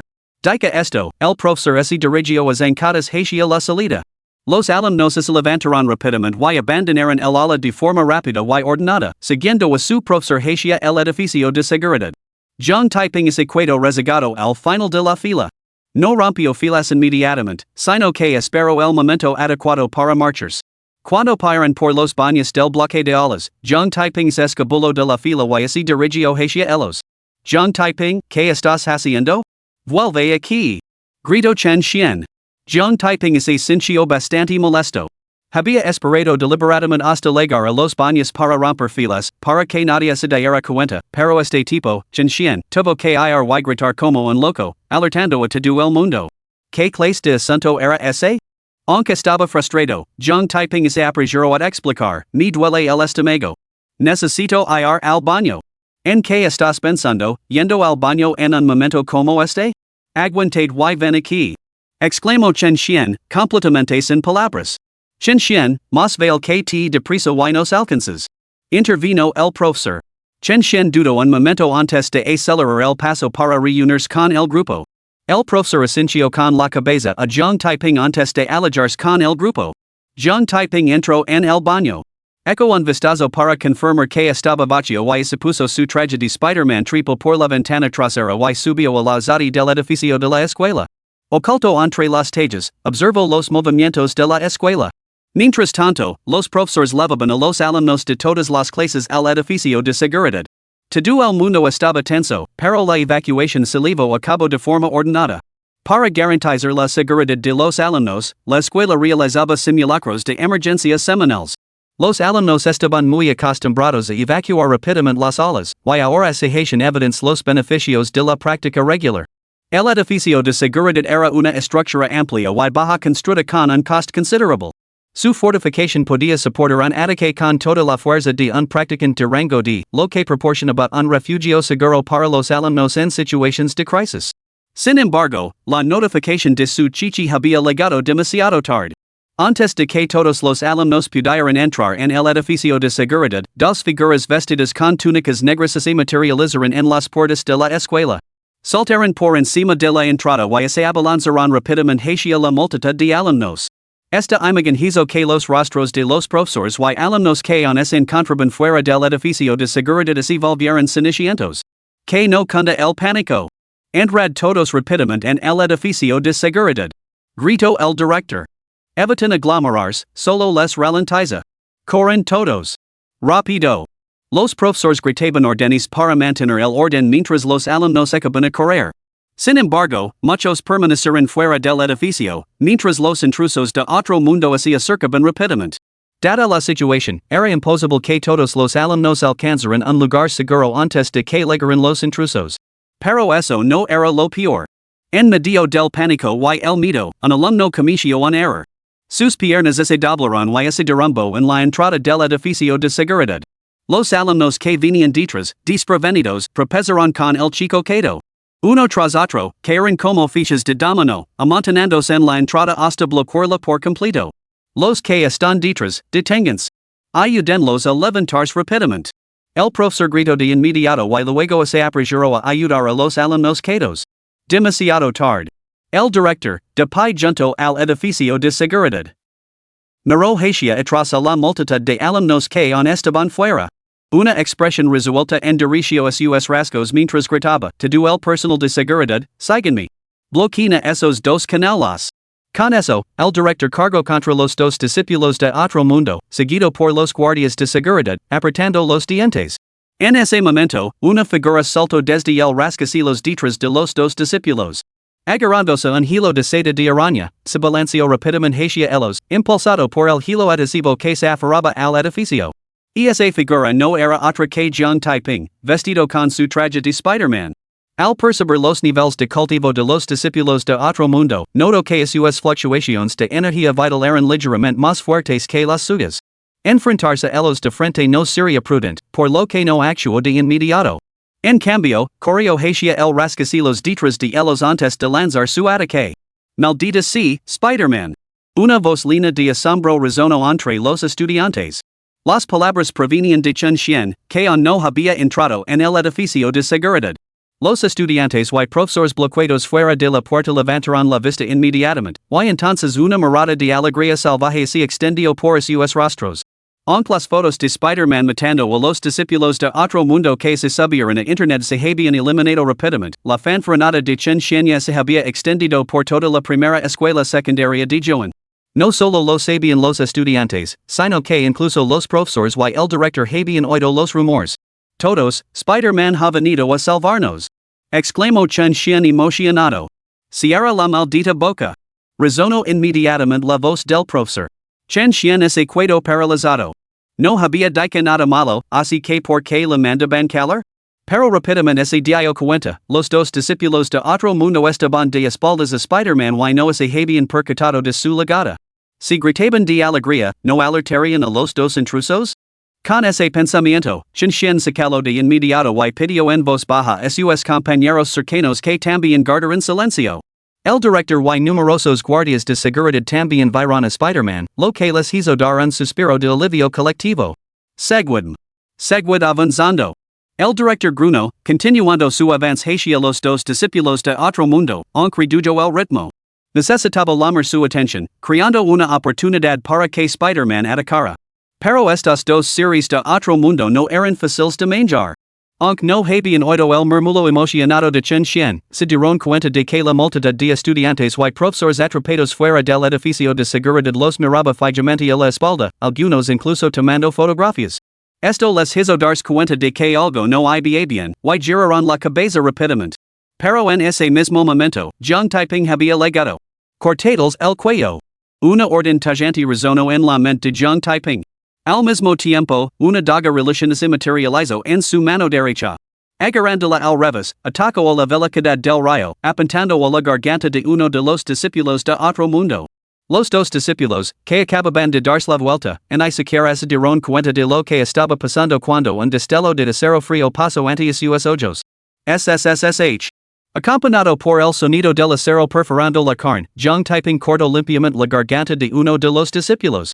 Sin dudarlo, cambió de dirección utilizando seda de araña para atacar al otro discípulo. Sin embargo, el breve instante que tardó en cambiar de rumbo le dio tiempo al discípulo para reaccionar. Este saltó hacia atrás en el último momento, evitando por poco el golpe mortal. Capítulo 29, Combate cuerpo a cuerpo, tarjeta de la superliteria. ¡Qué pena! Jiang Taiping suspiró para sus adentros. Si el discípulo de otro mundo hubiera reaccionado solo una fracción de segundo más lento, habría podido matar a otro y acabar con la peli al instante. Sin embargo, solo fue un arrepentimiento fugaz. Antes, enfrentarse dos discípulos de otro mundo, ambos con niveles de cultivo superiores al suyo, había resultado problemático en combate directo. Pero ahora que había matado a uno y solo quedaba uno, las cosas eran considerablemente más sencillas. Retiró su telaraña y aterrizó ante el director. Director, retirees. Leva los estudiantes al edificio de seguridad. Jiang Taiping bajo la voz, no fuera que el director reconociera su tono en el futuro. Entendido. El director asintió y comenzó a retirarse. Al mismo tiempo, gritó, ¿a qué esperáis? Entrad en el edificio de seguridad ahora mismo. Entendía por qué Spider-Man había ordenado a los alumnos que entraran. Sin alumnos presentes, Spider-Man podría concentrarse por completo en luchar contra los discípulos de otro mundo. Chen Xian y muchos otros estudiantes se mostraron reacios, ya que entrar en el edificio de seguridad significaba que no podrían ver a Spider-Man luchar contra la criatura de otro mundo. Pero, instados por su profesor, no tuvieron más remedio que entrar a regañadientes en el edificio de seguridad. Jiang Taiping contuvo el fuego, con la mirada fija en la criatura de otro mundo que se encontraba no muy lejos. Se trataba del recinto del campus, un terreno abierto con bloques de enseñanza a cierta distancia. El traje de Spider-Man ofrecía pocas ventajas ali. Esperaría a que todos estuvieran dentro del edificio de seguridad antes de actuar, cuando nada le detuviera. ¿Iris tú? Dijo fríamente la criatura de otro mundo. Jiang Taiping pareció ligeramente sorprendido. ¿Me conoces? Esta mañana mataste dos de mis hermanos. El discípulo de otro mundo hizo una pausa y luego añadió, no, tres. Y ahora mismo has matado a otro. Jiang Taiping dio un suspiro de alivio. Cuando el discípulo había hablado antes, temía que el hombre conociera su identidad. ¿Matarlos? Que así sí. El discípulo del otro mundo es un traitor a la humanidad, un traitor a las bestias. Todos deberían buscar su queda. Jiang Taiping tenía una expresión indiferente. Como los estudiantes no habían entrado en el edificio de seguridad, no le importaba charlar un rato con el discípulo del otro mundo. Al colaborar con las bestias, tengo recursos de cultivo infinitos. El discípulo del otro mundo lo tentó, joven, si aceptas unirud en nuestras filas, pasar por alto el asunto de que mates de mis tres hermanos. Además, puedo proporcionar recursos de cultivo ilimitados. ¿Qué me dices? Suena bastante tentador, ¿no? Jiang Taiping levantó una mano para rascarse la nariz. Pero solo estaba ganando tiempo para que sus alumnos llegaran al edificio de seguridad. La píldora de sangre chi no le servía de nada, ya que no podía cultivar las artes marciales ni las técnicas de este mundo. ¿De qué les servían los recursos de cultivo? Si te tienta, ¿por qué dudas? Presionó el discípulo del otro mundo. Tengo una pregunta. Jiang Taiping respondió, tú poses recursos de cultivo inagotables, pero sigues estando en un nivel de cultivo de una estrella de grado y mientras tanto, yo tengo pocos recursos y también estoy en una estrella de grado y no puedo evitar cuestionar la veracidad de tus afirmaciones, o tal vez simplemente eres un poco basura. De hecho, Jiang Taiping había ordenado al sistema de lotería multiverso que eliminara el ocultamiento de su nivel de cultivo. De lo contrario, si alguien descubriera que era simplemente un cultivador de una estrella de rango F, y especialmente si su chichi lo descubriera, sin duda sospecharía que era Spider-Man. El rostro del discípulo de otro mundo se oscureció ligeramente mientras se defendía, eso es porque acabo de formar una alianza con una bestia. Ahora tengo recursos de cultivo infinitos. En poco tiempo, ser un poderoso de rango D, quizás incluso de rango C. Quizás, sería Jiang Taiping, pero solo si tienes tiempo para llegar ali. ¿Qué quieres decir? Preguntó el discípulo de otro mundo, desconcertado. Quiero decir que, incluso con recursos de cultivo infinitos, necesitarás estar vivo para usarlos. Jiang Taiping y burlo con frialdad. Se abalanzó hacia adelante con unos rápidos pasos, blandiendo su daga hacia el discípulo de otro mundo. Para entonces, todos habían entrado en el edificio de seguridad. Ya no había necesidad de seguir llegando con el discípulo de otro mundo. El rostro del discípulo de otro mundo se volvió ceniciento. Hacia unos momentos, había pensado que Jiang Taiping estaba realmente tendido, pero resultó que Jiang Taiping solo estaba llegando con él. Estás buscando la muerte. El discípulo del otro mundo rugió, sacando su daga de la cintura para enfrentarse a Jiang Taiping. Entonces, los dos se enzarzaron en combate. Cuando los niveles de cultivo no eran muy diferentes, el cultivo por sí solo dejaba de ser el factor principal que determinaba la victoria. La experiencia en combate, las técnicas marciales y la convicción y conversión en los elementos decisivos. En las tres áreas, Jiang Taiping no tenía nada que envidiar. Años de entrenamiento en boxeo, combats con compañeros de clase y un día de combate en el jardín de los cazadores de demonios habían afilado su experiencia en la batalla hasta convertirla en una cuchilla. Su técnica para digalar no era un arte marcial cualquiera, era intrincada, tortuosa y despiadada ineficaz. Y en cuanto a la convicción. Jiang Taiping ansiaba la fuerza, pero su camino hacia el poder pasaba únicamente por matar enemigos. Ahora que tenía ante sí una oportunidad de crecer, una que podía provocar, como iba a dejarla escapar? Bajo el implacable aluvión de golpes letales de Jiang Taiping. En cuestión de segundos, las túnicas negras del discípulo de otro mundo quedaron reducidas a jirones. A través de los huecos de los harapos, se podían vislumbrar varias heridas profundas y empapadas de sangre en el cuerpo del discípulo. Era el discípulo de otro mundo solo avivo la ferocidad de Jiang Taiping. Sin embargo, el discípulo herido se sentía cada vez más desanimado. A esas alturas, la idea de retirarse había comenzado a agitarse en su interior. Sin embargo, los ataques de Jiang Taiping eran rápidos, astutos y implacables, y lo tenían fuertemente. Escapar no era una opción. Si la batalla continuaba, la muerte sería solo suya. El discípulo de otro mundo no deseaba morir. Poseía vastos recursos de cultivo sin explotar y le quedaban muchos años de vida. Pero escapar era imposible. Desesperado y presa del pánico, tentó una vez más, joven, te considera abundantes recursos de cultivo. ¿Qué tal si damos por terminada esta lucha? De acuerdo. Respondió Jiang Taiping con decisión. El corazón del discípulo de otro mundo dio un salto de alegría. ¿El muchacho había aceptado? Sin embargo, al instante siguiente, veo la daga de Jiang Taiping clavándose en su corazón. En un enfrentamiento entre maestros, la victoria depende de un solo momento, no puede haber distractions. El discípulo de otro mundo había bajado la guardia cuando Jiang Taiping aceptó. Ese fugaz momento de relajación le costó muy caro. Zaz. La daga en la mano de Jiang Taiping atravesó el corazón del otro con la misma facilidad con la que se corta el tofu. ¿Tú, me has apuñalado por la espalda? Gritó el otro en agonía. Maldita sea, somos enemigos. ¿De verdad Christa un enemigo? Si burló Jiang Taiping. Mientras hablaba, su mano derecha, que empuñaba la daga, ejerció de repente una fuerza que destrozó el corazón del otro. Tú. El otro intentó decir algo más, pero antes de que las palabras salieran de sus labios, sus ojos se pusieron en blanco y se fue al otro mundo. En ese momento, la voz algo mecánica del sistema de lotería multiverso resonó en la mente de Jiang Taiping. Ding! El anfitrión ha matado a un enemigo y ha ganado una tarjeta de superlotería. Jiang Taiping estaba encantado, una tarjeta de superlotería? Pero ahora no era momento para reflexionar. Retiró la daga del pecho del discípulo de otro mundo y se dirigió hacia el edificio de enseñanza adyacente. Un hilo de seda de araña salió disparado de su palma y se adhirió al tejado. El peligro ha pasado, todos pueden regresar ahora. Jiang Taiping miró el edificio de seguridad antes de usar la seda para balancearse hasta el techo del bloque de enseñanza. Luego escaló la pared trasera hasta el lavabo y finalmente se quitó su atuendo de Spider-Man. Capítulo 30, No soy yo, la sospecha de su chichi. Dentro del edificio de seguridad. Mirando a través de la rendija de la puerta, el director fue el primero en darse cuenta de que la batalla había terminado. Estudiantes, el peligro ha pasado. Ya pueden volver todos. Anunció el director. Con eso, abrió de par en par las pesadas puertas de aleación del edificio de seguridad. Los alumnos que estaban en la entrada salieron en tropel, ansiosos por ver por última vez a Spider-Man. Pero el hero había desaparecido del campus, dejando solo los cadáveres de dos intrusos de otro mundo. No os cuidéis ahí. Volved inmediatamente a vuestras aulas. Ordenó el director.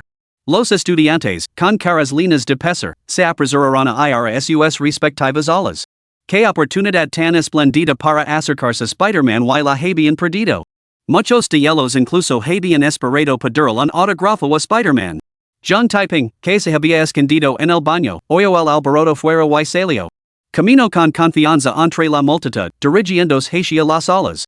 Cuando Jiang Taiping llegó a su aula, todavía estaba vacía.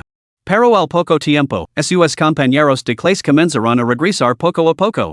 Al ver a Jiang Taiping, Xin le preguntó, Jiang Taiping, ¿cuándo has vuelto? Hace un momento. Explicó Jiang Taiping, salí del baño y six que todos los demás regresaban, así que hice lo mismo. Chen Xian no le dio mucha importancia.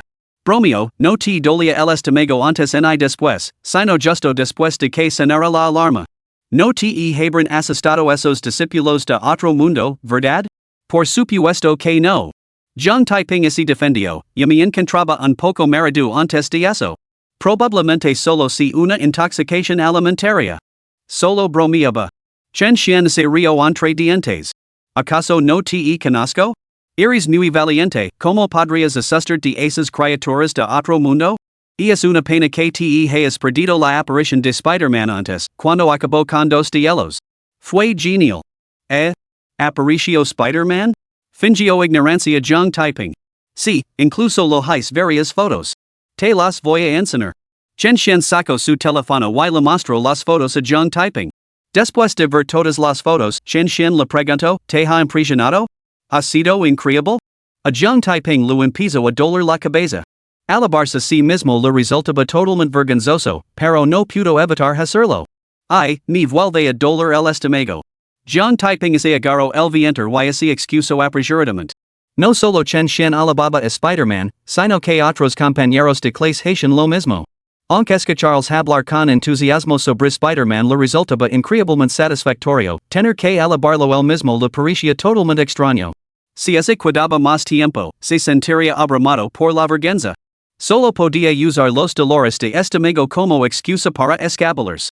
Al salir del ala, John Taiping vio inmediatamente al director y a los demás de pie junto a los cadáveres de los dos discípulos de otro mundo.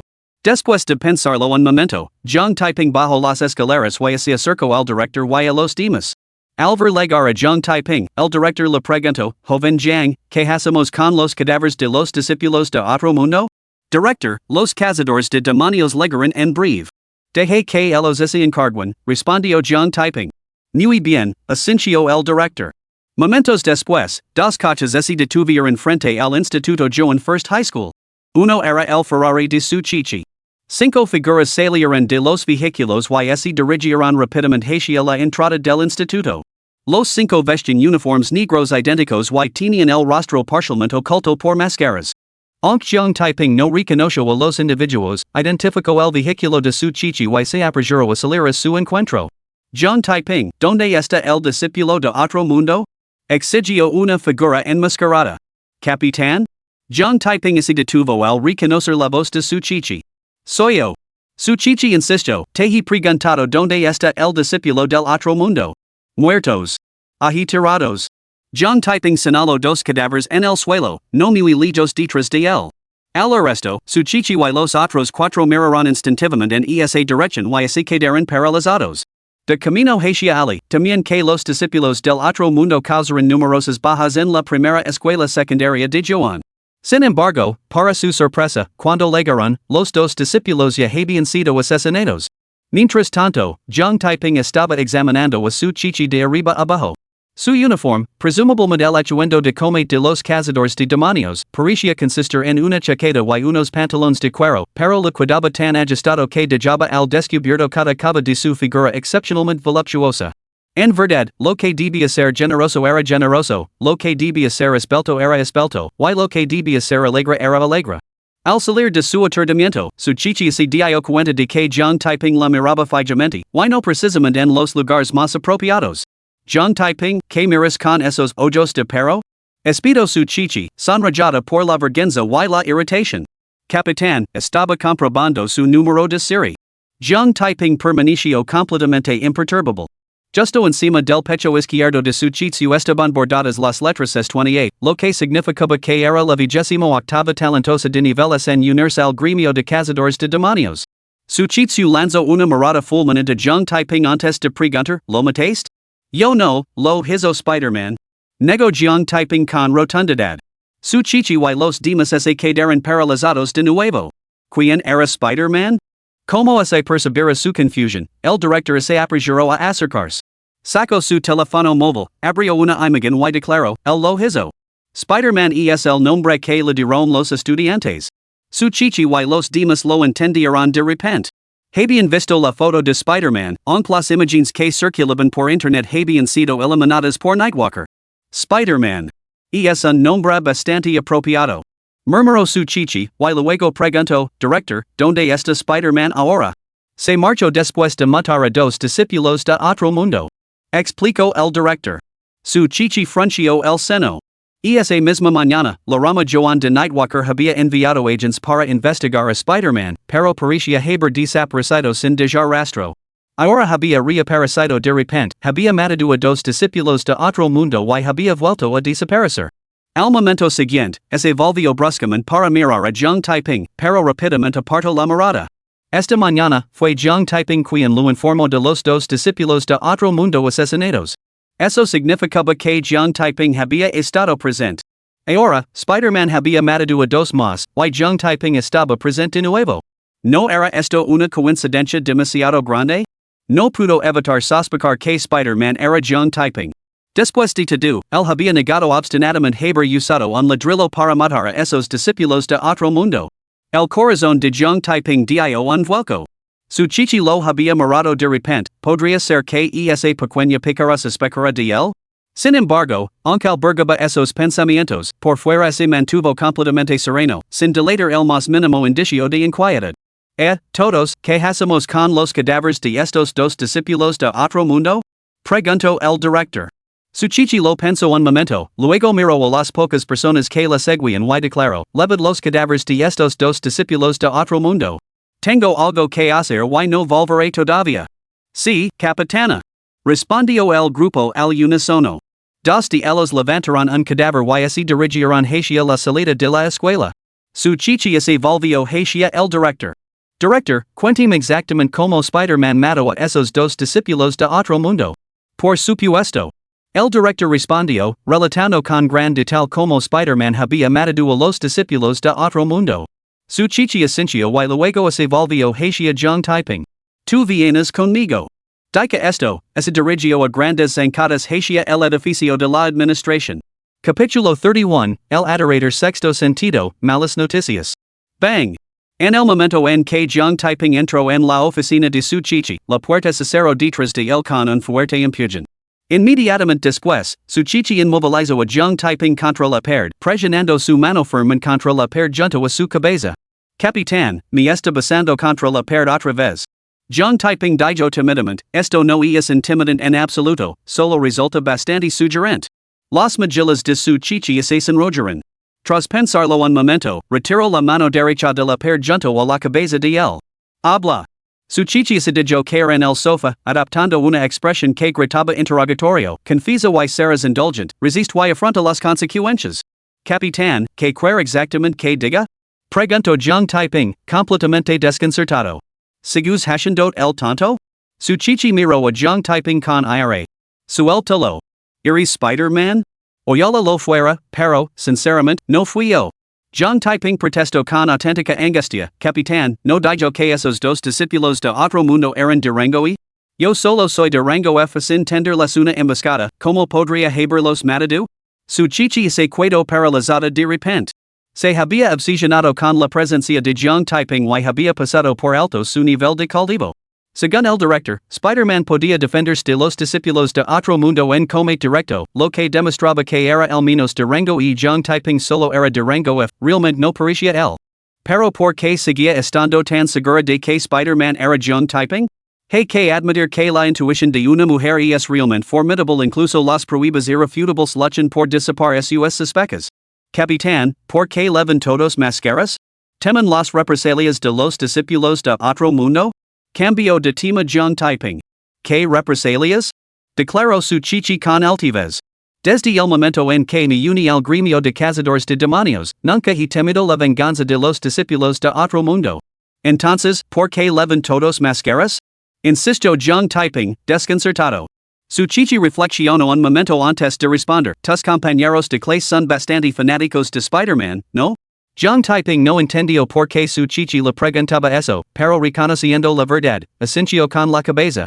«Nosotros somos muy parecidos». Su chichi explicó, «Ocultamos nuestros rostros para evitar revelar nuestras identidades y llamar la atención de la gente común». Jiang Taiping lo entendió de repente y le pareció que la explicación de su chichi era bastante plausible. «Tomamos como ejemplo a Chun Xian. Ese chico ya era un fanático de Spider-Man. Si descubriera que su chichi era la capitana de los cazadores de demonios, Jiang ni siquiera podía imaginar el alcance de la obsesión de Chun Xian. Probablemente superaría incluso a los fanáticos más descerebrados de su vida anterior. Por cierto, capitana, por qué llegáis tan tarde? Comento Jung typing. Si Spider-Man no hubiera aparecido de repente y matado a esos dos discípulos de otro mundo, cuando hubieras legado, probablemente habrías recogido no solo mis restos, sino también los de muchos compañeros de clase. Su chichi se sonrojo y respondió con una sonrisa irónica, yo la hubiera podido legar antes, pero la distancia es bastante considerable. Pero los practicantes pueden volar, ¿no? ¿Por qué has venido en coche? Insisto Jung typing. No todos los practicantes pueden volar. Explico su chichi. Solo aquellos que han alcanzado el rango C de cultivo pueden volar por el aire. En toda la rama Joan de Nightwalker, solo el director es de rango C intent contactar con él, pero debía de estar ocupado, no dejaba de sonar el teléfono. Ya vio. Jung typing esencio. No era de extrañar que su chichi y los demás hubieran tardado tanto en llegar y hubieran venido en coche. Su chichi miró a Jung typing, luego hizo una pausa antes de preguntar, por cierto, ¿te vas a mudar a la rama? Si es así, de la casualidad de que hay una habitación libre al lado de la mía. Que alguien te la reserve, por esa acaso alguien más la ocupa. Jung typing parpadeó. No creía que su chichi estuviera interesada en él, así que el hecho de que lo ofreciera la habitación de al lado probablemente significaba que en albergaba suspecas y quería vigilarlo. Su instinto le decía que rechazara la oferta, pero las palabras así le quedaron en la boca. Una mujer hermosa que le hacía una invitación, junto con unas condiciones de alojamiento favorables. No tenía motivos para rechazarla. Respondió rápidamente, por supuesto que ayer. El alojamiento de la sucursal es muy superior al de mi propia casa, y alojarme allí me facilitará los desplazamientos. Muy bien, llamaré para reservarlo. Su chichi sacó su teléfono para hacer la llamada. La muy picaró realmente querer vigilarme. Jung typing suspiró para sus adentros. Tras su aceptación, una sonrisa astuta y triunfante se dibujó en el bonito rostro de su chichi. Aunque la expresión desapareció en un instante, él la captó. Parecía que tendría que ser más cauteloso a partir de ahora. Después de terminar la llamada, su chichi declaró, ¿por qué esperar otro día? El discípulo de otro mundo acaba de causar problemas en la escuela y no debería volver pronto. Como no hay nada más urgente, te ayudar a mudarte. Capitana, es una molestia para usted. Protestó Jung typing educadamente. ¿Qué molestia? Si rió su chichi. Soy tu capitana, es lógico que te ayude. Vamos. Entonces lo molester, capitán. Aceptó Jung typing sin más dilación. Cuando llegaron a la puerta, su chichi se detuvo de repente. Ah, claro, sal primero. Tengo que cambiarme de ropa. Lu indicó. De acuerdo. Jung typing obedeció, abrió la puerta y salió. Tras cerrar la puerta detrás de él, su chichi sonrió triunfalmente. Sigo fingiendo, pequeño granuja. Encontrar las pruebas, te lo prometo. Con eso, su chichi se cambió rápidamente de ropa, metió su uniforme de combate en una bolsa y la llevó fuera. Al salir del edificio de oficinas, su chichi y Jung typing vieron a numerosos estudiantes dirigiéndose hacia las puertas de la escuela. ¿Y es la hora de salida? Su chichi miró el reloj de su muñeca y dijo, caramba, realmente es la hora de salida. No me había dado cuenta de la hora, ya es mediodía. Jung typing, hoy me has hecho sentir orgullosa. Te invito a comer. Aceptar encantado tu amable invitación. Acepto Jung typing sin dudarlo. ¿Cómo así podía rechazar una invitación de una belleza así? Deja de buscar el tres pies al gato. Su chichi le lanzó una mirada fulminante antes de alejarse zancadas. Jung typing la siguió de cerca. Llegaron a la puerta de la escuela y se marcharon juntos en coche. Alvaro Jung typing y su chichi marcharse en su Ferrari. Innumerables estudiantes sintieron que se les rompía el corazón. Al mismo tiempo, estalló un coro de susurros envidiosos. Ese tipo otra vez. Podrían él y la señorita su tener algo. Se sentó en el asiento del copiloto junto a la señorita su. Ese era mi sitio. Lo único que tiene a su favor es una cara decente y buenas notas. ¿Cómo ha conseguido llamar la atención de la señorita su? Se acabó. Me han robado a la chica de mis sueños. Su chichi vio un restaurante y levo a Jung typing al interior. ¿Qué te apetece comer, Jung typing? Lu preguntó. No soy exigente, cualquier cosa está bien. Respondió Jung typing. Entonces pedir lo que me apetezca. Sin más preámbulos, su chichi seleccionó 4 platos pequeños y 2 cuencos de arroz, más que suficiente para los dos. En ese momento, sonó el teléfono de su chichi. Lo saco y veo que arachin John quien lamaba. Respondio inmediatamente. Su chichi apenas hablo chin John fue quien hablo principalmente. Pero la expresión de su chichi es ensombricio visiblemente.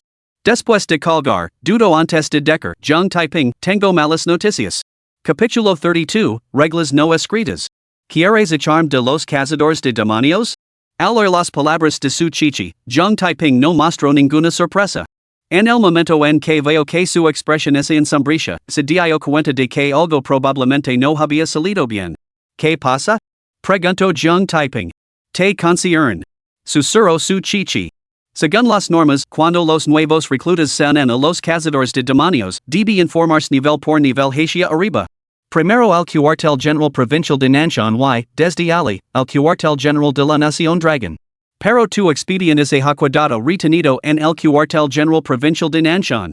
Incluso Handika que tienen la intención de devolverlo y que la sucursal de Joan revoke tu condición de miembro del Salón de Cazadores de Demonios. John Taiping ese quedo paralizado. ¿Cómo podía afectar eso? Capitán, supera la evaluación del Salón de los Cazadores de Demonios de forma justa y honrada, obteniendo la máxima puntuación en las tres pruebas. ¿Por qué revocar mi membresía? Preguntó John Taiping perplejo. Su chichi esbozó una sonrisa irónica. ¿Por qué tu aptitud para el cultivo es demasiado baja? Si no recuerdo mal, mencionas que las normas de reclutamiento de los cazadores de demonios no contienen ninguna cláusula explícita que prohíba la incorporación de personas con aptitud para el cultivo de grado F en el director en los demás se opusieron, por lo que esto debería ser correcto. John Taiping replicó, si no hay una regla explícita, ¿por qué se me prohíbe unirme a los cazadores de demonios? No hay una regla explícita, admitió su chichi, pero existe una convención no escrita.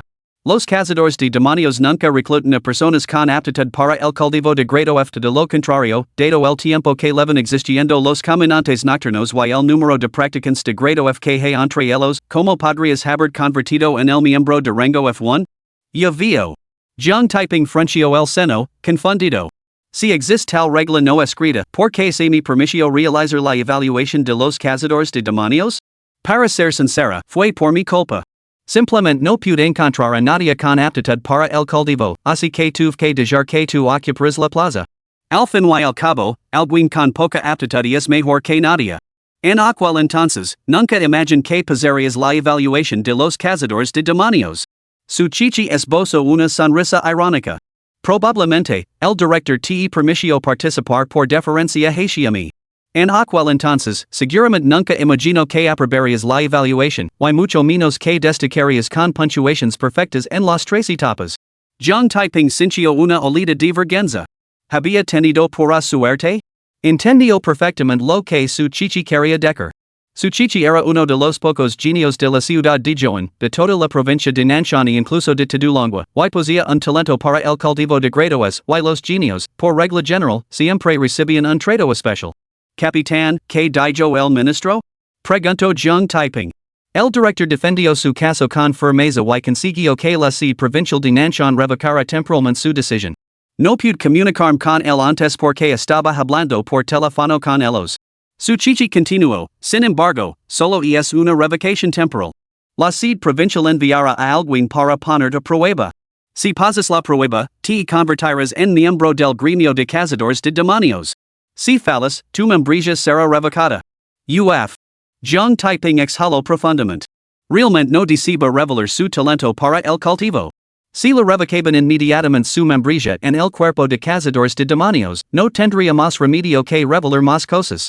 De lo contrario, ¿cómo podría unirse al cuerpo? ¿De dónde vendrían sus ingresos estables? ¿Dónde surgirían las oportunidades de matar a discípulos de otros mundos? Ahora que no lo habían revocado inmediatamente la membresía, las cosas eran mucho más fáciles de manejar. Capitán, ¿ha especificado la sede provincial de Nanshan como piensan ponerme a prueba? Preguntó John Taiping.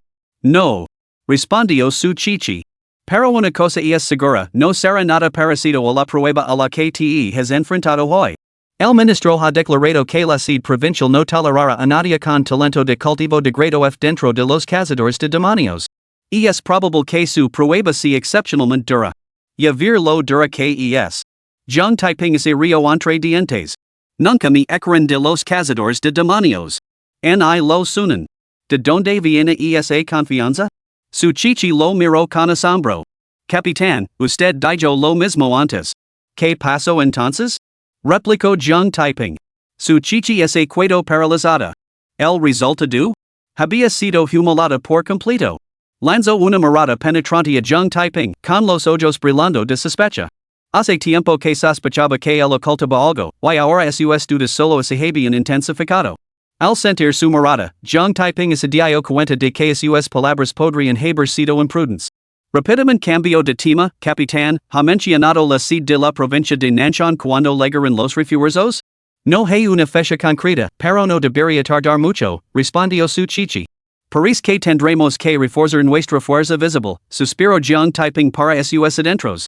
Anteriormente había planeado mantener indefinidamente su reputación de cultivador de grado F. Después de todo, mantener un perfil bajo significaba evitar la atención no deseada y garantizar la longevidad. Pero con otros tratando de expulsarlo del gremio de cazadores de demonios, ese enfoque no era viable, solo provocaría más críticas. Aun así, mejorar su fuerza visible no podía ser demasiado abrupto, tenía que hacerse de forma gradual. Después de pensarlo un momento, Jiang Taiping volvió a preguntar, Capitán, ¿cuántas unidades de chi sangre puede aumentar un talento de cultivo de rango F en un solo día? Eso varía, respondió su chichi. Depende del esfuerzo personal y de la calidad de las píldoras de chi sangre. Los registros históricos indican que los talentos de rango F pueden ganar más de 10 unidades al día en el mejor de los casos, o no aumentar en una sola unidad en el peor. ¿Por qué lo preguntas? Solo por curiosidad. Respondió Jiang Taiping con una excusa casual. Su verdadera intención era calcular cuántos días le llevaría elevar su cultivo aparente al grado E sin parecer brusco. Sin embargo, era difícil compartir esta razón con su chichi, y incluso así lo hiciera, ella podría no creerlo. Su chichi no se detuvo en ello. Lo recordó, la sala de las escrituras contiene más que manuales de cultivo y técnicas de artes marciales. También hay registros históricos y relatos de bestias exóticas. Cuando tengas tiempo, échale un vistazo. Te será beneficioso. De acuerdo, capitana. Jiang Taiping aceptó con decisión. También decidió encontrar tiempo para explorarla pronto. De lo contrario, hacerle preguntas constantemente a su chichi le haría parecer bastante tonto. En ese momento, el camarero llegó con la comida y colocó cada plato sobre la mesa. Come rápido. Una vez que hemos comido, nos pondremos en marcha con tu traslado. Declaró su chichi. Jiang Taiping asintió y ambos comenzaron a comer con ganas. Al darse cuenta de que su chichi comía incluso más rápido que él, Jiang Taiping preguntó sorprendido, Capitán, ¿por qué comes tan rápido? Y es un hábito que adquirí después de convertirme en Nightwalker. Explicó su chichi. A veces las misiones duran mucho tiempo y apenas hay tiempo para comer entre medias. Con el tiempo, te acostumbras a engolir la comida. Si no, acabarías luchando con el estómago vacío. Jiang Taiping lo entendió al instante. No hizo más preguntas y también aceleró el ritmo. La imagen de la pareja devorando su comida atrajo las miradas extrañas de los demás comensales. ¿Eran estos dos fantasmas hambrientos reencarnados? Sin inmutarse por las miradas extrañas, Jiang Taiping y su chichi continuaron comiendo vorazmente sin pestañear. Se acabaron toda la comida en menos de 10 minutos. Luego salieron del restaurante y se marcharon en coche. De camino a casa. Jiang Taiping lanzaba miradas ocasionales a su chichi, con sus ojos oscuros nublados por la contemplación. La píldora de sangre chi no le servía de nada, y ni siquiera era tan sabrosa como un dulce. No tenía sentido cuidársela. Sin embargo, su chichi era una pequeña fortuna. Se preguntó si vender la píldora. Capítulo 33, Haciendo de víctima. Vendiendo píldoras. Milenaria. Su chichi se había dado cuenta de las frecuentes miradas de Jiang Taiping hacia ella. Al principio, las ignoró, pero a medida que se hicieron más frecuentes, no pudo evitar decir algo. Jiang Taiping, ¿por qué me miras así? Preguntó su chichi. Capitán, tengo una pregunta. Jiang Taiping dijo, conduces un Ferrari de lujo, así que debes de ser bastante rica. Comprar y consumir píldoras chi blood intermedias no debería ser nada difícil. Puedes absorber una píldora al día y ganar 10 puntos chi blood. ¿Cómo es posible que tu nivel de cultivo siga siendo solo de rango E? ¿Solo llevo menos de 2 meses cultivandome, Vale? Replicó su chichi irritada. ¿Qué quería decir con solo un cultivo de rango E? ¿Acaso este tipo la estaba menospreciando? Jiang Taiping lo entendió de repente.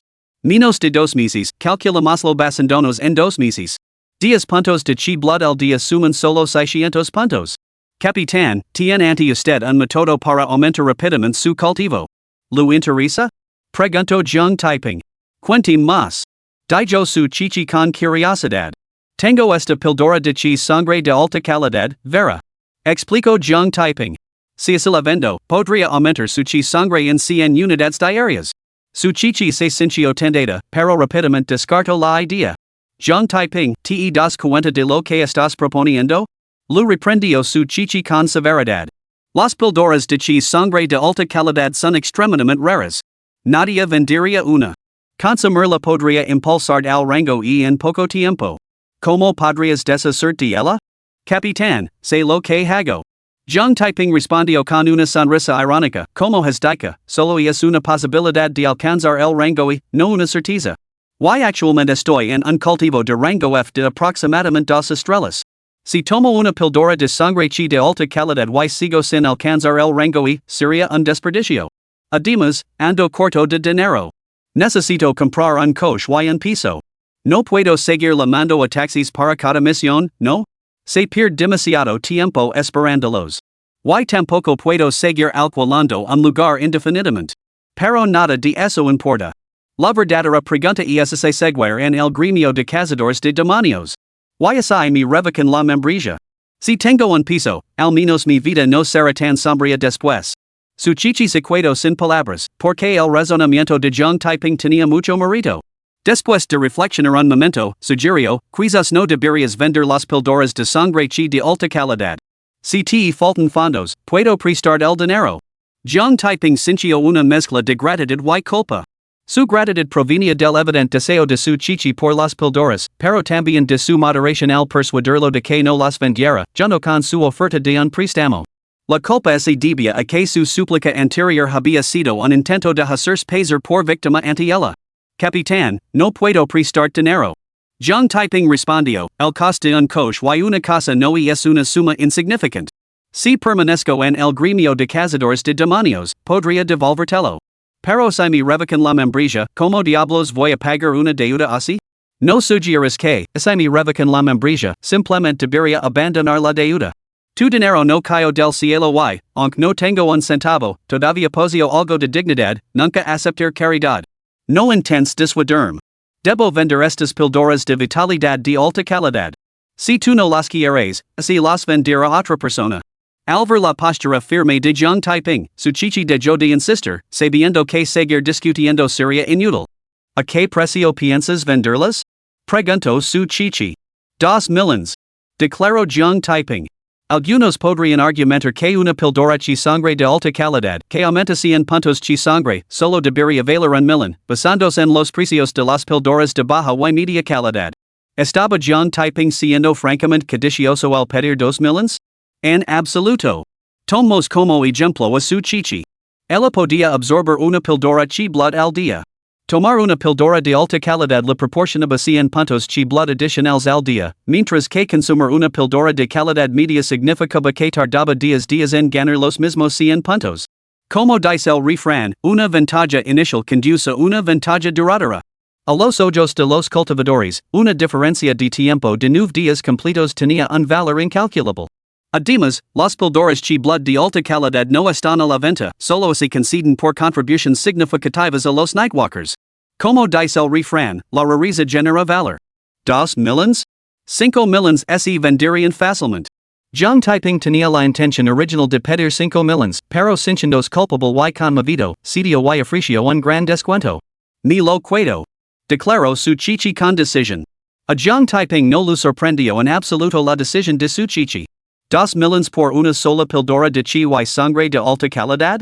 A menos que estuviera sin un centavo, la pequeña no lo dudaría.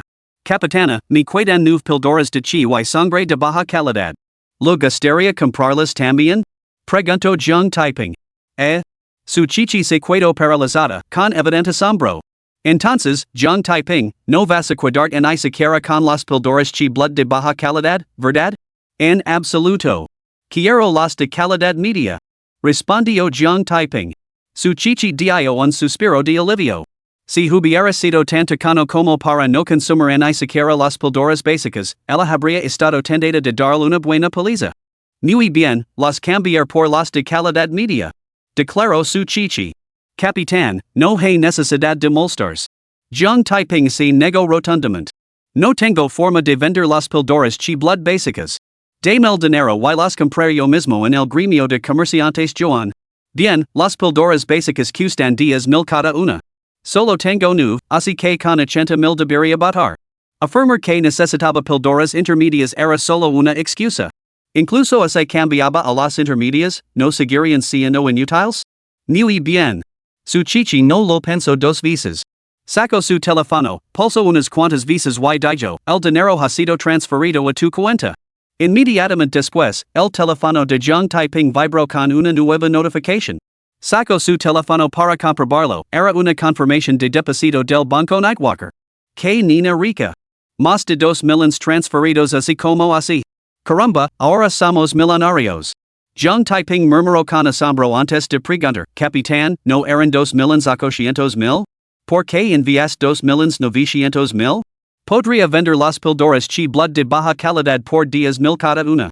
Su chichi dudó antes de añadir a decir verdad, me aproveché de ti. Las píldoras chi blood de alta calidad no tienen precio. Si las hubieras anunciado, los compradores habrían ofrecido mucho más. Lo sé. Respondió Jiang Taiping, pero tú eres mi capitán. Somos familia. ¿Por qué discutir sobre el precio? Además, los productos escasos como estos deberían ir primero a los nuestros. ¿Por qué venderlos baratos a los de fuera? Mientras hablaba, Jiang Taiping recuperó la píldora chi blood de su inventario del sistema y se la entregó a su chichi. Al tomar la píldora, su chichi sintió un destello de silenciosa gratitud.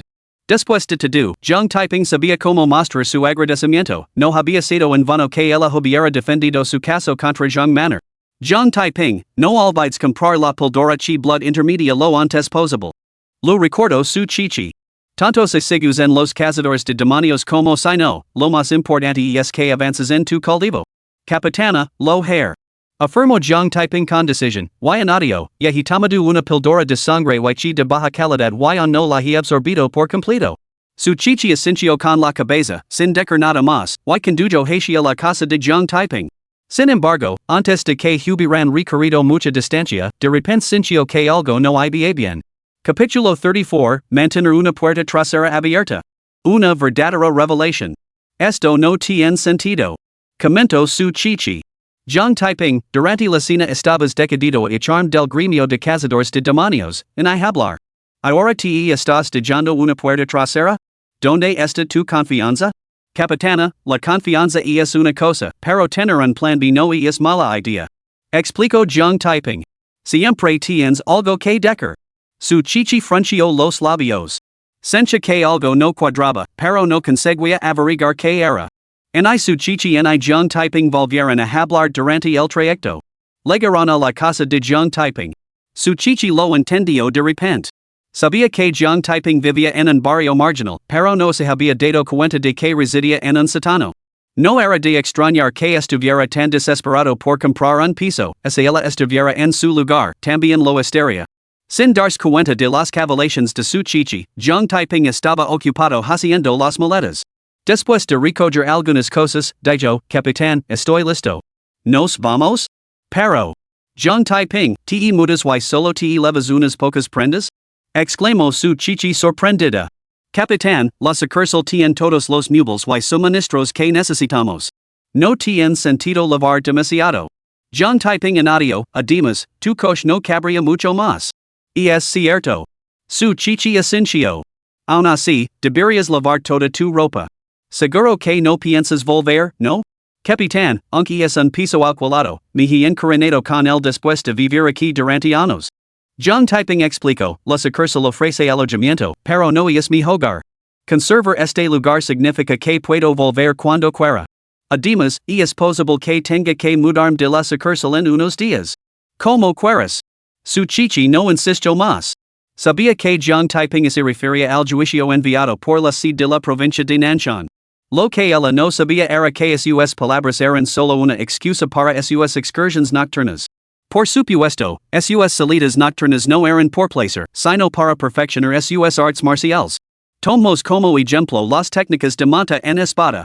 Había dominado el control de la espada durante la evaluación del salón de los cazadores de demonios, pero aún no había cultivado el arte de volar sobre una espada. Al salir de la casa de Jiang Taiping, su chichi lo llevó directamente a la sucursal de Nightwalker Joan. Al llegar a la sucursal Joan de Nightwalker, su chichi y Jiang Taiping ordenaron la habitación juntos. En realidad, no había mucho que ordenar, solo un juego de ropa de cama y algunos artículos de aseo. Su chichi ayudó a Jiang Taiping a hacer la cama y colgó su ropa en el armario. Y informado a la sala de logística de que te vas a mudar aquí.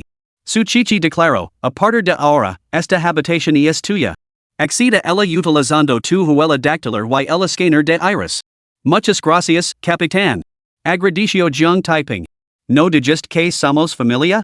No hay necesidad de formalidades entre nosotros.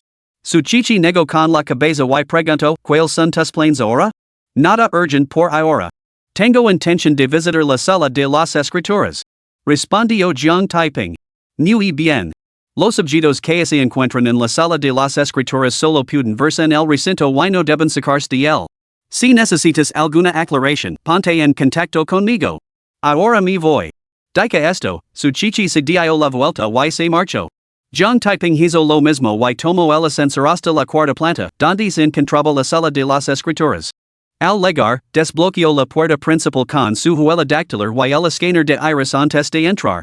La sala de las escrituras era enorme, con más de 1000 metros cuadrados. Numerosas estanterías se alineaban en el interior, cada una repleta de volúmenes. Jiang Taiping primero dio una vuelta por la sala, memorizando la disposición de los libros para facilitar futuras búsquedas. Luego se acercó a las estanterías que albergaban técnicas de cultivo y manuales de artes marciales, y sacó varios para echarles un vistazo rápido. Aunque las técnicas de cultivo y las artes marciales de este reino no le servían de nada, no podía descartar la posibilidad de que le preguntaran por sus elecciones. Si no podía dar respuestas, podría delatarse. Después de memorizar los nombres de una técnica de cultivo y varias artes marciales, Jiang Taiping se dirigió hacia las estanterías que contenían registros históricos. Tras comparar un poco, sacó la historia de los caminantes nocturnos y el compendio de bestias extrañas, y se sumergió en una lectura atenta. Mientras Jiang Taiping se sumergía en la lectura, el tiempo pasó sin que se diera cuenta. Antes de que se diera cuenta, había quedado la noche. Al ver que Jiang Taiping seguía ausente esas horas, su chichi fue a buscarlo a la sala de las escrituras. Al verlo absorto en su lectura, no dijo nada y se alejó silenciosamente. Aparte de su mediocre talento para el cultivo, este muchacho destaca en todo lo demás y trabaja increíblemente duro. Su chichi murmuró para sí misma, hay muchos secretos por descubrir sobre este muchacho. No puedo permitir que la sede de la provincia de Nanshan le quite su membrilla en el cuerpo de cazadores de demonios por unas supuestas reglas no escritas. Sin darse cuenta de la visita de su chichi, Jiang Taiping siguió sumergido en su lectura. No fue hasta bien entrada la noche cuando Jiang Taiping finalmente terminó de leer la historia de los caminantes nocturnos y el compendio de bestias extrañas. Esto profundizó su comprensión de los caminantes nocturnos y las bestias monstruosas, ampliando enormemente sus horizontes. Sacando su teléfono, Jiang Taiping exclamó sorprendido, ya es la una de la madrugada. Levantándose para estirar a sus miembros entumecidos por estar sentado durante tanto tiempo, invocó el sistema de lotería multiverso. Aún no había calculado sus ganancias por matar a dos discípulos de otro mundo en la primera escuela secundaria de Joan ese día. Anfitrión, Jiang Taiping. Edad, 18 años. Reino, grado E. Vitalidad, 152 cartas. Talentos, Devorador grado divino, Embrión de espada grado S. Antes tenía 123 cartas de vitalidad, ahora tengo 152, una ganancia de 29 cartas. TSK, matar a discípulos de otro mundo sigue siendo la forma más rápida. Las píldoras de sangre chi son absolutamente patéticas en comparación con el talento de cultivo de grado divino devorar. Jiang Taiping murmuró para sí mismo, aunque su tono tenía un toque de amargura. Él también desea consumir píldoras de sangre chi, ya que estas podían otorgar sangre chi adicional. Sin embargo, dijo la pura verdad, en comparación con devorar talentos de cultivo de nivel divino, estas píldoras eran completamente ineficaces. Aunque la vitalidad que absorbió hoy no alcanzaba el nivel de una píldora de vitalidad de alta calidad, eso se debía únicamente que solo había matado a dos discípulos de otro mundo. Si hubiera casado demonios en el jardín de casa de demonios hoy, la vitalidad obtenida habría superado con crex cualquier píldora de alta calidad. Además, las píldoras de chi sangre de alta calidad no estaban disponibles siempre que uno las deceba, mientras que la habilidad de devorar talentos de cultivo de nivel divino estaba siempre presente. Mientras matara diligentemente a sus enemigos, podría absorber continuamente su chi sangre para mejorar su cultivo. Y las píldoras de chi sangre de baja y media calidad habían sido completamente superadas por la habilidad de devorar talentos de cultivo de nivel divino. Tras esta reflexión, Jiang Taiping abrió una vez más el inventario de su sistema. En él había un billet de lotería super y 56 billets de lotería de baja calidad. Excepto por un billet de lotería de baja calidad, el resto eran el botín que había obtenido al matar a otros dos discípulos de otro mundo ese día. Via, he conseguido un billet de lotería super. Ese discípulo de otro mundo era un auténtico hada que daba dinero. Jiang Taiping chasqueó los labios y preguntó, sistema lotería de todos los mundos, he matado a discípulos de otro mundo antes, e incluso a bastantes bestias, pero solo he recibido tarjetas de lotería de baja calidad. ¿Por qué he obtenido una tarjeta de lotería super esta vez? Capítulo 35, Aquí de observación. De misión? Jiang Taiping sospechaba que podría haber algún truco para obtener la super lotería card, de ahí su pregunta. Es una cuestión de probabilidad, aunque los grandes acontecimientos pueden aumentar las posibilidades de adquirir la super lotería card.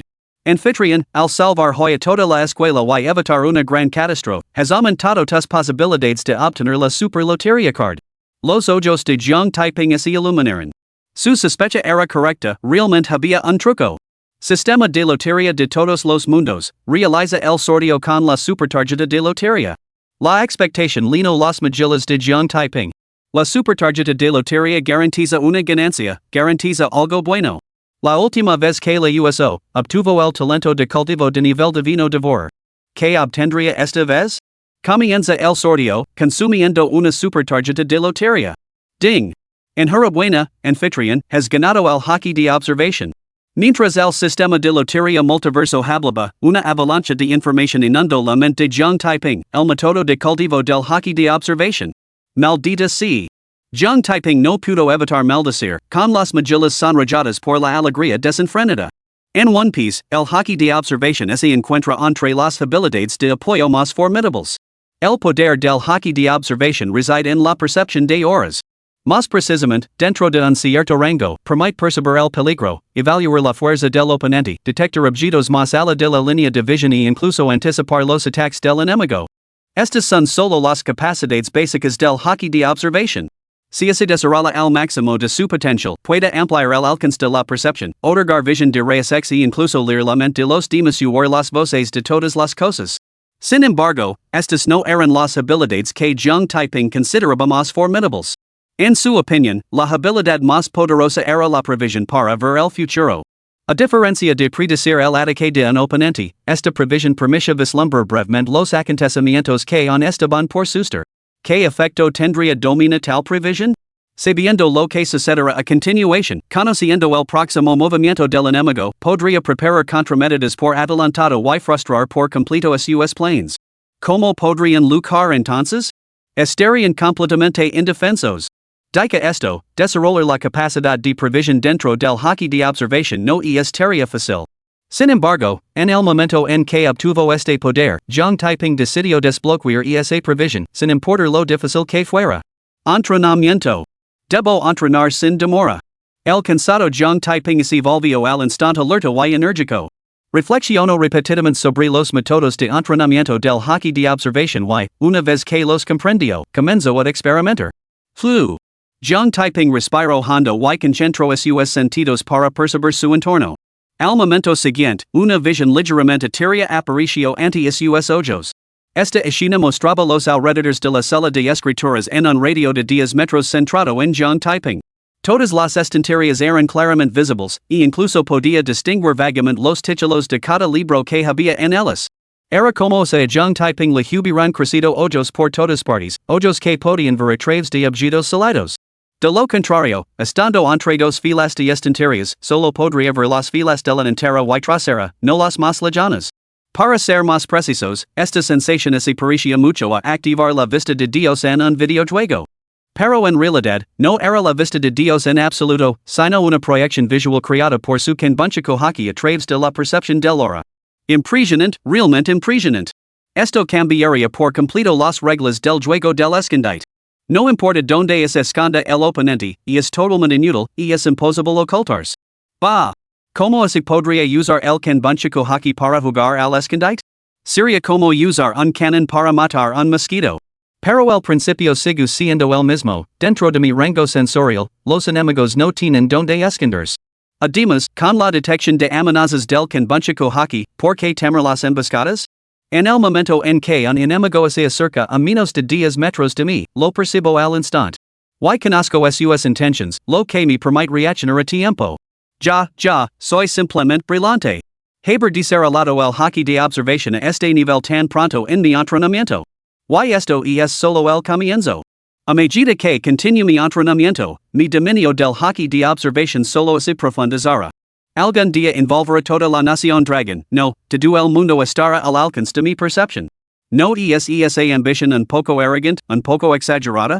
Uno debe tener ideals, y esos ideals deben ser realmente grandiosos. Jiang Taiping se sintió abrumado por la emoción y tardó un rato en recuperar la compostura. Ahora, intentemos prever el futuro. Jiang Taiping murmuró para sí mismo. Reflexionó un momento y luego lanzó casualmente el libro que tenía en la mano. Inmediatamente, lo vio volar por los aires, presentando un arco parabólico antes de aterrizar en el suelo. Pero esto era solo lo que observaba, no lo que prevía. Eso era una ilusión. No soy capaz de predecir el futuro. Jiang Taiping suspiró, aunque su rostro no revelaba ningún rastro de decepción. Apenas había comenzado a cultivar su haki de observación, esperar que pudiera predecir el futuro sería ridículo. Un radio de 10 metros, bueno, en realidad es suficiente. Pero 10 metros no es mucho. No hay lugar para el orgullo aquí, debo seguir avanzando. Jiang Taiping murmuró para sí mismo antes de reanudar su entrenamiento de haki de observación. En lugar de desarrollarlo en una sola dirección, lo cultivo simultáneamente en múltiples vías. A medida que continuaba con su entrenamiento, el tiempo pasaba sin que se diera cuenta. Sus esfuerzos dieron sus frutos, el alcance de su haki de observación se expandía constantemente con cada hora de práctica. Pronto, el reloj marcó las 8 de la mañana. Después de haber entrenado toda la noche, Jiang Taiping seguía completamente ajeno al paso de las horas, todavía inmerso en su práctica. Ring-a-ling, ring-a-ling. El móvil de Jiang Taiping sonó de repente, despertándolo de su entrenamiento. Sacó su teléfono y vio que la llamada era de su chichi. Caramba, ya son las 8 de la mañana. He estado entrenando toda la noche. Jiang Taiping hizo una pausa y luego una radiante sonrisa se extendió por sus mejillas. Después de una noche de cultivo, el alcance de su percepción del haki de observación se había ampliado de 10 metros a 20 metros. Aunque este resultado estaba muy lejos de su ideal de abarcar todo el mundo, sin duda era un sólido paso adelante. Además, lograr tales avances en una sola noche podía considerarse una rica cosecha. Respondió a la llamada y la voz ligeramente exasperada de su chichi resonó en el teléfono. Jiang Taiping, ¿eres un cerdo? Levo llamando a la puerta desde hace una eternidad y no hay respuesta. Capitana, no estaba en la habitación. Podría haber derribado la puerta y no habría cambiado nada. ¿No estabas en la habitación? Entonces, ¿dónde estabas? En la sala de las escrituras. Hubo un momento de silencio al otro lado de la línea antes de que la voz de su chichi se elevara con sorpresa. Maldita sea. ¿Levas ali desde ayer por la tarde? Sí. Eres increíble. La voz de su chichi rebasaba complejidad. Había subestimado un poco a Jiang Taiping. No se trataba de mera diligencia, era pura determinación. Capitán, ¿me necesitaba para algo? Casi me haces olvidar nuestra misión. Vuelve a tu habitación inmediatamente, nos vamos. Capítulo 36, Rango F de 3 estrellas, recazado por sus compañeros de equipo. ¿Una misión? Ir inmediatamente. Jiang Taiping colgó y corrió hacia la salida del salón de las escrituras. No sabía en qué consiste la misión, pero fuera lo que fuera, tenía que ver con discípulos y bestias de otro mundo. Para él, no eran más que puntos de experiencia y máquinas de billetes de lotería, no podía permitirse perdérselo. Sobre todo porque era su primera misión desde que se unió al gremio de cazadores de demonios, absolutamente imperdible. Pronto, Jiang Taiping regresó al noveno piso. Al verlo, su chichi se quedo paralizada por un momento antes de estallar en risitas. Capitán, de que te ríes? Pregunto Jiang Taiping desconcertado. Jiang Taiping, pareces un tesoro nacional en el zoológico, expuesto para que lo ven los visitantes. Explico su chichi. ¿Un tesoro nacional? ¿Como un panda gigante? El rostro de Jiang Taiping es ensombricio. ¿Estaba su chichi insinuando que tenía dos enormes ojeras bajo los ojos? Basta de bromas, hablemos de negocios. Su chichi adoptó un tono serios. No has dormido en toda la noche y estás en muy mal estado. ¿Estás seguro de que puedes encargar de esto? Capitán, un hombre no puede decir que no puede hacerlo. Replicó Jiang Taiping, igualmente serios. Bah. ¿Cómo te atreves a hablar así? Las mejillas de su chichi se enrollaron. Jiang Taiping se quedó momentáneamente desconcertado. Lo que había dicho parecía perfectamente razonable, ¿no? Pero rápidamente se dio cuenta y murmuró, Capitán, tu angelo es bastante desagradable. Tu eres el indecent. Su chichi le lanzó una mirada fulminante a Jiang Taiping y luego le entregó la gran bolsa que lavaba. También sacó un reloj de pulsera y un pequeño objeto negro y peludo del tamaño de una de su bolsillo, y se los entregó también. Aquí tienes tu traje de combate, el reloj de pulsera y el auricular. Los he recuperado todos para ti. Explicó su chichi. Capitán, ¿para qué sirven el reloj de pulsera y el auricular? Preguntó Jiang Taiping. Este reloj de pulsera parece normal, pero detecta la presencia de bestias aberrantes. Explicó su chichi. Si alguna bestia aberrante u otra criatura de otro mundo se acerca a menos de 5 metros, el reloj vibrará como advertencia. Sin embargo, solo detecta ciertos tipos de horas aberrantes, por lo que es esencial mantener la máxima precaución durante las operaciones.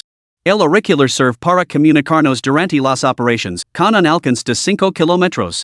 Pulsa el interruptor del auricular para hablar.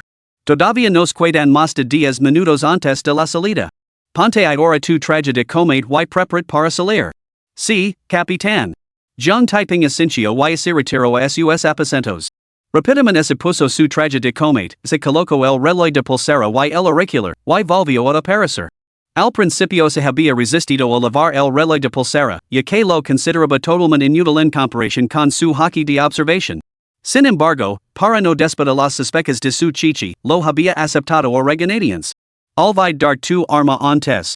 Su chichi sacó una espada larga de su cintura y se la entregó a Jiang Taiping. Y es una espada flexible, fácil de lavar. Puedes guardarla en el compartimento oculto de tu cintura, como un cinturón. Si no te conviene, puedes cambiarla en el departamento de logística. Está bien, no hace falta cambiarla. Jiang Taiping tomó la espada y la guardó casualmente en el compartimento oculto del traje de combate. No dominaba ninguna técnica con la espada, su única habilidad como asesino, de galar, le resultaba más natural con una daga. No has comido, ¿verdad? Su chichi señaló la mochila que había en el suelo. Hay galetas comprimidas y agua dentro. Ahora no hay tiempo para una comida adecuada. Toma unas galetas y agua para aguantar.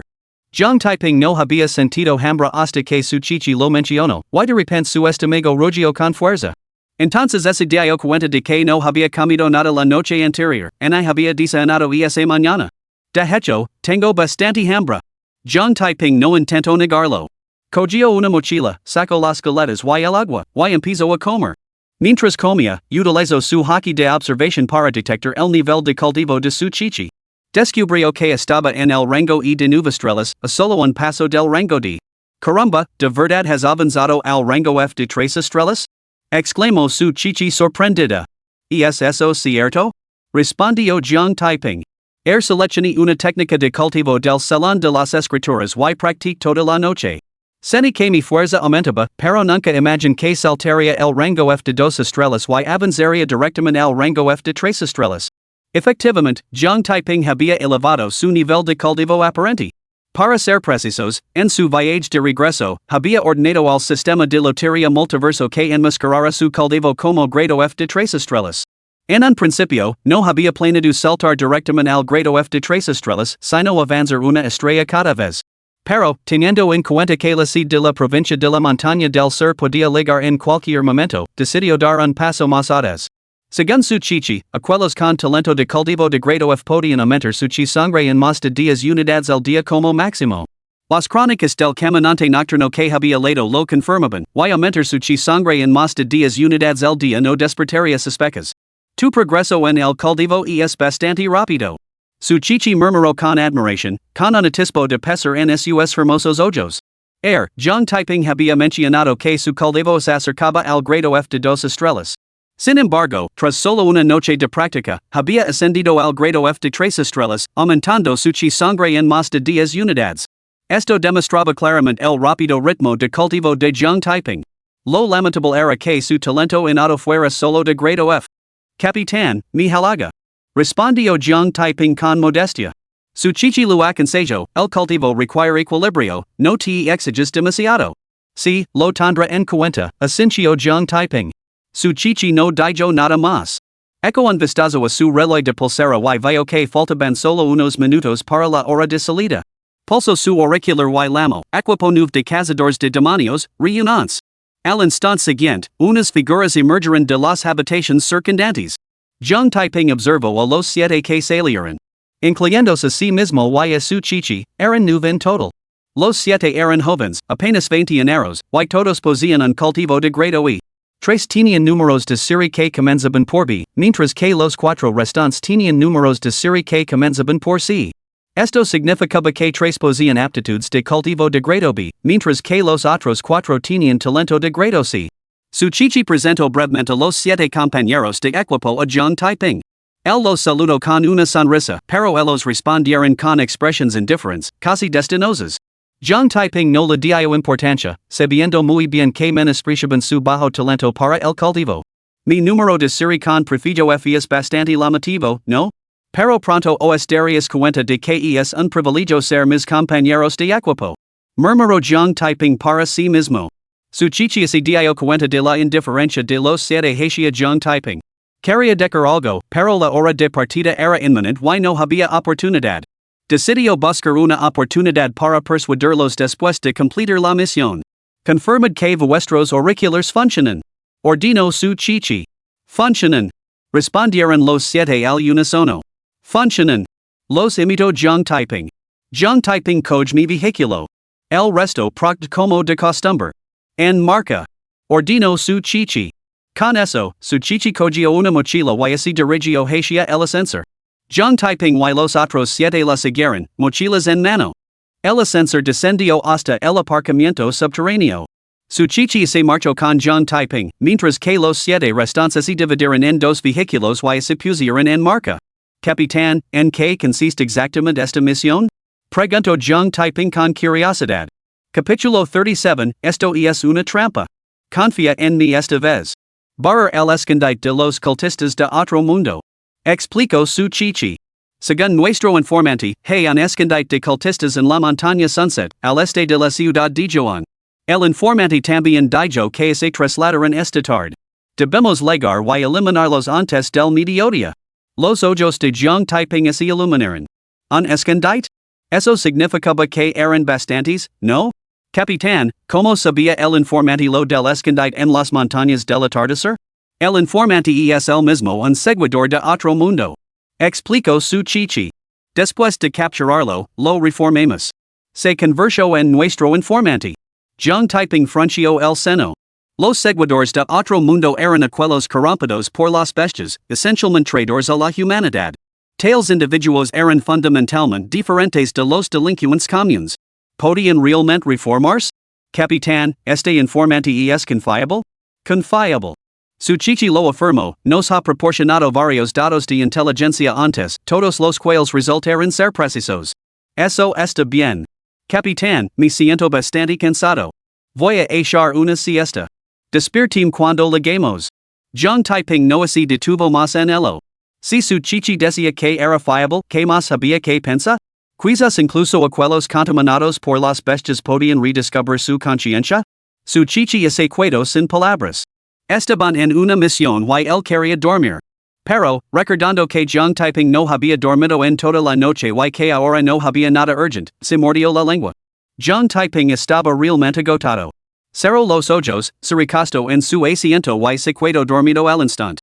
¿Ya se ha dormido? Debe de estar muerto de cansancio, pero que de caro. Su chichi sacudio la cabeza con exasperación. Era la primera vez que se encontraba con alguien que se dormía durante una misión. Continuaron conduciendo. Después de una hora, el grupo finalmente llegó al pie de la montaña Sunset. Despierta, hemos llegado. Su chichi dio un cadezo a Zhang Taiping, que roncaba como un cerdo.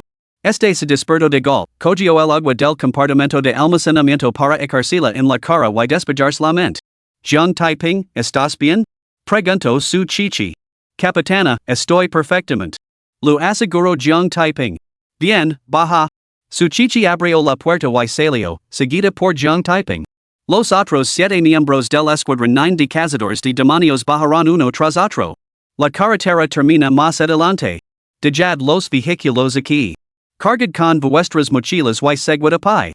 Ordinó su chichi. Sí, capitana. Zhang Taiping y los demás respondieron al unísono y siguieron a su chichi hacia la montaña banada por la puesta de sol.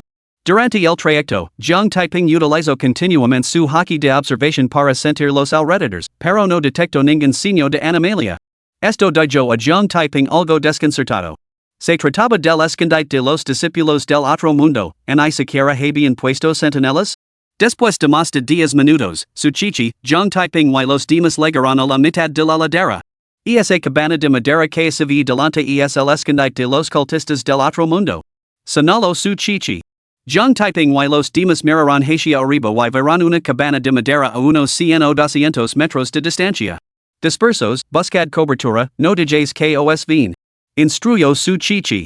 Según nuestro informante, estos cultistas de otro mundo tienen todos un nivel de cultivo inferior a 3 estrellas de rango y, ten cuidado durante el combate. Seguid adelante. Con eso, su chichi se agachó, utilizando la flora de la montaña como cobertura mientras se arrastraba silenciosamente hacia la cabana. Zhang Taiping y los demás se dispersaron, avanzando hacia la cabana con la misma precaución. A 20 metros de la cabana, Zhang Taiping frenció el seno de repente. A través de su percepción haki de tipo observacional, vio claramente 10 hombres de mediana edad dentro de la cabana, con el rostro tenso y vigilante. Uno de ellos estaba junto a la ventana mirando hacia afuera, y parecía que los había visto. Pero ese no era el problema más grave. La revelación más crucial era que la información del informante era errónea. No todos los discípulos del otro mundo poseían un cultivo de rango y por debajo de 3 estrellas. Un hombre de mediana edad tenía un cultivo de rango de 2 estrellas. Al instante siguiente, la expresión de Zhang Taiping cambió abruptamente. Antes, había pensado que los discípulos del otro mundo eran bastante tontos por no colocar centinelas. Pero ahora se dio cuenta de repente que estaba equivocado. No era que los discípulos del otro mundo fueran tontos, era una trampa tendida específicamente para ellos. Los discípulos de otro mundo estaban en alerta máxima, no porque los hubieran visto, sino porque sabían que iban a venir. Porque si los discípulos de otro mundo los hubieran descubierto, ¿cómo podrían seguir dentro de la cabana de madera? Recuerda que entre los discípulos de otro mundo había alguien con un nivel de cultivo de 2 estrellas y rango de tal poder era más que suficiente para aplastarlos. No había absolutamente ninguna necesidad de que permanecieran dentro de la cabana. Por lo tanto, solo había una explicación: los discípulos de otro mundo no los habían visto, sabían que iban a venir. Ese informante es definitivamente sospechoso. Maldita sea, menos mal que adquirimos el haki de observación, de lo contrario hoy habríamos acabado. Zhang Taiping no pudo evitar maldecir entre dientes, con las mejillas enrojecidas por el miedo persistente.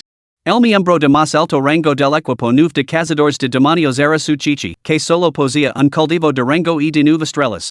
Para ellos, provocar a un discípulo de otro mundo de rango de 2 estrellas era como un ratón lamiendo la nariz de un gato, una misión suicida. Capitán, espera. Zhang Taiping se levó el auricular a la oreja para dar la orden de detenerse. Todos, retirense. Su chichi dio la orden al instante y luego preguntó: F1, ¿qué pasa? Capitán, esto es malo. No podemos entrar. Acabará en desastre. Declaró Zhang Taiping. F1, ¿estás bromando? Sí, claro. Ya estamos en un punto sin retorno. ¿Y me dices que no actúo? ¿Que no actúo? Entonces, ¿para qué estamos aquí? ¿Para hacer turismo?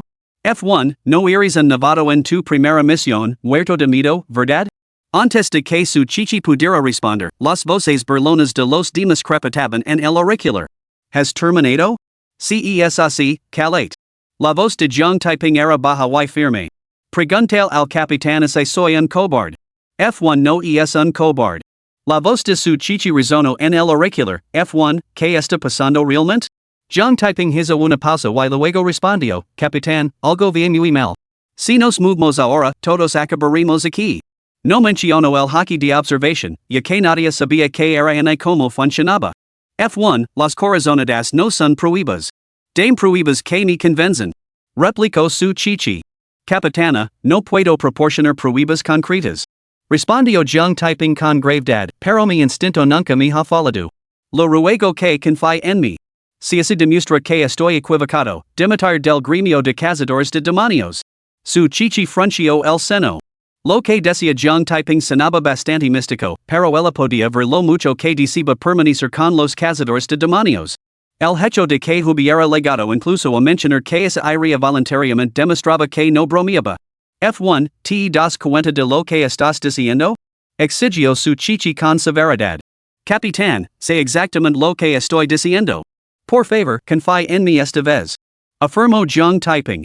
Su chichi no respondió de inmediato, indecisa. Una parte de ella creía a Zhang Taiping, pero la misión provenía de la logia de cazadores de demonios.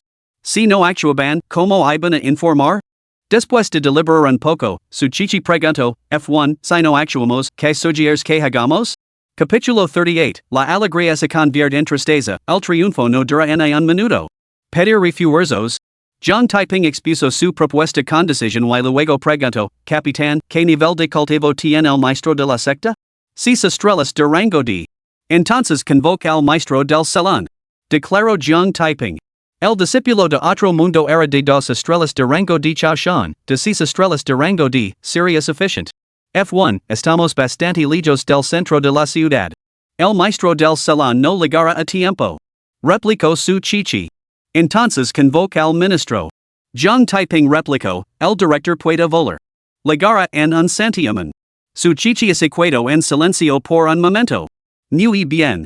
Contactar con el director inmediatamente. Zhang Taiping exhaló profundamente. Por fin había convencido a su chichi, evitando la terrible consecuencia de la aniquilación total. Capitán. Capitán. Las voces de varios miembros del equipo crepitaban a través del auricular, intentando intervenir, pero su chichi los interrumpió con decisión. Confió en él. Dica esto, sacó su teléfono para ponerse en contacto con Xinjiang. Capitán, transmita mis palabras al ministro textualmente. Instó Zhang Taiping. Unos instantes después, la llamada se conectó. Su chichi transmitió el mensaje de Zhang Taiping a Xinjiang en su totalidad. Xinjiang tomó una decisión decisiva, llegaría lo más rápido posible.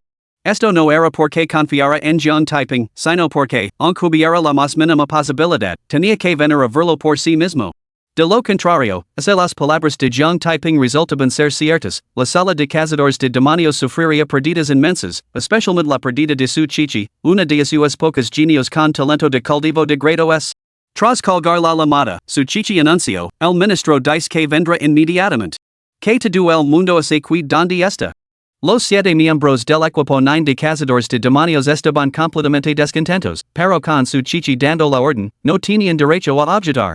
F1, estos instintos resultan ser erróneos, el capitán se enfrentará a medidas disciplinarias.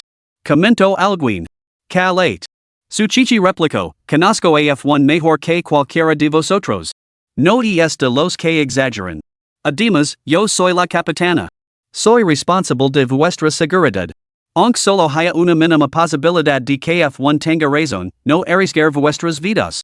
Capitana, gracias por tu confianza.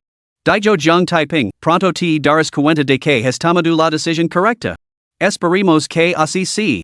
Dijo su chichi con una sonrisa amarga. Aunque sus palabras sonaban decididas, en su interior albergaba poca confianza. Al fin y al cabo, la intuición era algo bastante difícil de definir. Todos, cesan toda comunicación. Mantengan silencio hasta que llegue el ministro. Ordenó su chichi.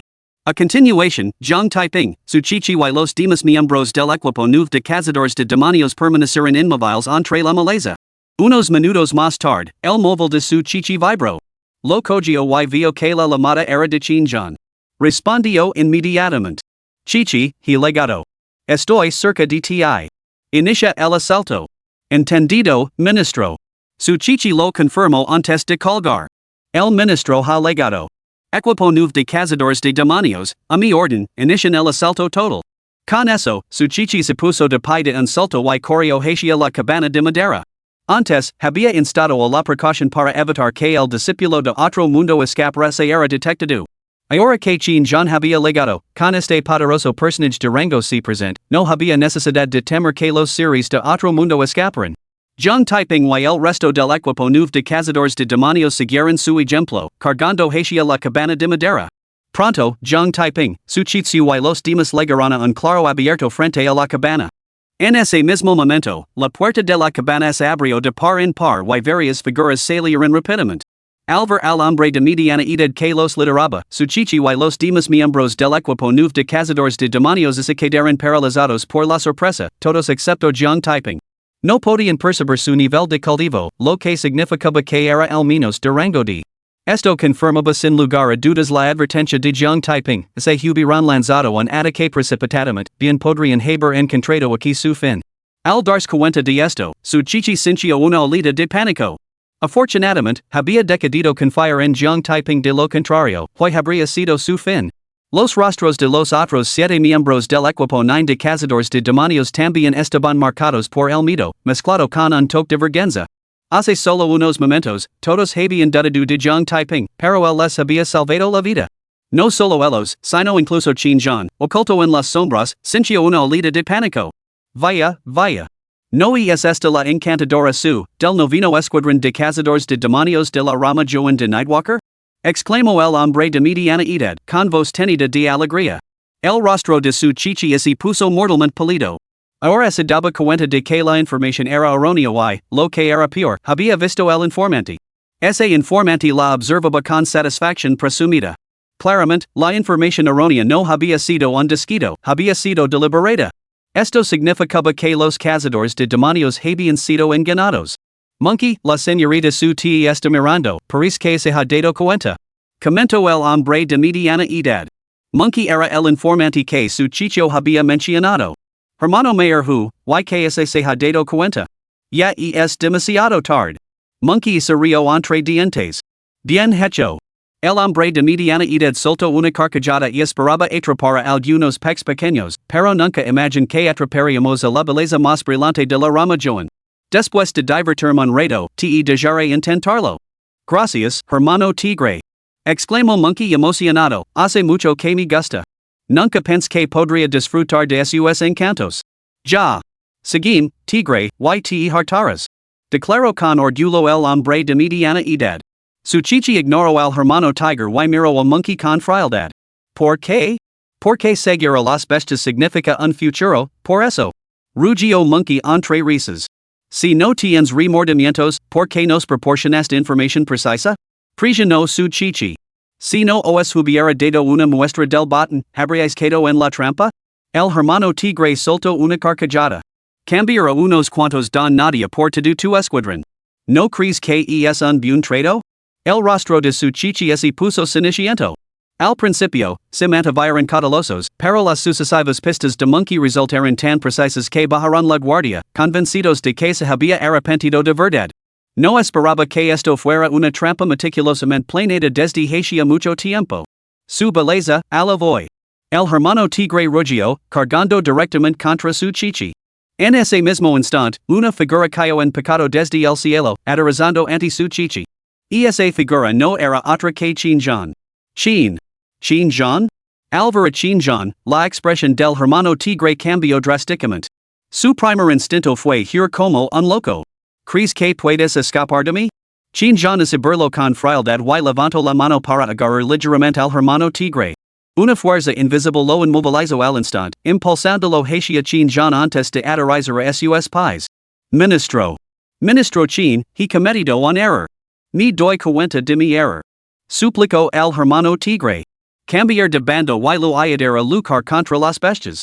Por favor, perdón mi vida. Calate. Ordino Qin Zhan con frialdad. El hermano tigre se estremeció incontrolablemente antes de calarse rápidamente. Equipo nuevo de cazadores de demonios, eliminenlos. Ordino Qin Zhan. No atacó el mismo a los hombres que quedaban, no por destino, sino para dejar que el escuadrón nuevo de cazadores de demonios se encargara de hielo. Esto perfeccionaria sus habilidades y reforzaria su experiencia en comate. C. Ministro. Su Chichi, Jiang Taiping y los demás miembros del escuadrón nueve respondieron al unísono, cargando contra los últimos discípulos de otro mundo. Capítulo 39, La vergüenza no te matará. La promesa de Qin. El escuadrón nueve de cazadores de demonios contaba con nueve miembros, los discípulos de otro mundo que quedaban también eran nueve. Su Chichi, Jiang Taiping y los demás miembros del escuadrón nueve encontrarán cada uno un objetivo. El escuadrón nueve cargó con un impulso abrumador, mientras que los discípulos no mostrarán voluntad de luchar. La razón radicaba directamente en Qin, el formidable líder al mando de los cazadores de demonios. Boom! Un solo puñetazo de su Chichi envió por los aires a un discípulo de otro mundo, destruyéndolo al instante. Con su cultivo de nueve estrellas de grado y derrotar a oponentes por debajo de tres estrellas de grado y era un juego de niños. Tras despejar a uno, su Chichi se volvió para ayudar a Jiang Taiping. Razón que, con solo un cultivo de tres estrellas de rango F, no tenía ninguna posibilidad contra un discípulo de otro mundo de rango E. Sin embargo, al momento siguiente, veo como Jiang Taiping, con una daga en la mano, abrumaba a su oponente. ¿Qué demonios? Su Chichi estaba desconcertada. Cuando había adquirido un cultivator de rango F la capacidad de dominar a uno de rango E, Qin, que observaba a Jiang Taiping, estaba igualmente atenido. Se frotó los ojos, sospechando que se trataba de un truco de la luz, pero la escena permaneció inalterada. Chichi, ¿qué le pasa a este chico? No pudo evitar preguntar Qin. No tengo ni idea, ministro. Respondió su Chicho, completamente desconcertada. Qin observó a Jiang Taiping durante un momento antes de comentar, las técnicas marciales de ese chico son muy complejas. Evita la confrontación directa con el discípulo de otro mundo y, en su lugar, utiliza sus hábiles maniobras para burlarlo. Esto compensa inteligentemente su falta de fuerza bruta. Su Chicho asintió con la cabeza. El análisis de Qin tenía mucho sentido. Sin embargo, lo que no se dieron cuenta era que Jiang Taiping lo había hecho deliberadamente. Además, no había atacado la garganta de los discípulos de otro mundo para evitar revelar su debilidad. Recuerden que a los cuatro que había matado mientras estaba transformado en Spider-Man les había cortado la garganta. Si no lo hubiera hecho, habría terminado la pelea hace mucho tiempo contra oponentes tan debilitados. Chichi, ¿cuándo ascendió ese chico al rango F de tres estrellas? Preguntó Qin. Esta mañana. Respondió su Chichi. Se mudó a la sucursal por la tarde y luego fue al salón de las escrituras. Se quedó allí hasta esta mañana, y solo salió cuando lo lame. Qin se quedó paralizado, con un atisbo de arrepentimiento reflejado en sus mejillas. Su decepción era similar a la de su Chichi. Jiang Taiping poseía todas las virtudes y trabajaba sin descanso, pero su talento para el cultivo seguía siendo lamentablemente insuficiente. Por cierto, Chichi, ¿lo has informado de ese asunto? Preguntó Qin. Ya lo he hecho. Respondió su Chichi, que entendió que Qin se refería a la prueba enviada por la C de la provincia de Nanshan para poner a prueba a Jiang Taiping. Zzz. En ese momento, Jiang Taiping clavó su espada en el pecho del discípulo de otro mundo, poniendo fin a la lucha. Qin y su Chichi intercambiaron miradas, con el rostro rebosante de asombro. ¿Cómo era posible que Jiang Taiping, un simple cultivator de rango F de tres estrellas, hubiera matado a un discípulo de rango E de una estrella en combate directo? Jiang Taiping miró a su alrededor, sintiéndose bastante abatido. Aparte su Chichi, los demás no habían terminado sus combates. Para él, esos discípulos de otro mundo no eran más que puntos de experiencia y dispensadores de cartas de botón. Deceba desesperadamente evitarles las muertes. Pero, tras reflexionar, decidió no hacerlo. Robar muertes era poco ético y, además, los miembros del escuadrón cazademonios no estaban ganando ventaja. Matar a los discípulos de otro mundo era solo cuestión de tiempo, no había necesidad de que él interviniera. Suspiró. Jiang Taiping suspiró profundamente y se acercó a Qin y su Chichi. Bien hecho, pequeño Jiang. Lo elogió Qin. Ministro, mi halaga. Jiang Taiping respondió con modestia, ese discípulo de otro mundo estaba simplemente aterrorizado. De lo contrario, derrotarlo no habría sido tan fácil. Su Chichi miró hacia el cielo. Yet esta otra vez con su rutina de modestia. Qin no le dio más vueltas, porque él había pensado lo mismo. En poco tiempo, los miembros del escuadrón de cazadores de demonios nueve habían matado sucesivamente a los discípulos de otro mundo, poniendo fin a la batalla. Xiao Jiang. Dijo Chinjan con torpeza, para ser sincero, cuando aprobéis la evaluación del salón de cazadores de demonios, me arrepentí de haber dejado unirut. Pero ahora no me arrepiento en absoluto, de hecho, me siento bastante aliviado por esa decisión. Si Jiang Taiping no hubiera percibido el peligro a tiempo y hubiera insistido, el equipo nuevo de cazadores de demonios habría sido aniquilado aquí hoy. Si eso hubiera ocurrido, la Rama Joan no habría ganado fama, sino infamia. Desde la fundación de los caminantes nocturnos, ningún escuadrón de cazadores de demonios había sido aniquilado por un discípulo de otro mundo. Especialmente teniendo en cuenta que el escuadrón nuevo de cazadores de demonios incluía a su chichi, una de las pocas genios de toda la nación dragon que poseía un talento de cultivo de grado. Si hubiera parecido aquí, habría sido una pérdida inmensa para los caminantes nocturnos. Como jefe de la Rama Joan, probablemente se vería obligado a dimitir en desgracia, quizás incluso tachado de traitor a los Nightwalkers. Por lo tanto, Jiang Taiping no solo había salvado al equipo nuevo de cazadores de demonios, también se había salvado a sí mismo. Director, como miembro del equipo nuevo, era mi deber. Declaró Jiang Taiping. F1, te pido perdón. Te acuso injustamente antes. F1, mi equivoco. Por favor, no me lo tengas en cuenta. Los miembros del escuadrón 9 de cazadores de demonios se pusieron a hablar uno tras otro para disculparse. No pasa nada, lo entiendo. Jiang Taiping sonrió. En este mundo, la fuerza es lo que manda. Mi talento para el cultivo es pobre, es natural que me menospreciaran. Los 7 miembros del escuadrón cazademonios 9 estaban tan avergonzados que decían que la tierra los tragara. Habían menospreciado a Jiang Taiping, lo habían tratado con indiferencia e incluso se habían burlado de él repetidamente después de que él expresara sus preocupaciones. Sin embargo, ahora, después de salvarles la vida, no solo no les guardaba rencor, sino que afirmaba comprenderlos. Tal magnanimidad los dejó completamente mortificados. Al observar sus rostros sonrojados, Jiang Taiping murmuró para sí mismo, vosotros. Os atrevéis a menospreciarme, a tratarme con indiferencia, incluso a burlaros de mí. Os hacer sonrojar hasta la muerte. Aun así, solo les tomaba el pelo para descargar su frustración, sin intención de tomar más medidas al fin y al cabo, eran compañeros de equipo. Hablando de este asunto, me gustaría añadir. Su chichi intervino, puede que este reino favorezca a los fuertes, pero no menospreciéis a los demás solo porque carezcan de talento innato. Los que tienen menos dotes pueden destacar en otras áreas. Además, somos compañeros de equipo. Los compañeros de equipo deben apoyarse mutuamente, no menospreciarse. Si Jiang Taiping no hubiera mantenido su postura hoy a pesar de vuestras burlas, sino que se hubiera marchado, ¿cuál crees que habría sido nuestro destino? Capitán, sabemos que nos equivocamos. Los 7 miembros del escuadrón 9 de cazadores de demonios bajaron la cabeza al unísono. Su chichi no dijo nada más. Al ver que su chichi no tenía intención de seguir hablando, Jinjan añadió, joven Jiang, no puedo garantizar que permanecerá en el salón de los cazadores de demonios, pero lo aseguro que hará todo lo posible para ayudar a liquidarse. Hizo tal promesa porque la extraordinaria conciencia de crisis de Jiang Taiping era invaluable para el salón de los cazadores de demonios. Hoy, Jiang Taiping había salvado al equipo nuevo de cazadores de demonios y lo había salvado a él personalmente, prueba suficiente de este hecho.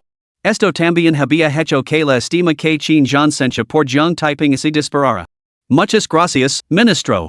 Expresó Jiang Taiping su gratitud. En realidad, no necesitaba la promesa de Jinjan, ya que podía resolver los asuntos por sí mismo, pero, evidentemente, no podía dejar eso ahora. Jinjan no dijo nada más y dirigió su mirada al hermano Hu. Jiang Taiping hizo lo mismo y miró al hermano Hu con un destello en los ojos, claramente tramando algo. Capítulo 40, Juegos de Palabras? Bot ganado. Antes mencionas desertar del lado oscuro. Jinjan fijó su mirada en el hermano Tiger. No basta con expresar tu intención. Debes demostrar tu sinceridad. Por supuesto. Conozco un escondite para discípulos de otro mundo. Los ojos del hermano Tigre brillaron al revelar la ubicación del escondite de la secta de otro mundo. Mas te veil no mentirme. De lo contrario, que dices estar muerto. Jinjan habló mientras sacaba su teléfono para hacer una llamada. Unos momentos después, dijo, viejo chao, tengo una pista sobre un escondite de una secta de otro mundo. Leva a tus hombres.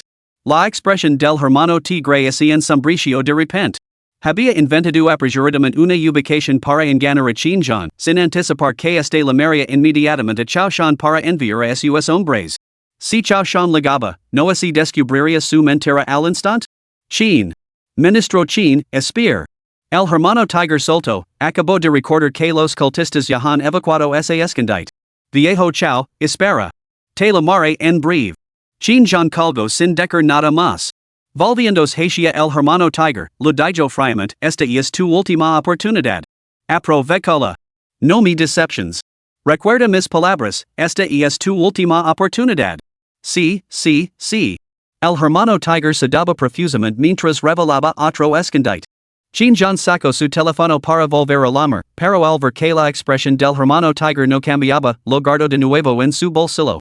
Un solo escondite no es suficiente para demostrar sinceridad. Exigió sinceridad total. Chin. Ministro Chin, tenga la seguridad. He cambiado completamente de opinión. Revelar todos los escondites que conozco de estos cultistas de otro mundo. Por favor, cream. Promicio fervientemente el hermano Tiger. Entonces habla. Ordino Chin Jean. Esto.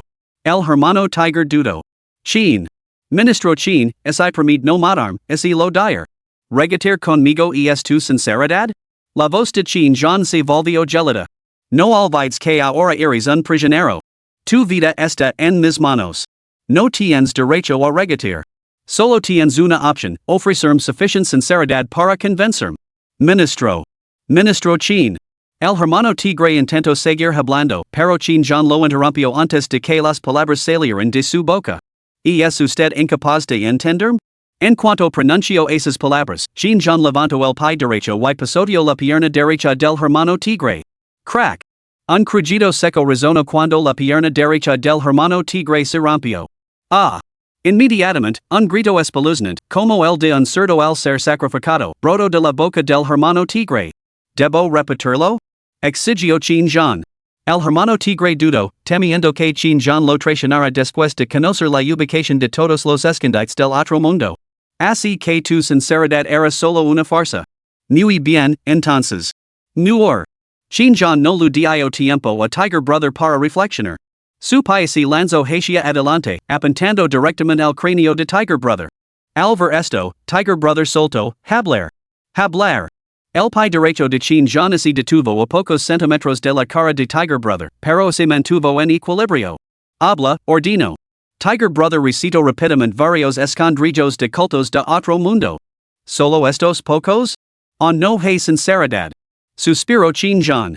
Tiger Brother se sintió agraviado. Ya había revelado varios escondrijos, ¿cómo podía seguir faltando sinceridad? Si eso es todo lo que tienes, puede ser al infierno. Insistió Chin Jean. Hey uno más.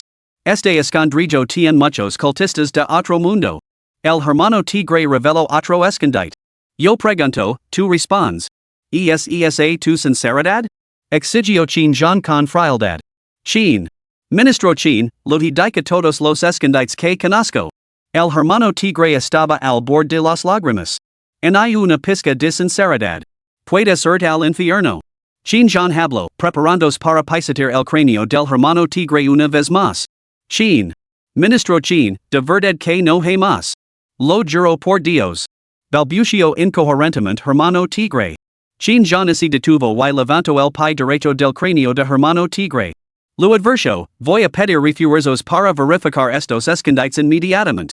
Si uno solo resulta ser falso, que dices estar muerto. El hermano Tigre exhaló bruscamente. Ministro Chin, verifículo. Lo garantizo que no hay una sola palabra falsa. Chin Jean asintió. Correcto, entonces mereces morir aún más. La expresión del hermano Tigre se congeló. ¿Merecer morir más? ¿Qué diablos? Pero al momento siguiente, estalo. Chin. ¿Me estás tomando el pelo? Es tu falta de sinceridad. Basta ya de juegos de palabras. Ya he tenido suficientes perdidas hoy. ¿Crees que las sufrir dos veces? A partir de hoy, los caminantes nocturnos no confiarán en ningún discípulo de otro mundo. Si nos encontramos con uno, solo hay una opción, matarlo sin piedad. Con eso, Chin Jean levantó el pie para pisotear el cráneo del hermano Tigre. En ese momento, una voz gritó en señal de protesta. Ministro, espir. La voz pertenecía a Jiang Taiping. Chin Jean se detuvo inmediatamente y se volvió hacia Jiang Taiping con confusión. Pequeño Jiang, ¿qué pasa? Ministro, tengo una petición. Mi permitiria matarlo? Pregunto Jiang Taiping. Xin Jean Paricio algo sorprendido. ¿Qué más de que lo mates tuo lo mateo? ¿Qué más da? Si lo mata usted, yo no obtengo nada. Pero ese lo mato yo, puedo absorber su energía vital y obtener una tarjeta de lotería. Jiang Taiping murmuró para sí mismo, aunque no podía decirlo en voz alta. Después de reflexionar, Jiang Taiping explicó, ministro, el resultado es el mismo. Pero usted seguramente ha matado a muchos discípulos de otro mundo de rango de, mientras que yo aún no he matado a ninguno. Deseo experimentar lo que se siente al matar a un discípulo de otro mundo de rango de. Muy bien, entonces lo harás. Xin Jean aceptó con decisión. Su objetivo era eliminar al hermano tigre, no importaba quién lo hiciera. Además, Jiang Taiping había prestado un gran servicio ese día. No había necesidad de negar algo tan insignificante. Gracias, ministro. Jiang Taiping estaba prácticamente babeando. El hermano tigre poseía un cultivo de rango de matarlo sin duda le proporcionaría una gran absorción de energía vital y numerosos billetes de lotería. Como se temera que Xin Jean pudiera cambiar de opinión, Jiang Taiping clavó inmediatamente su daga en el pecho del hermano tigre. Al instante siguiente, la voz mecánica del sistema multiverso de lotería resonó en la mente de Jiang Taiping. Ding! El anfitrión ha matado a un enemigo y ha obtenido 222 boletos de lotería de bajo nivel. Al mismo tiempo, Jiang Taiping sintió claramente una calidad corriente recorrer su cuerpo. Esa calidad era mucho más potente que cualquier otra que hubiera experimentado jamás. Evidentemente, tal y como había supuesto, matar al hermano tigre le había permitido absorber una cantidad considerable de energía vital. Xin Jean sintió con la cabeza de forma casi imperceptible. Las acciones de Jiang Taiping habían sido decisivas y despiadadas. Joven Jiang, hoy nos has prestado un gran servicio. Declaró Xin Jean. No solo has salvado al escuadrón 9 de cazadores de demonios, sino que también has descubierto varios escondites de los discípulos del otro mundo. De acuerdo con las reglas del Salón de los Cazadores de Demonios, por la presencia te recompensa con una píldora de vitalidad de alto nivel. Muchas gracias, ministro. Jiang Taiping estaba encantado. Una sola píldora de sangre y chi de alta calidad podía alcanzar los 2 millones de créditos. Absorbió una gran cantidad de energía vital, obtuvo más de 200 billetes de lotería de baja calidad y ganó 2 millones de créditos. Esta expedición no había sido en vano, había sido una verdadera ganancia inesperada. Y eso ni siquiera era todo lo que había ganado ese día. Capítulo 41, La vieja moneda de plata atrapa al monstruo. Esa es la realidad. Xin Jean acababa de interrogar a Tiger Brother, descubriendo numerosos escondites de los discípulos de otro mundo. Jiang Taiping tampoco había olvidado este asunto, él también tenía la mirada puesta en esos escondites. Si podía barrer todos los escondites de estos discípulos de otro mundo, estaba seguro de que obtendría mayores recompensas. Pequeño Jiang, esto es lo que te mereces. Xin Jean negó con la cabeza y sacó una píldora de sangre y chi de alta calidad para dársela a Jiang Taiping. Los miembros del escuadrón cazador de demonios 9 tenían expresiones de envidia, una píldora de sangre y chi de alta calidad era algo que ellos también codiciaban. Sin embargo, su envidia se quedó en eso, ninguno expresó ninguna objeción a la recompensa de Xin Jean para Jiang Taiping. Dejando a un lado el hecho de que Jiang Taiping les había salvado la vida, el marido que había ganado por sí solo justificaba que recibiera la píldora de sangre y chi de alta calidad.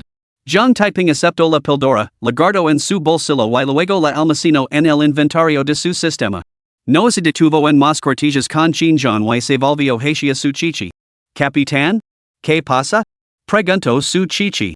Jiang Taiping sintió una punzada de exasperación. ¿De verdad era tan lenta su reacción? Pero su chichi no había comprendido la urgencia. Solo pudo insistir, capitán, los escondites de la secta de otro mundo. Su chichi lo entendió al instante. Se volvió hacia Xin Jean y dijo, ministro, acaba de descubrir varios escondites de cultistas durante el interrogatorio. El escuadrón 9 de cazadores de demonios solicita permiso para intervenir. No es necesario. Yo mismo me encargo de ellos. Xin Jean negó con la cabeza, con un escalofrío recorriendo su mejilla. El casi desastre de hoy lo había dejado furioso, y la ira exigía un precio. Ministro, esos escondites de cultistas son insignificantes. Enfrentarse ellos personalmente sería como usar un mazo para romper un nuez. Deje que el escuadrón 9 de cazadores de demonios se encargue. Intervino inmediatamente Jiang Taiping. Contaba con asaltar esos escondites para aumentar el botín de hoy. Si chin John se encargaba de ello, el no obtendría en una amiga. ¿Cómo podía aceptar eso? Es cierto que parece un poco como usar un mazo para romper un envase. Chin John asintió y, de repente, cambió de estrategia. Pero estos cultistas de otro mundo se atreveron a conspirar contra nosotros. Pretendo hacerles comprender el inmenso precio que conllevan tales acciones. Esto servirá de advertencia y los obligará a sumterse. El rostro de Jiang Taiping se ensombreció. Al escuchar las primeras palabras de Qin Jiang, se había regocijado en secreto, pero la segunda parte supuso un giro completo. Ministro, su razonamiento es lógico, pero no acaba de llamar al líder de la secta? Preguntó Su Chichi. Solo estaba montando un espectáculo, comprobando si las afirmaciones de ese tipo tenían fundamento. Declaró Qin Jiang. Su Chichi y los demás se quedaron paralizados. ¿Solo por aparentar? El viejo me ha engañado a mí también. Jiang Taiping no pudo evitar suspirar para sus adentros. Había creído de verdad que Qin Jiang había llamado a Cha Shan. Entonces está decidido. Chichi, leva al equipo a descansar. Qin Jiang tomó la decisión de inmediato, luego se elevó en el aire y se marchó rápidamente. Al ver partir a Qin Jiang, Jiang Taiping sintió que se le partía el corazón. La energía vital y la tarjeta de lotería que había tenido al alcance de la mano acababan de esfumarse. ¿Vamos a cazar algunos monstruos? Pensó Jiang Taiping. Pero rápidamente descartó la idea. Esa vieja moneda de plata, Qin Jiang, podía volar, y para cuando llegara Ali, lo único que quedaría sería recoger los cadáveres para los discípulos del otro mundo. Vieja moneda de plata, no te de vergüenza? Robando mis monstruos. Frustrado más allá de lo imaginable, Jiang Taiping no pudo evitar maldecir por dentro. Vamos. Su Chichi llamó a Jiang Taiping y a los demás, y luego se apresuró hacia el pie de la montaña del atardecer. Jiang Taiping y los demás la siguieron. Jiang Taiping, ya te has unido al gremio de cazadores de demonios. ¿Por qué dijo el director que intentaría retenerte? Preguntó alguien. Por las reglas no escritas del gremio y porque mi talento para el cultivo es muy pobre. Jiang Taiping no ocultó nada y explicó a grandes rasgos como la sede de la provincia de Nanshan quería revocar su membresía en el gremio. Ya te has unido al gremio. ¿Cómo pueden hacer esto? Exacto. Esto es indignante. ¿Qué malditas reglas no escritas? Son solo costumbres anticuadas que deberían haber sido eliminadas hace mucho tiempo. Esto no puede ser. Debemos encontrar una manera de evitar la expulsión de Jiang Taiping. Los miembros del Escuadrón 9 de Cazadores de Demonios expresaron su indignación en nombre de Jiang Taiping, jurando apoyarlo. Esta reacción no sorprendió a Jiang Taiping. Si no hubiera sido por los acontecimientos de hoy, ninguno de sus compañeros de equipo, salvo su Chichi, se habría opuesto a la decisión de la sede de la provincia de Nanshan. Ahora, sus compañeros de equipo se pronunciaban en contra porque reconocen su valor. Para ser precisos, ninguno de sus compañeros de equipo era un ingenuo. Habían sido testigos de la aterradora eficacia del hockey de observación en acción. Precisamente por eso, sus compañeros de equipo se negaban a dejarlo marchar. Por eso precisamente había declarado anteriormente que era un honor tenerlos como compañeros de equipo. Aunque comprendía esta realidad, Jiang Taiping no albergaba resentimiento hacia sus compañeros. Porque este mundo era muy pragmático, solo aquellos que tenían valor se ganaban el respeto de los demás. Agradezco vuestra amabilidad. Dijo Jiang Taiping, puedo manjar este asunto yo mismo. Ninguno de vosotros tiene que intervenir. Seguid el ejemplo de Jiang Taiping, ninguno de vosotros interfiera. Intervino Su Chichi inmediatamente. La decisión de la sede de la provincia de Nanshan no era algo que ni siquiera Qin Jiang pudiera revocar fácilmente, y mucho menos los miembros del equipo nuevo de cazadores de demonios. Además, ese el equipo nuevo se entremía imprudentemente, podría provocar aún más problemas. Al hablar hacia Jiang Taiping y Su Chichi, los miembros del equipo nuevo de cazadores de demonios se quedaron en silencio. A decir verdad, sabían que su influencia era insignificante y que no podían ayudar a Jiang Taiping. Sus palabras anteriores solo habían sido una expresión de su voluntad de apoyarlo como compañeros de equipo, una forma de compensar por haberlo subestimado anteriormente. Al llegar al pie de la montaña del atardecer, Su Chichi, Jiang Taiping y los demás se dirigieron directamente hacia la sucursal de Nightwalker Joan. Capitán, ¿qué tal unas píldoras de sangre chi de alta calidad? Preguntó Jiang Taiping. ¿Hablas en serios? Exclamó Su Chichi sorprendida. Ya tienes más de 2 millones. ¿Por qué venderlas? 2 millones no es mucho. En I siquiera darían para comprar tu coche. Respondió Jiang Taiping. No intents dissuadirme. Estoy decidido a venderlas. Solo dime si las quieres o no. ¿Cuánto cuestan? Preguntó su chichi con decisión. Jiang Taiping estaba decidido a venderlas seguir insistiendo era inútil. ¿Hay una píldora de sangre chi de alta calidad? No, gracias, Carino. El precio habitual, 2 millones. Declaró Jiang Taiping. Jiang Taiping, ¿estás loco? Podrías conseguir un precio más alto. Protestó su chichi. Capitán, no estoy loco. Simplemente no quiero regalarla a extraños. Jiang Taiping se rió entre dientes. Eres la única del gremio de cazadores de demonios que no me ha ignorado solo porque mi talento para el cultivo es pobre. Y por ese comentario que acabas de hacer, prefiero ganar menos dinero y vendértela a ti. Una expresión compleja brilló en los hermosos ojos de su chichi.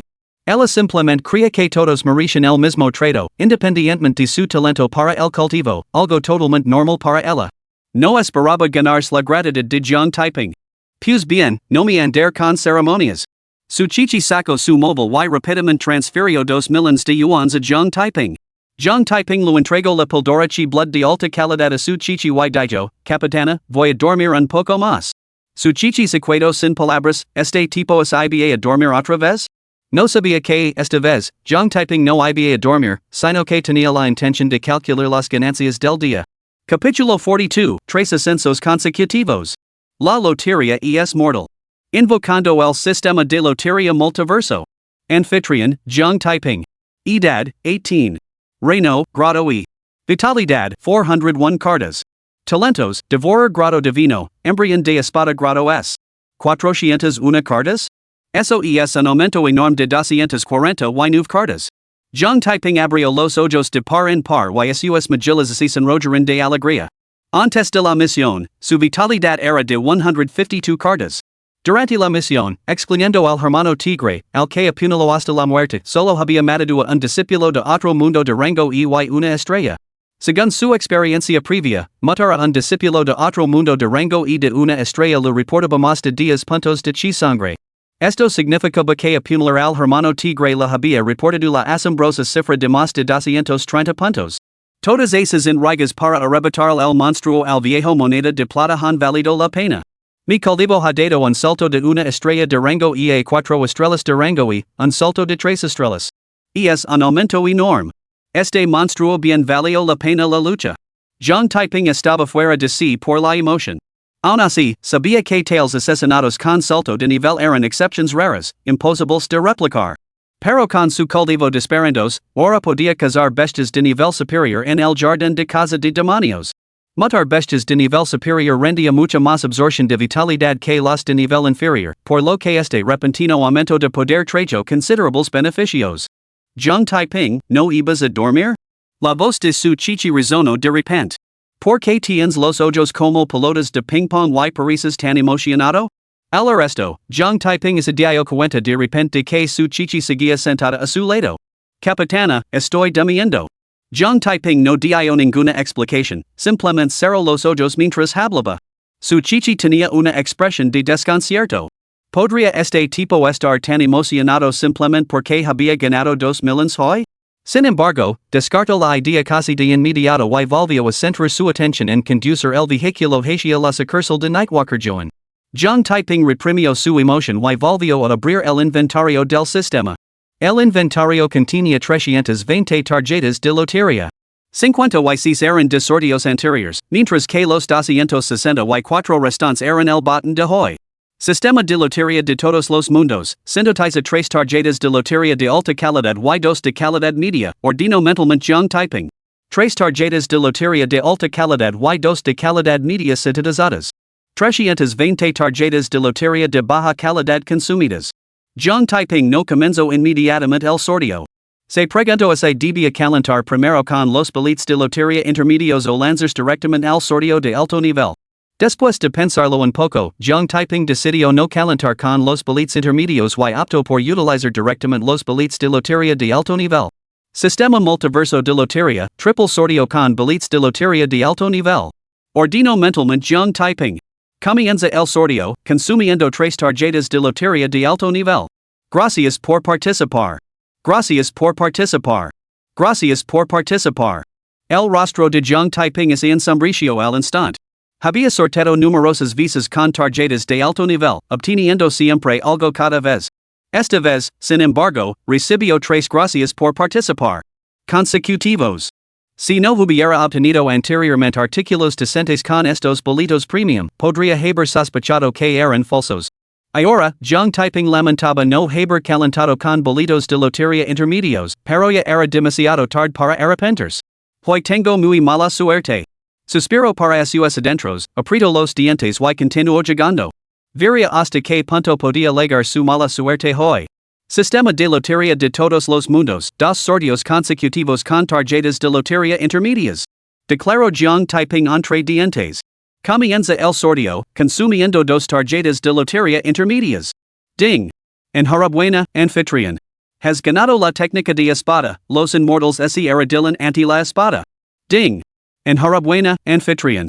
Has ganado la técnica de espada, serpientes en ambas mangas.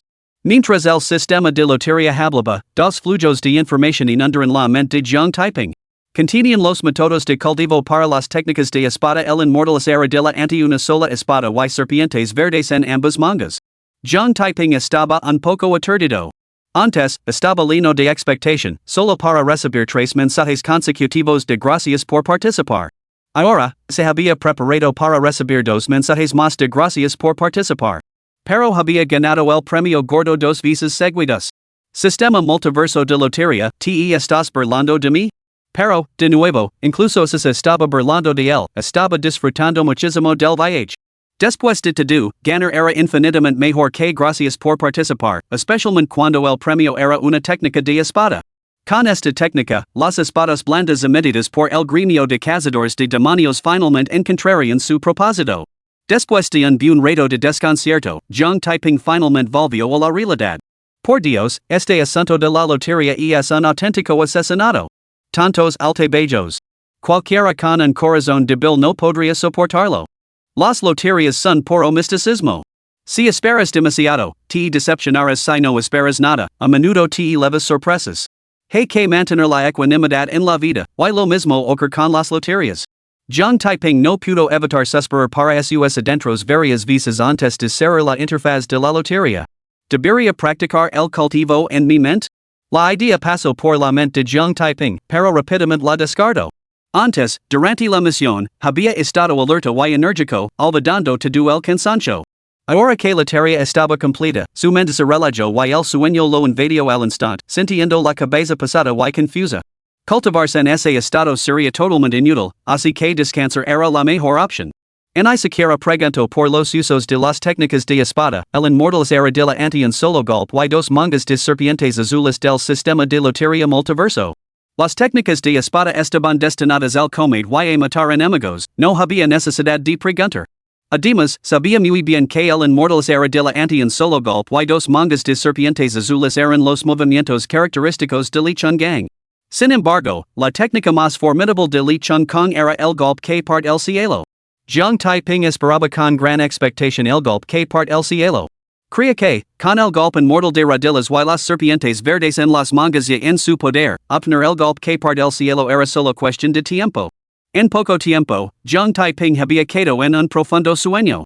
Cuando llegaron a la sucursal Joan de Nightwalker, ya era mediodía. Jiang Taiping, despierta. Su chichi dio un cadezo a Jiang Taiping, que roncaba como un cerdo. ¿Ya hemos llegado? Murmuró Jiang Taiping somnoliento. Capitán, voy a volver a dormir.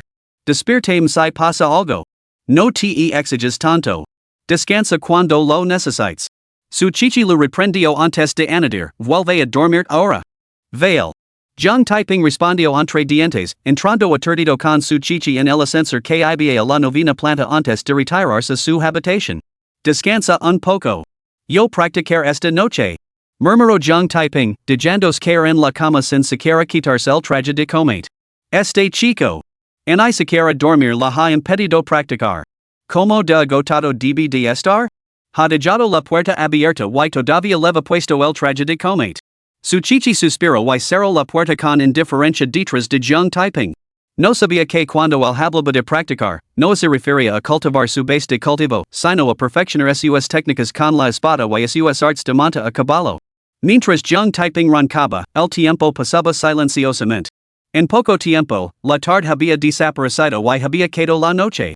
Según el plan de Jung Taiping, tenía la intención de salir esa noche para practicar técnicas de espada y arts de monta a caballo. Por desgracia, los planes no son más que planes.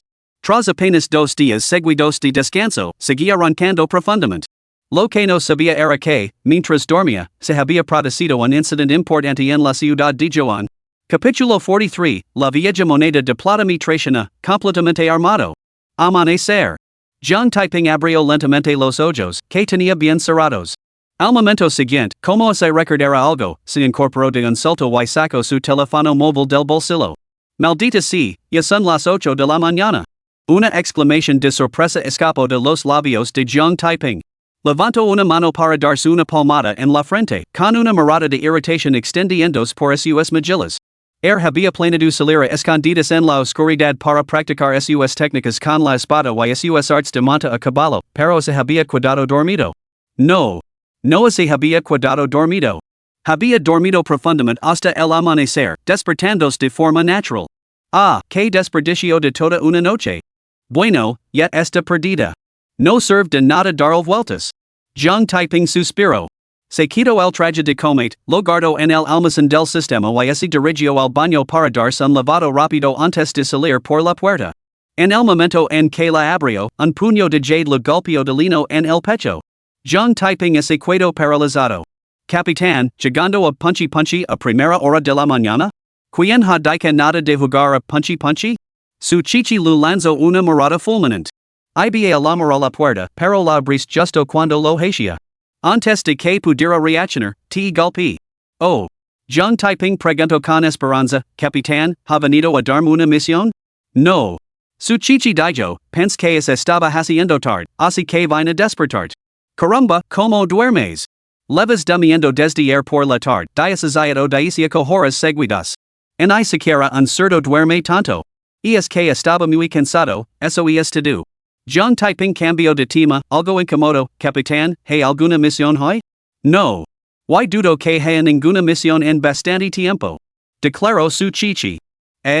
Jung Taiping se quedó paralizado de nuevo, Capitán, ¿qué está pasando? El ministro arrestó varios escondites de cultistas y mató a casi un centenar de ellos. Incluso colgó sus cadáveres como advertencia para los cultistas. Lo grabó todo y subió las imágenes a internet. Su chichi sacó su teléfono, abrió un videoclip y declaró, mira esto. El ministro tiene mucho estilo. Alvaro Chin John masacrar a los seguidores de otro mundo como se estuviera cortando verduras en las imágenes. Jung Taiping sintió que se le partía el corazón.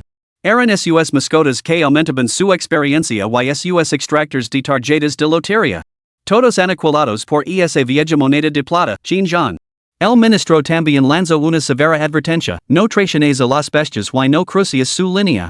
De lo contrario, pondrá patas arriba la ciudad de Jojo para erradicar hasta el último traidor de otro mundo. Su chichi continuó, la traición de ayer por parte de los seguidores de otro mundo enfureció al ministro. Está realmente furioso. Con él agitando las cosas de esta manera, los seguidores asistidos deberían mantener un perfil bajo durante un tiempo. Quizás por fin tengamos un poco de paz. La vieja moneda de plata me ha enganado. Jung Taiping no pudo evitar soltar un suspiro silencioso y prolongado. Realmente no quería la paz. No es que le disgustara la tranquilidad, pero la paz significaba que no podía avanzar en su cultivo ni obtener tarjetas de lotería. Dica esto, entendía que las acciones de Chin John eran una gran bendición para la ciudad de Jochung. Supongo que hoy no hay mucho planeado. ¿Qué vas a hacer? Preguntó su chichi. Jung Taiping reflexionó brevemente, o bien ir a la sala de las escrituras a leer, o bien buscar un lugar para cultivarme. No seas tan duro contigo mismo. Añadió su chichi. Acabas de despertar y no has comido nada. Hay un restaurante en la primera planta, la comida es bastante buena y es gratis. Ve a comer algo. De acuerdo, capitán. Entonces ir a comer. Jung Taiping asintió y se dirigió al ascensor. Al llegar a la planta baja, desayunó en el restaurante antes de salir de la sucursal de Joan. Llamó a un taxi y se dirigió al parque de Casa de Demonios. Sin misiones para ese día y ansioso por avanzar rápidamente en su cultivo, el parque de casa de demonios era su única opción. De camino, Jung Taiping se bajó en un mercado de ropa. Compró una gran capa negra y unas gafas de sol. El ataque a la academia por parte de los discípulos de otro mundo 2 días antes lo había dado una idea, usar la capa negra para ocultar su identidad. Y el traje de Spider-Man no era adecuado para el parque de los cazadores de demonios. En primer lugar, era demasiado llamativo. En segundo lugar, su chichi ya había empezado a sospechar. Un liquidaba un trecho por recorrer antes de llegar al parque de los cazadores de demonios, así que Jung Taiping se detuvo una vez más. Encontró un lugar desierto, se puso la capa negra, se colocó las gafas de sol y una máscara facial, y luego se dirigió con confianza hacia el parque. Dios mío, venir al jardín de los cazadores de demonios a matar enemigos con el aspecto de un ladrón al hecho. Debo de ser el único que hace esto. Murmuró Jung Taiping con ironía. Aun así, para evitar llamar la atención y prolongar su vida, este disfraz era absolutamente esencial. Los guardias del jardín de los cazadores de demonios se quedaron bastante atenidos ante Jung Taiping, completamente blindado. Venir aquí a entrenar no es algo de lo que avergonzarse, así que ¿por qué envolverse tan bien? No habían considerado que Jung Taiping pudiera ser un discípulo del otro mundo, ya que tales individuos nunca frecuentaban el jardín de los cazadores de demonios. Esta vez, antes de que los guardias pudieran hablar, Jung Taiping golpeó con el puño la enorme losa de obsidiana situada junto a la entrada. Al instante, 4 rayas naranjas brotaron de la piedra. 4 estrellas, grado E. El guardia lo advirtió, no te adentres más allá de los 1300 metros. Más allá de esa distancia te espera un peligro mortal, recuerda esto. Jung Taiping asintió y atravesó la barrera de luz negra. Decidió revelar su verdadero nivel de cultivo como disfraz, o más bien, para desviar las sospechas de su chichi de él. Después de todo, su chichi había descubierto su anterior entrada en el jardín de los cazadores de demonios. ¿Quién podía decir si descubriría esta? Al instante siguiente, Jung Taiping se materializó dentro del jardín de los cazadores de demonios.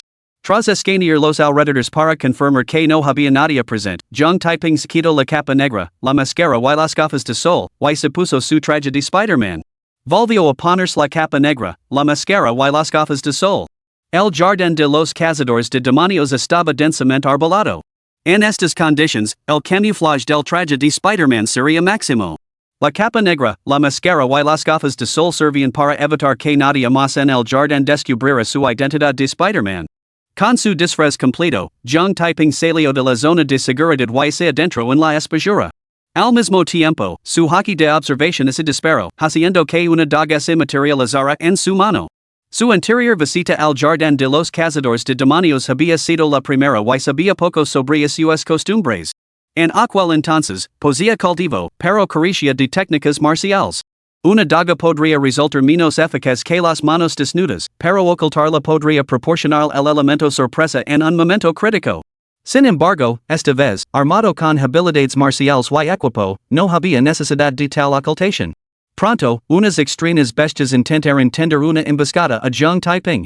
Bajo la percepción de su hockey de observación, aquellas criaturas que asecaban entre la maleza eran tan visibles como si estuvieran delante de él. Las bestias de la periferia poseían bajos niveles de cultivo, lo que hacía inútil sus emboscadas. Antes de que pudieran siquiera acercarse, Jung Taiping las derribó de un solo puñetazo. Jung Taiping no hizo ningún esfuerzo por buscar bestias en la periferia del bosque. Las bestias exteriores eran demasiado débiles para proporcionar mucha energía vital, cazarlas sería una pérdida de tiempo. Aún así, se encontraba con alguna de frente, esa desearía de ella sin darlo al fin y al cabo, incluso la pata de un mosquito y escarn. Mientras Jung Taiping avanzaba sin descanso, hacia dentro rápidamente en lo más profundo del denso bosque. Entonces, de repente, comprendió los bien intencionados esfuerzos del caminante nocturno. Capítulo 44, El patio trasero del cazador de demonios, un peligro mortal. Durante su anterior visita al coto de casa de demonios, Jung Taiping ya había notado la debilidad de las bestias a menos de 100 metros del límite del bosque. Pero en ese momento, preocupado por matar bestias y avanzar en su cultivo, no le había dado mucha importancia. Esta vez, armado con su hockey de observación, Jung Taiping podía sentir claramente los niveles de cultivo de las bestias. A medida que se adentraba en el bosque, notó algo peculiar.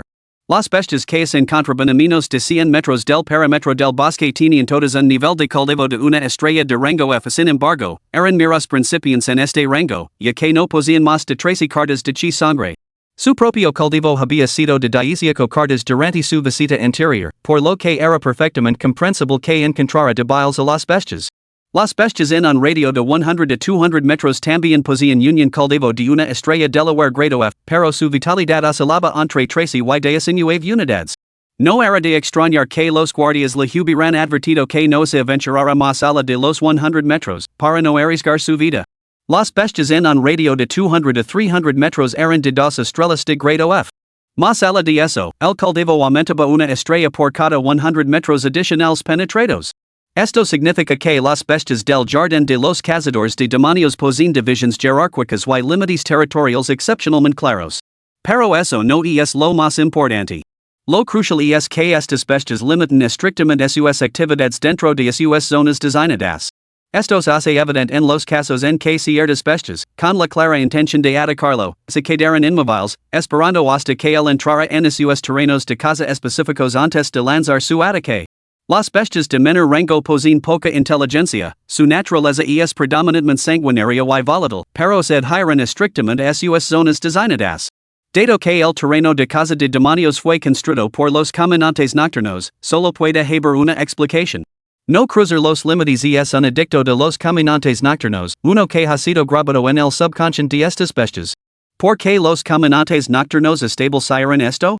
Muy simple, para proteger a los caminantes nocturnos que se someten prohibas.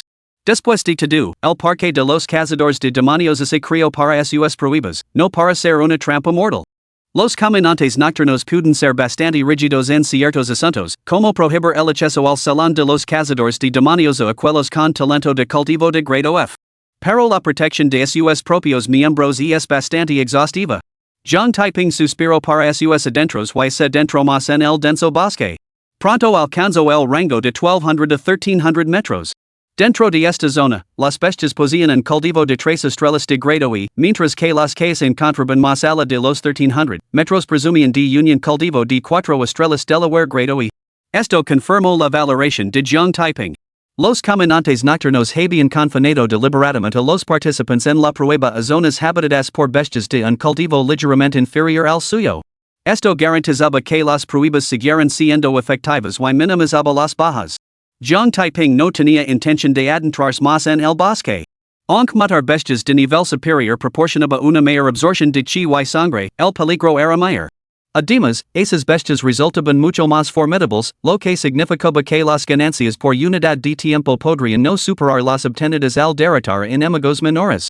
En ese momento, un demonio zorro, de aproximadamente un metro de altura, salió disparado de la maleza seca y se abalanzó para morder a John Taiping por detrás. John Taiping se quedó completamente inmóvil, aparentemente lleno a todo. Pero en el instante en que el zorro demoníaco se acercó, John Taiping se movió. Giró violentamente, y su daga brilló como un rayo hacia la garganta del zorro demoníaco. SSSSH. Con el sonido del acero perforando la carne, la garganta del demonio zorro fue cortada limpiamente por el golpe de John Taiping. Cayó en picado por el aire como un perro muerto, estrelándose contra el suelo con un ruido sordo. ¿Creías que podías tenderme una emboscada? No sabías que eras tan visible como una bombilla brillante ante mis ojos. John Taiping se burló, con el rostro retorcido por el desprecio más absoluto. Gracias a su perspicaz Aquí, hacía tiempo que había sentido al demonio zorro acechando en la hierba cercana. Detectó su ataque furtivo al instante y permaneció inmóvil para volver sus propias tácticas en su contra. No. Más exactamente, para volver sus métodos demoníacos contra el propio demonio. El anfitrión ha matado a un enemigo y ha ganado 23 bolitos de lotería de bajo nivel. La voz mecánica del sistema multiverso de lotería resonó en la mente de John Taiping. John Taiping se quedó paralizado. ¿Solo 23 tarjetas de lotería de bajo nivel? Sabía que matar a un discípulo de otro mundo con un cultivo inferior al del demonio zorro había rendido 40 o 50 tarjetas de lotería de bajo nivel. Al invocar el sistema de lotería multiverso, John Taiping frunció ligeramente el seno. Matar a un discípulo de otro mundo de rango y una estrella había reportado más de 10 tarjetas de vitalidad, pero matar al demonio zorro de rango y 3 estrellas solo lo había reportado 5 tarjetas de vitalidad. Menos vitalidad absorbida significa menos tarjetas de lotería ganadas. Así que matar bestias de menos que matar discípulos de otro mundo. Debe de ser eso. No hay otra explicación. John typing suspiro para sus adentros. No cuestiono el sistema de lotería multiverso, los hechos hablaban por sí mismos. Además, aunque lo hubiera preguntado, no habría cambiado la realidad de que matar bestias daba menos que matar discípulos de otro mundo. Zaz. Un hilo de seda de araña salió disparado de la mano de Zhang Taiping, impulsándolo hacia un punto estratégico cercano. Alias echaba un demonio zorro, con los ojos fijos en él, listo para emboscarlo.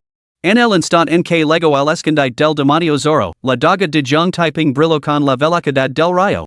SSSSH. Otra joya atravesó la carne. Antes de que el demonio zorro pudiera atacar, Zhang Taiping le cortó el cuello limpiamente. A partir de entonces, Zhang Taiping se embarcó en una frenética matanza de bestias en un radio de 1200 a 1300 metros. Aprovechando su ventaja en el cultivo, la precisión de su técnica de asesinato para degalar, su percepción a través del hockey de observación y su traje de Spider-Man, Zhang Taiping se movía como si fuera por el espacio vacío, matando a las bestias a una velocidad asombrosa. El traje de Spider-Man resultó especialmente valioso en el terreno densamente boscoso, maximizando su utilidad al extremo. Ninguna bestia que llamara la atención de Zhang Taiping podía escapar de su persecución. En solo una o dos horas, docenas de bestias cayeron bajo su espada. De repente, Zhang Taiping sintió que algo no iba bien. Habiendo matado a tantas bestias, su cultivo sin duda había aumentado considerablemente. No había necesidad de permanecer confinado en el rango de 1200 a 1300 metros. Con este pensamiento, Zhang Taiping invocó el sistema lotería de mundos. Anfitrión, Zhang Taiping. Edad, 18. Reino, grado E. Vitalidad, 638 cartas. Talentos, Devorador grado divino, Embrión de espada grado S. Más de 200 cartas de vitalidad absorbidas en poco más de una hora. Ya soy en 6 estrellas de rango E. No hay necesidad de cuidarme aquí, puedo aventurar más profundamente. A este ritmo de mejora, podría superar el rango E hoy y ascender al rango D. El talento de cultivo devora de grado divino y es simplemente demasiado formidable. El jardín de casa de demonios y es prácticamente mi campo de entrenamiento personal. Zhang Taiping sería a carcajadas mientras se adentraba en el bosque. Pero en ese mismo instante, Zhang Taiping se estremeció violentamente, una repentina y intensa sensación de peligro se apoderó de su corazón. Retirada. Zhang Taiping no sabía el origen de ese temor, pero era tan potente que sentía como si la muerte se lo echara encima. Sin dudarlo un instante, tomó la decisión de huir. Zaz. Un hilo de seda de araña salió disparado de la palma de Zhang Taiping y se enganchó en un árbol detrás de él. Usando la seda como columpio, sin impulso hacia el borde del bosque y luego se retiró a una velocidad vertiginosa, con las manos trabajando frenéticamente. Capítulo 45, El demonio lobo de morada inquieta, plains arruinados. Solo al llegar a la zona segura, la sensación de fatalidad inminente desapareció por fin de la mente de Zhang Taiping. Después de pensarlo un momento, se aventuró a salir de la zona segura, pero la sensación de peligro volvió a surgir inmediatamente. Zhang Taiping no se atrevió a descuidarse. Se retiró de nuevo a la zona segura, con la mirada fija en el denso bosque que se encontraba no muy lejos. Momentos después, un demonio lobo de casi 2 metros de altura emergió de la espesura, con una expresión astuta y furtiva. Era el mismo demonio lobo que Qin Zhan había derrotado recientemente de un solo golpe. ¿Por qué así lo consideraba astuto? Porque antes de salir del bosque, había mirado a izquierda y derecha, tímido y vacilante, con la cola entre las piernas. Al ver al demonio lobo, una mirada de grave preocupación cruzó instantáneamente el rostro de Zhang Taiping. Ahora entendía el origen de su inquietud, este demonio lobo, no muy lejos, poseía un cultivo de grado de 17 estrellas. Lo que lo intrigaba era como un demonio lobo de grado de 17 estrellas había terminado en las afueras del bosque. En ese momento, el demonio lobo también vio a Zhang Taiping de pie en la zona segura, y al instante adoptó un comportamiento imponente y formidable. ¿Fuiste tú quien mató a tantos de los míos hace un momento? Preguntó el demonio lobo en lengua humana. Zhang Taiping no respondió, sino que replicó, ¿por qué demonios te has aventurado en las afueras, miserable criatura? El demonio lobo permaneció en silencio. Los asuntos relacionados con la energía eran el secreto de las bestias, ¿cómo iban a revelárselos a los humanos? No hay nadie más aquí. Debes de ser tú.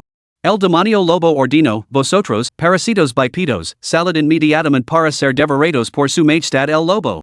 Jiang Taiping estaba completamente atenido.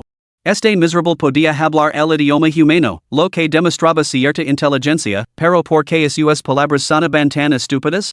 ¿De qué demonios estás hablando, maldito idiota? Jiang Taiping es burlo. Majestuoso, y una mierda. ¿Quién estaba corriendo con cara de culpable y el rabo entre las piernas hace un momento? ¡Qué vergüenza! No, qué desgracia. El demonio lobo estaba avergonzado y molesto. Solo se había atrevido a salir timidamente, con el rabo entre las patas, porque Qin Zhan estaba presente. Pero lo que no había previsto era que su patético estado hubiera sido presenciado por esta alemana de dos patas. Alemana de dos patas. Te mater. Rugió el demonio lobo con furia. Mientras hablaba, lanzó sus garras al aire. Sin embargo, en el mismo instante en que lanzó el ataque, vaciló. Una olida invisible de energía brotó de las garras del demonio lobo, dirigiéndose hacia Jiang Taiping. Jiang Taiping instintivamente trató de entrar en la barrera de luz negra para salir del jardín de casa de demonios, pero al momento siguiente se quedó clavado en el sitio. Bang! La fuerza invisible llegó en un instante, pero no golpeó a Jiang Taiping, sino al suelo fuera de la zona de seguridad. Maldita sea, incluso su puntería es tan mala. Si burló Jiang Taiping. Hace solo unos momentos, confiando en su haki de observación para predecir el ataque, sintió que el golpe del demonio lobo no le daría. Por lo tanto, suprimió el impulso de huir del coto de casa de demonios una vez más. El demonio lobo hervía de frustración. No era mala puntería, en medio del ataque, se había dado cuenta de repente que no podía atacar la zona de seguridad y había alterado su trayectoria. Si no lo hubiera hecho, la barrera protectora habría temblado, convocando a Qin Zhan una vez más, una tragedia que no podía admitir.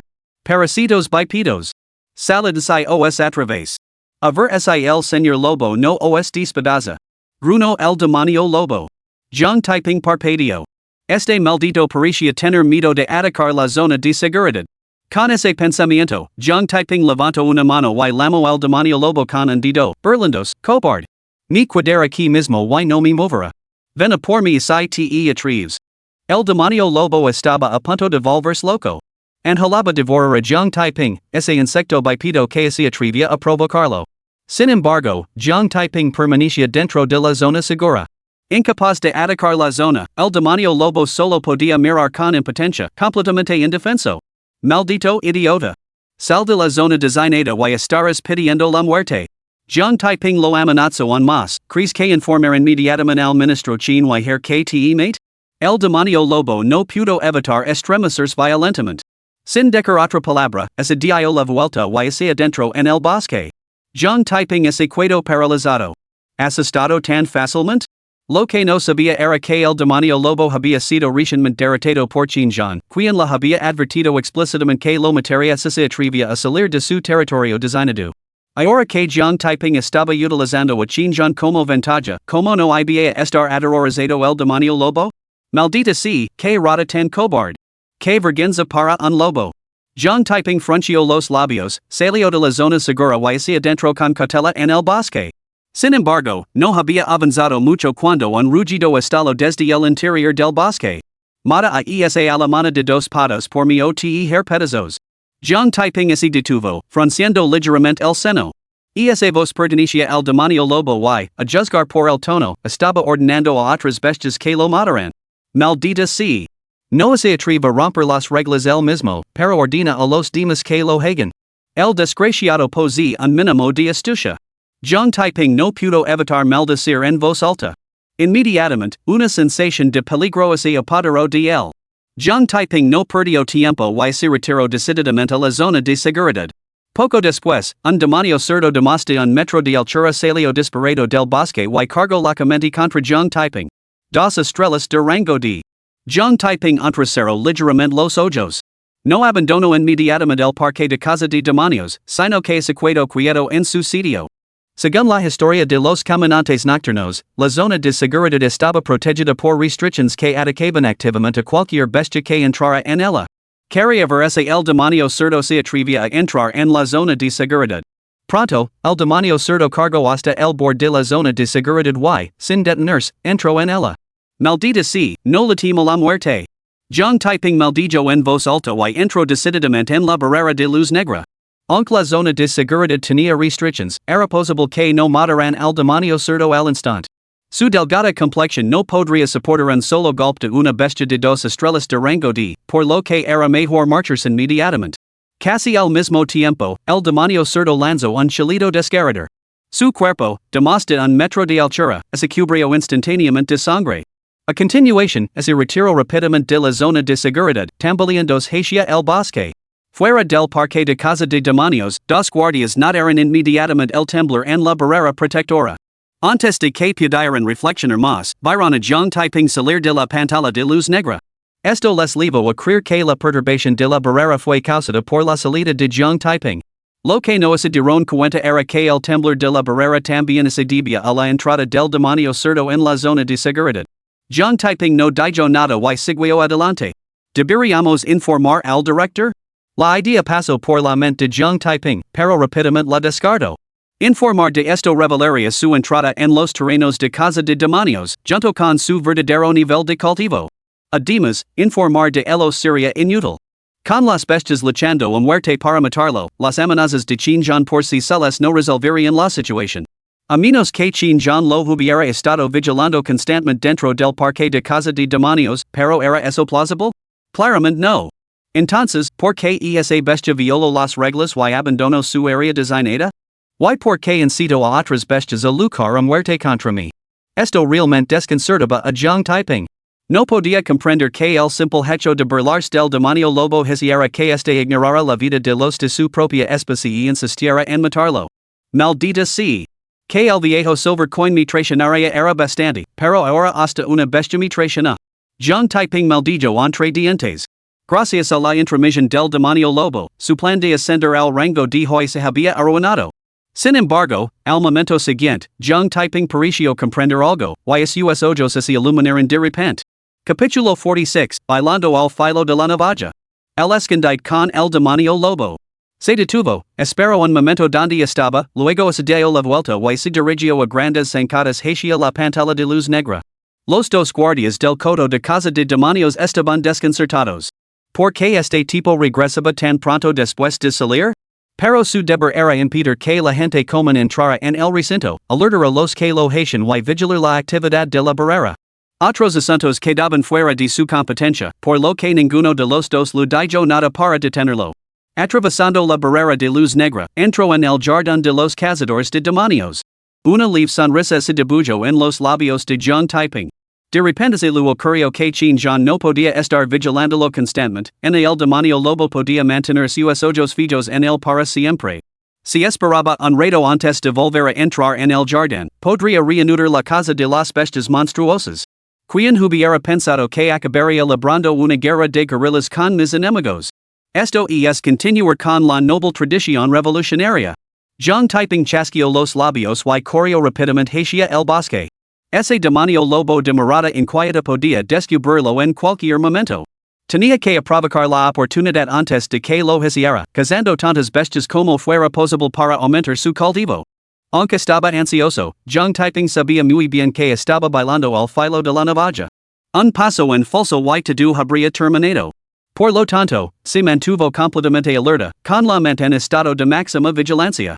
Ejercito su haki de observación al máximo, buscando bestias mientras vigilaba constantemente los alrededores. Si algo parecía estar mal, se retiraría en un instante. Tal y como Jiang Taiping había previsto, apenas había matado a una docena de bestias cuando un rugido atronador estalló desde las profundidades del denso bosque. Ese maldito insecto bípedo ha vuelto. Destrozadlo. Maldita sea, ¿nos han descubierto tan rápido? Jiang Taiping sintió una punzada de frustración, tenida de desconcierto. Ese rugido provenía del demonio lobo de ojos inquietos. A juzgar por la dirección del sonido, era imposible que el demonio lobo lo hubiera visto desde tanta distancia, especialmente con el denso bosque y los innumerables árboles obstruyendo su vista. Sin embargo, el demonio lobo lo había detectado. ¿Cómo era posible? Lo que no se daba cuenta era que el demonio lobo en realidad no lo había visto. En cambio, había sentido una disminución en la energía de las bestias y dedujo que él había legado. Zaz. Jiang Taiping no perdió tiempo en pensar en su confusión. Inmediatamente impulso hacia la zona segura usando seda de araña. Poco después de que Jiang Taiping regresara a la zona segura, el demonio cerdo que la había violado anteriormente salió disparado del matorral. Pero, a diferencia de antes, el demonio cerdo ahora estaba cubierto de sangre. Maldita sea, ese cerdo otra vez. Ha sido herido por las barreras del santuario y una semiática. ¿Y es esta maldita cosa siquiera un cerdo? Jiang Taiping no pudo evitar maldecir. Cuando las palabras salieron de su boca, de repente se quedó paralizado. Esta maldita cosa era un cerdo. Jiang Taiping no abandonó inmediatamente el jardín de casa de demonios. Solo cuando el demonio cerdo irrumpió en la zona de seguridad, atravesó la barrera de luz negra. Que un demonio cerdo lo persiguiera lo dejó completamente molesto. Pero como no podía derrotar al demonio cerdo, planeó usar las restricciones de la zona de seguridad para matarlo. Al ver a Jiang Taiping salir de la barrera de luz negra, los dos guardias del jardín de casa de demonios se quedaron atenidos. El tipo apenas había entrado y ya había salido de nuevo. Sin embargo, lo que más les sorprendió estaba por llegar. Tras una breve pausa, Jiang Taiping se dio la vuelta y volvió a entrar en la barrera de luz negra. ¿A qué juega, entrando y saliendo así? Murmuró uno de los guardias desconcertado. ¿Me lo preguntas a mí? ¿A quién es ese one que debo preguntárselo? Respondió el otro poniendo los ojos en blanco. Para entonces, Jiang Taiping ya había entrado en el jardín de los cazadores de demonios, ajeno al intercambio de los guardias. Si lo hubiera oído, habría suspirado con exasperación, y él tampoco le gustaba ese ir y venir constant. Echo un vistazo a su alrededor, no detectó ningún demonio cerdo y no sintió ningún peligro. Con eso, hacia adentro con decisión en el denso bosque. Pero esta vez, no había matado más que a un puñado de bestias cuando el aliento del demonio lobo resonó una vez más. Oh, ese insecto bípedo ha vuelto. Cerdito estúpido. Deja de correr. Quédate en la entrada y vigilalo. El rostro de Jiang Taiping se ensombreció al instante. Ese demonio lobo de ojos astutos había ordenado al demonio cerdo que montara guardia en la entrada y lo vigilara. Ese lobo era absolutamente despreciable. Aunque estaba frustrado, Jiang Taiping se retiró inmediatamente. Al igual que antes, al llegar a la zona segura, Jiang Taiping no se marchó inmediatamente. En cambio, esperó a que llegara el demonio cerdo. Solo cuando el demonio cerdo irrumpió en la zona segura, atravesó la barrera de luz negra y abandonó el jardín de casa de demonios. Al ver a Jiang Taiping emerger una vez más, los dos guardias del jardín de casa de demonios lo miraron con total asombro. Lo observaron en silencio, preguntándose si aventuraría a volver al interior. Supongo que las tácticas de guerrilla quedan descartadas por ahora. Aún así, parece una oportunidad perdida. Entremos una vez más. A ver ese cerdo siguió sacando en la entrada. Jiang Taiping suspiró para sus adentros. Después de esperar un momento, volvió a atravesar la barrera de luz negra. Al ver a Jiang Taiping entrar en el jardín de los cazadores de demonios. Uno de los guardias preguntó, este tipo entra y sale cada vez más rápido. ¿Cuánto tiempo crees que se quedará esta vez? Probablemente. Antes de que el segundo guardia pudiera terminar, exclamó sorprendido, parece que ha salido. El primer guardia miró hacia la pantalla de luz negra, solo para ver dónde está luz atravesándola. Al instante, Jiang Taiping emergió de la pantalla. Caramba, murmuró, completamente sin palabras. ¿Estás aburrido hasta la saciedad, llegando a entrar y salir? Jiang Taiping puso los ojos en blanco. ¿Qué maldito juego de entrar y salir? Por el amor de Dios, lo había echado un cerdo. Pero no podía explicárselo a los guardias. En cambio, preguntó sorprendido, ¿cómo lo sabían? Los dos guardias se quedaron sin palabras. ¿De verdad pensaba que estaba llegando a entrar y salir? Jiang Taiping no se entretuvo. Avanzó a zancadas. Al entrar en los terrenos de casa de demonios, vio al demonio cerdo que custodiaba la entrada y se retiró inmediatamente. En estas circunstancias, las tácticas de guerrilla estaban descartadas por hoy. Pero si no era hoy, sería mañana. Se negaba a creer que el demonio cerdo fuera a estar de guardia para siempre. Al ver marchar a Jiang Taiping, uno de los guardias exclamó sorprendido, ¿por qué se ha ido? Probablemente se aburrió, comentó otro guardia. Jiang Taiping tropezó y casi se cae de bruces. Maldita sea, solo murmur algo entre dientes y vosotros dos os lo creísteis? Estos dos son bastante torpes, pero eso está bien. Si los sustituyera por otros más inteligentes, probablemente empezarían a sospechar algo. John typing suspiro para sus adentros y convoco el sistema de la lotería de los mundos. Anfitrión, John typing. Edad, 18 años. Reino, grado E. Vitalidad, 705 cartas. Acabo de alcanzar el grado E de 7 estrellas, solo he avanzado 3 estrellas. Si ese maldito demonio lobo no hubiera interferido, hoy habría avanzado al grado D con toda seguridad. No importa. No voy a dar más vueltas. Volveré mañana para librar una guerra de guerrillas. Ya ha pasado el mediodía. La montaña del atardecer debe de estar desierta. Me dirigir allí para practicar técnicas de espada y monta a caballo. John typing suspiro y acelero el paso. El jardín de casa de demonios se encontraba en el extremo más oriental de la ciudad de Joan. Un poco más al este se encontraba la montaña del atardecer. Afortunadamente, no había nadie cerca para oír el lamento de John typing de lo contrario, podría haberse ahogado en un mar de escupitajos despectivos. Pasar de un rango E de 4 estrellas a un rango E de 7 estrellas en mediodía. Ese progreso era como monta en un cohete. ¿Te atreves a usar la palabra simplemente? ¿Por qué no te miras de una vez? Capítulo 47, Cultivo al atardecer, donde se pone un pie. John typing tardó casi media hora en llegar al pie de la montaña Sunset. Esta zona se encontraba más allá de los límites de la ciudad, sin pueblos cercanos y sin un alma a la vista. El terreno abierto lo convertía en un lugar ideal para practicar técnicas de espada y artes de monta a caballo. John typing no comenzó su entrenamiento de inmediato. En cambio, se sentó con las piernas cruzadas en el suelo y cerró lentamente los ojos. Estaba contemplando los métodos de cultivo para las técnicas de espada inmortal arrodillado y dos mangas de serpientes verdes. Las prisas son malas en el cultivo solo comprendiendo a fondo los métodos de cultivo se puede alcanzar el éxito más rápidamente. Momentos después, John typing abrió lentamente los ojos. Aunque los métodos de cultivo de las técnicas de espada una espada, inmortales arrodilla y dos mangas, serpientes verdes eran profundamente intrincados, su talento de cultivo de embrión de espada de grado es no solo lo otorgaba la capacidad de progresar a la velocidad del rayo en el camino de la espada, sino que también le dotaba de una comprensión aterradora de la esencia de la espada. Así, en cuestión de segundos, dominó los métodos de cultivo tanto de la técnica una espada, inmortales arrodilla como de dos mangas de serpientes verdes.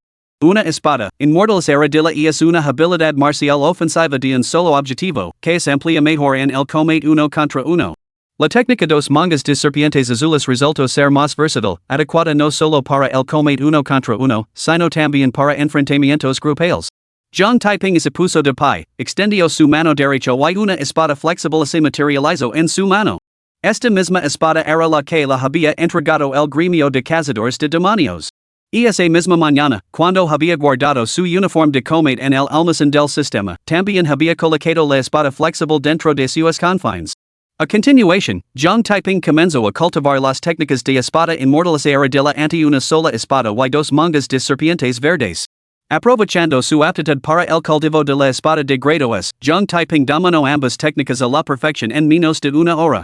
Una vez aseguradas estas dos técnicas, John typing descansó brevemente antes de reanudar el cultivo de las artes de control de la espada. Habiendo estudiado previamente el arte cuando lo adquirió por primera vez, John typing ya no necesitaba más contemplación. Lanzando casualmente la espada blanda al aire, estaflado ante él. Saltando, intentó aterrizar sobre la joya, pero perdió el equilibrio y cayó de espaldas. Después de varios intentos, se mantuvo firme sobre la espada flotante. Voilà! Una ligera orden escapó de los labios de John typing, y la espada blanda lo llevó hacia adelante, deslizándose lentamente por el aire. Como era su primer intento de volar montado en una espada, John typing decidió volar cerca del suelo. De lo contrario, volar demasiado alto suponía el riesgo de caerse de la espada, lo que lo enviaría directamente al rey del infierno a tomar el té. Una vez que John typing se acostumbró a volar por el aire sobre la espada blanda, aumentó gradualmente su velocidad. 10 km por hora, 20 km por hora, 30 km por hora. Siguió adelante hasta alcanzar los 80 km por hora, donde finalmente se detuvo. No porque quisiera parar, sino porque su base de cultivo era demasiado baja para soportar un aumento mayor. A continuación, John typing se propuso ganar altitud. Habiendo dominado la técnica del vuelo con espada, ascender más alto no suponía ninguna dificultad real. Para ser precisos, solo había que superar el miedo a las alturas. Pronto, John typing se elevó por encima de los 100 metros. Después de volar a esa altura durante un rato, descendió de nuevo al suelo. Practicar en un terreno tan abierto no es suficiente. Debo entrenar en entornos más complejos. Después de todo, no todos los lugares son tan abiertos. Zhang Taiping murmuró para sí mismo. Tan pronto como las palabras salieron de sus labios, montó de nuevo en su espada y se elevó hacia la montaña del atardecer. La montaña del atardecer estaba densamente arbolada, lo que la convertía en un entorno mucho más complejo.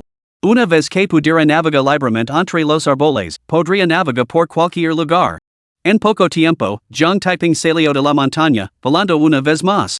Gracias a su reciente práctica, había dominado el arte de volar sin esfuerzo a través del dosel del bosque. Desde que comenzó a cultivar el vuelo montado en espada hasta dominarlo por completo, Zhang Taiping había tardado poco más de una hora. Gorgoteo, gorgoteo. En ese momento, el estómago de Zhang Taiping rugió de repente. Esto lo recordó abruptamente que aún no había almorzado. Comer algo, llenar el estómago y luego practicar técnicas de comer montado en espada antes de regresar. Dejándose caer al suelo, Zhang Taiping sacó la comida y el agua que había preparado previamente de su inventario y comenzó a comer con ganas. Durante la evaluación del Salón de Cazadores de Demonios, solo había practicado el control de la espada larga. El mero control de la espada ofrecía pocas ventajas en el combate, por lo que aún necesitaba cultivar el arte del combate montado en espada. Una vez que tuvo el estómago lleno, Zhang Taiping no perdió tiempo en reanudar su práctica del combate montado en espada. La flexible joya alteraba continuamente sus ángulos de ataque y sus posturas en el aire. A veces se lanzaba hacia adelante, otras veces cortaba desde arriba y otras barría horizontalmente. La escena parecía como si una mano invisible guiara la joya. Después de otra hora más o menos, Zhang Taiping había dominado a la perfección el arte del combate con espada. Ya fueron las técnicas de espada inmortales a de la ante un solo golpe dos mangas de serpientes azules, o las propias artes de manipulación de la espada, Zhang Taiping las había dominado todas a la perfección en aproximadamente una hora. Uno no podía evitar maravillarse ante el terror que inspiraba el talento innato de un prodigio de la espada de grado S. Después de haber luchado durante la mañana y entrenado durante toda la tarde, además de haber completado todo el cultivo necesario, los tensos nervios de Zhang Taiping finalmente se relajaron. Entonces, una ola de agotamiento lo invadió. Al mirar al cielo, vio que se acercaba el atardecer. Descansa un rato y luego regresa.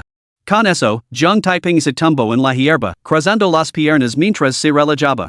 También reflexionó sobre cómo lidiar con ese lobo demoníaco lascivo que lo vigilaba. En ese momento, dos hombres de mediana edad descendieron de la montaña del atardecer. Uno regordito y otro demacrado, parecen tener entre 30 y 40 años. Hermano mayor, este lugar es realmente seguro. Hemos estado escondidos aquí todo el día sin incidentes. Eres muy inteligente. Declaró el regordito. Por supuesto que lo soy. ¿Cómo así no podría ser tu hermano mayor? El hombre más delgado sonrió con air de suficiencia. ¿Sabes cómo así llama esta táctica? ¿Cómo así llama? Preguntó el regordito, intrigado.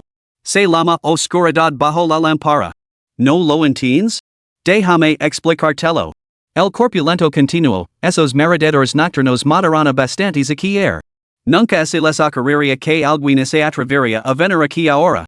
Así que, escondiéndonos aquí, no solo estamos a salvo, sino perfectamente seguros. Eso es lo que significa oscuridad bajo la lámpara. El hermano mayor sabe tanto que el hermano pequeño ha aprendido mucho. El delgado halagó rápidamente al corpulento. Aprende más de tu hermano mayor en el futuro. El hombre gordo le dio una palmada en el hombro al flaco y añadió, maldita sea, todo es culpa de ese viejo bastardo de Chinjan. Si no se hubiera vuelto loco, ahora estaría cómodamente con una chica en lugar de atrapado en este lugar abandonado por Dios. Exacto. No he visto a mi Shaoli en un día y la eco de menos. El flaco intervino. Pero antes de que pudiera terminar, ese quedó paralizado de repente, señaló hacia delante y susurró con urgencia, hermano mayor, mira Ali. Parecen pie moviéndose arriba y abajo. El gordo siguió el dedo del flaco y inmediatamente vio el pie moviéndose arriba y abajo. ¿Qué quieres decir con París? Es definitivamente un pie. El gordo susurró, calate. Acercámonos sigilosamente y vimos quién es. El flaco asintió y los dos se acercaron de puntillas al pie. A medida que avanzaban, la distancia entre ellos y el pie se acortaba cada vez más.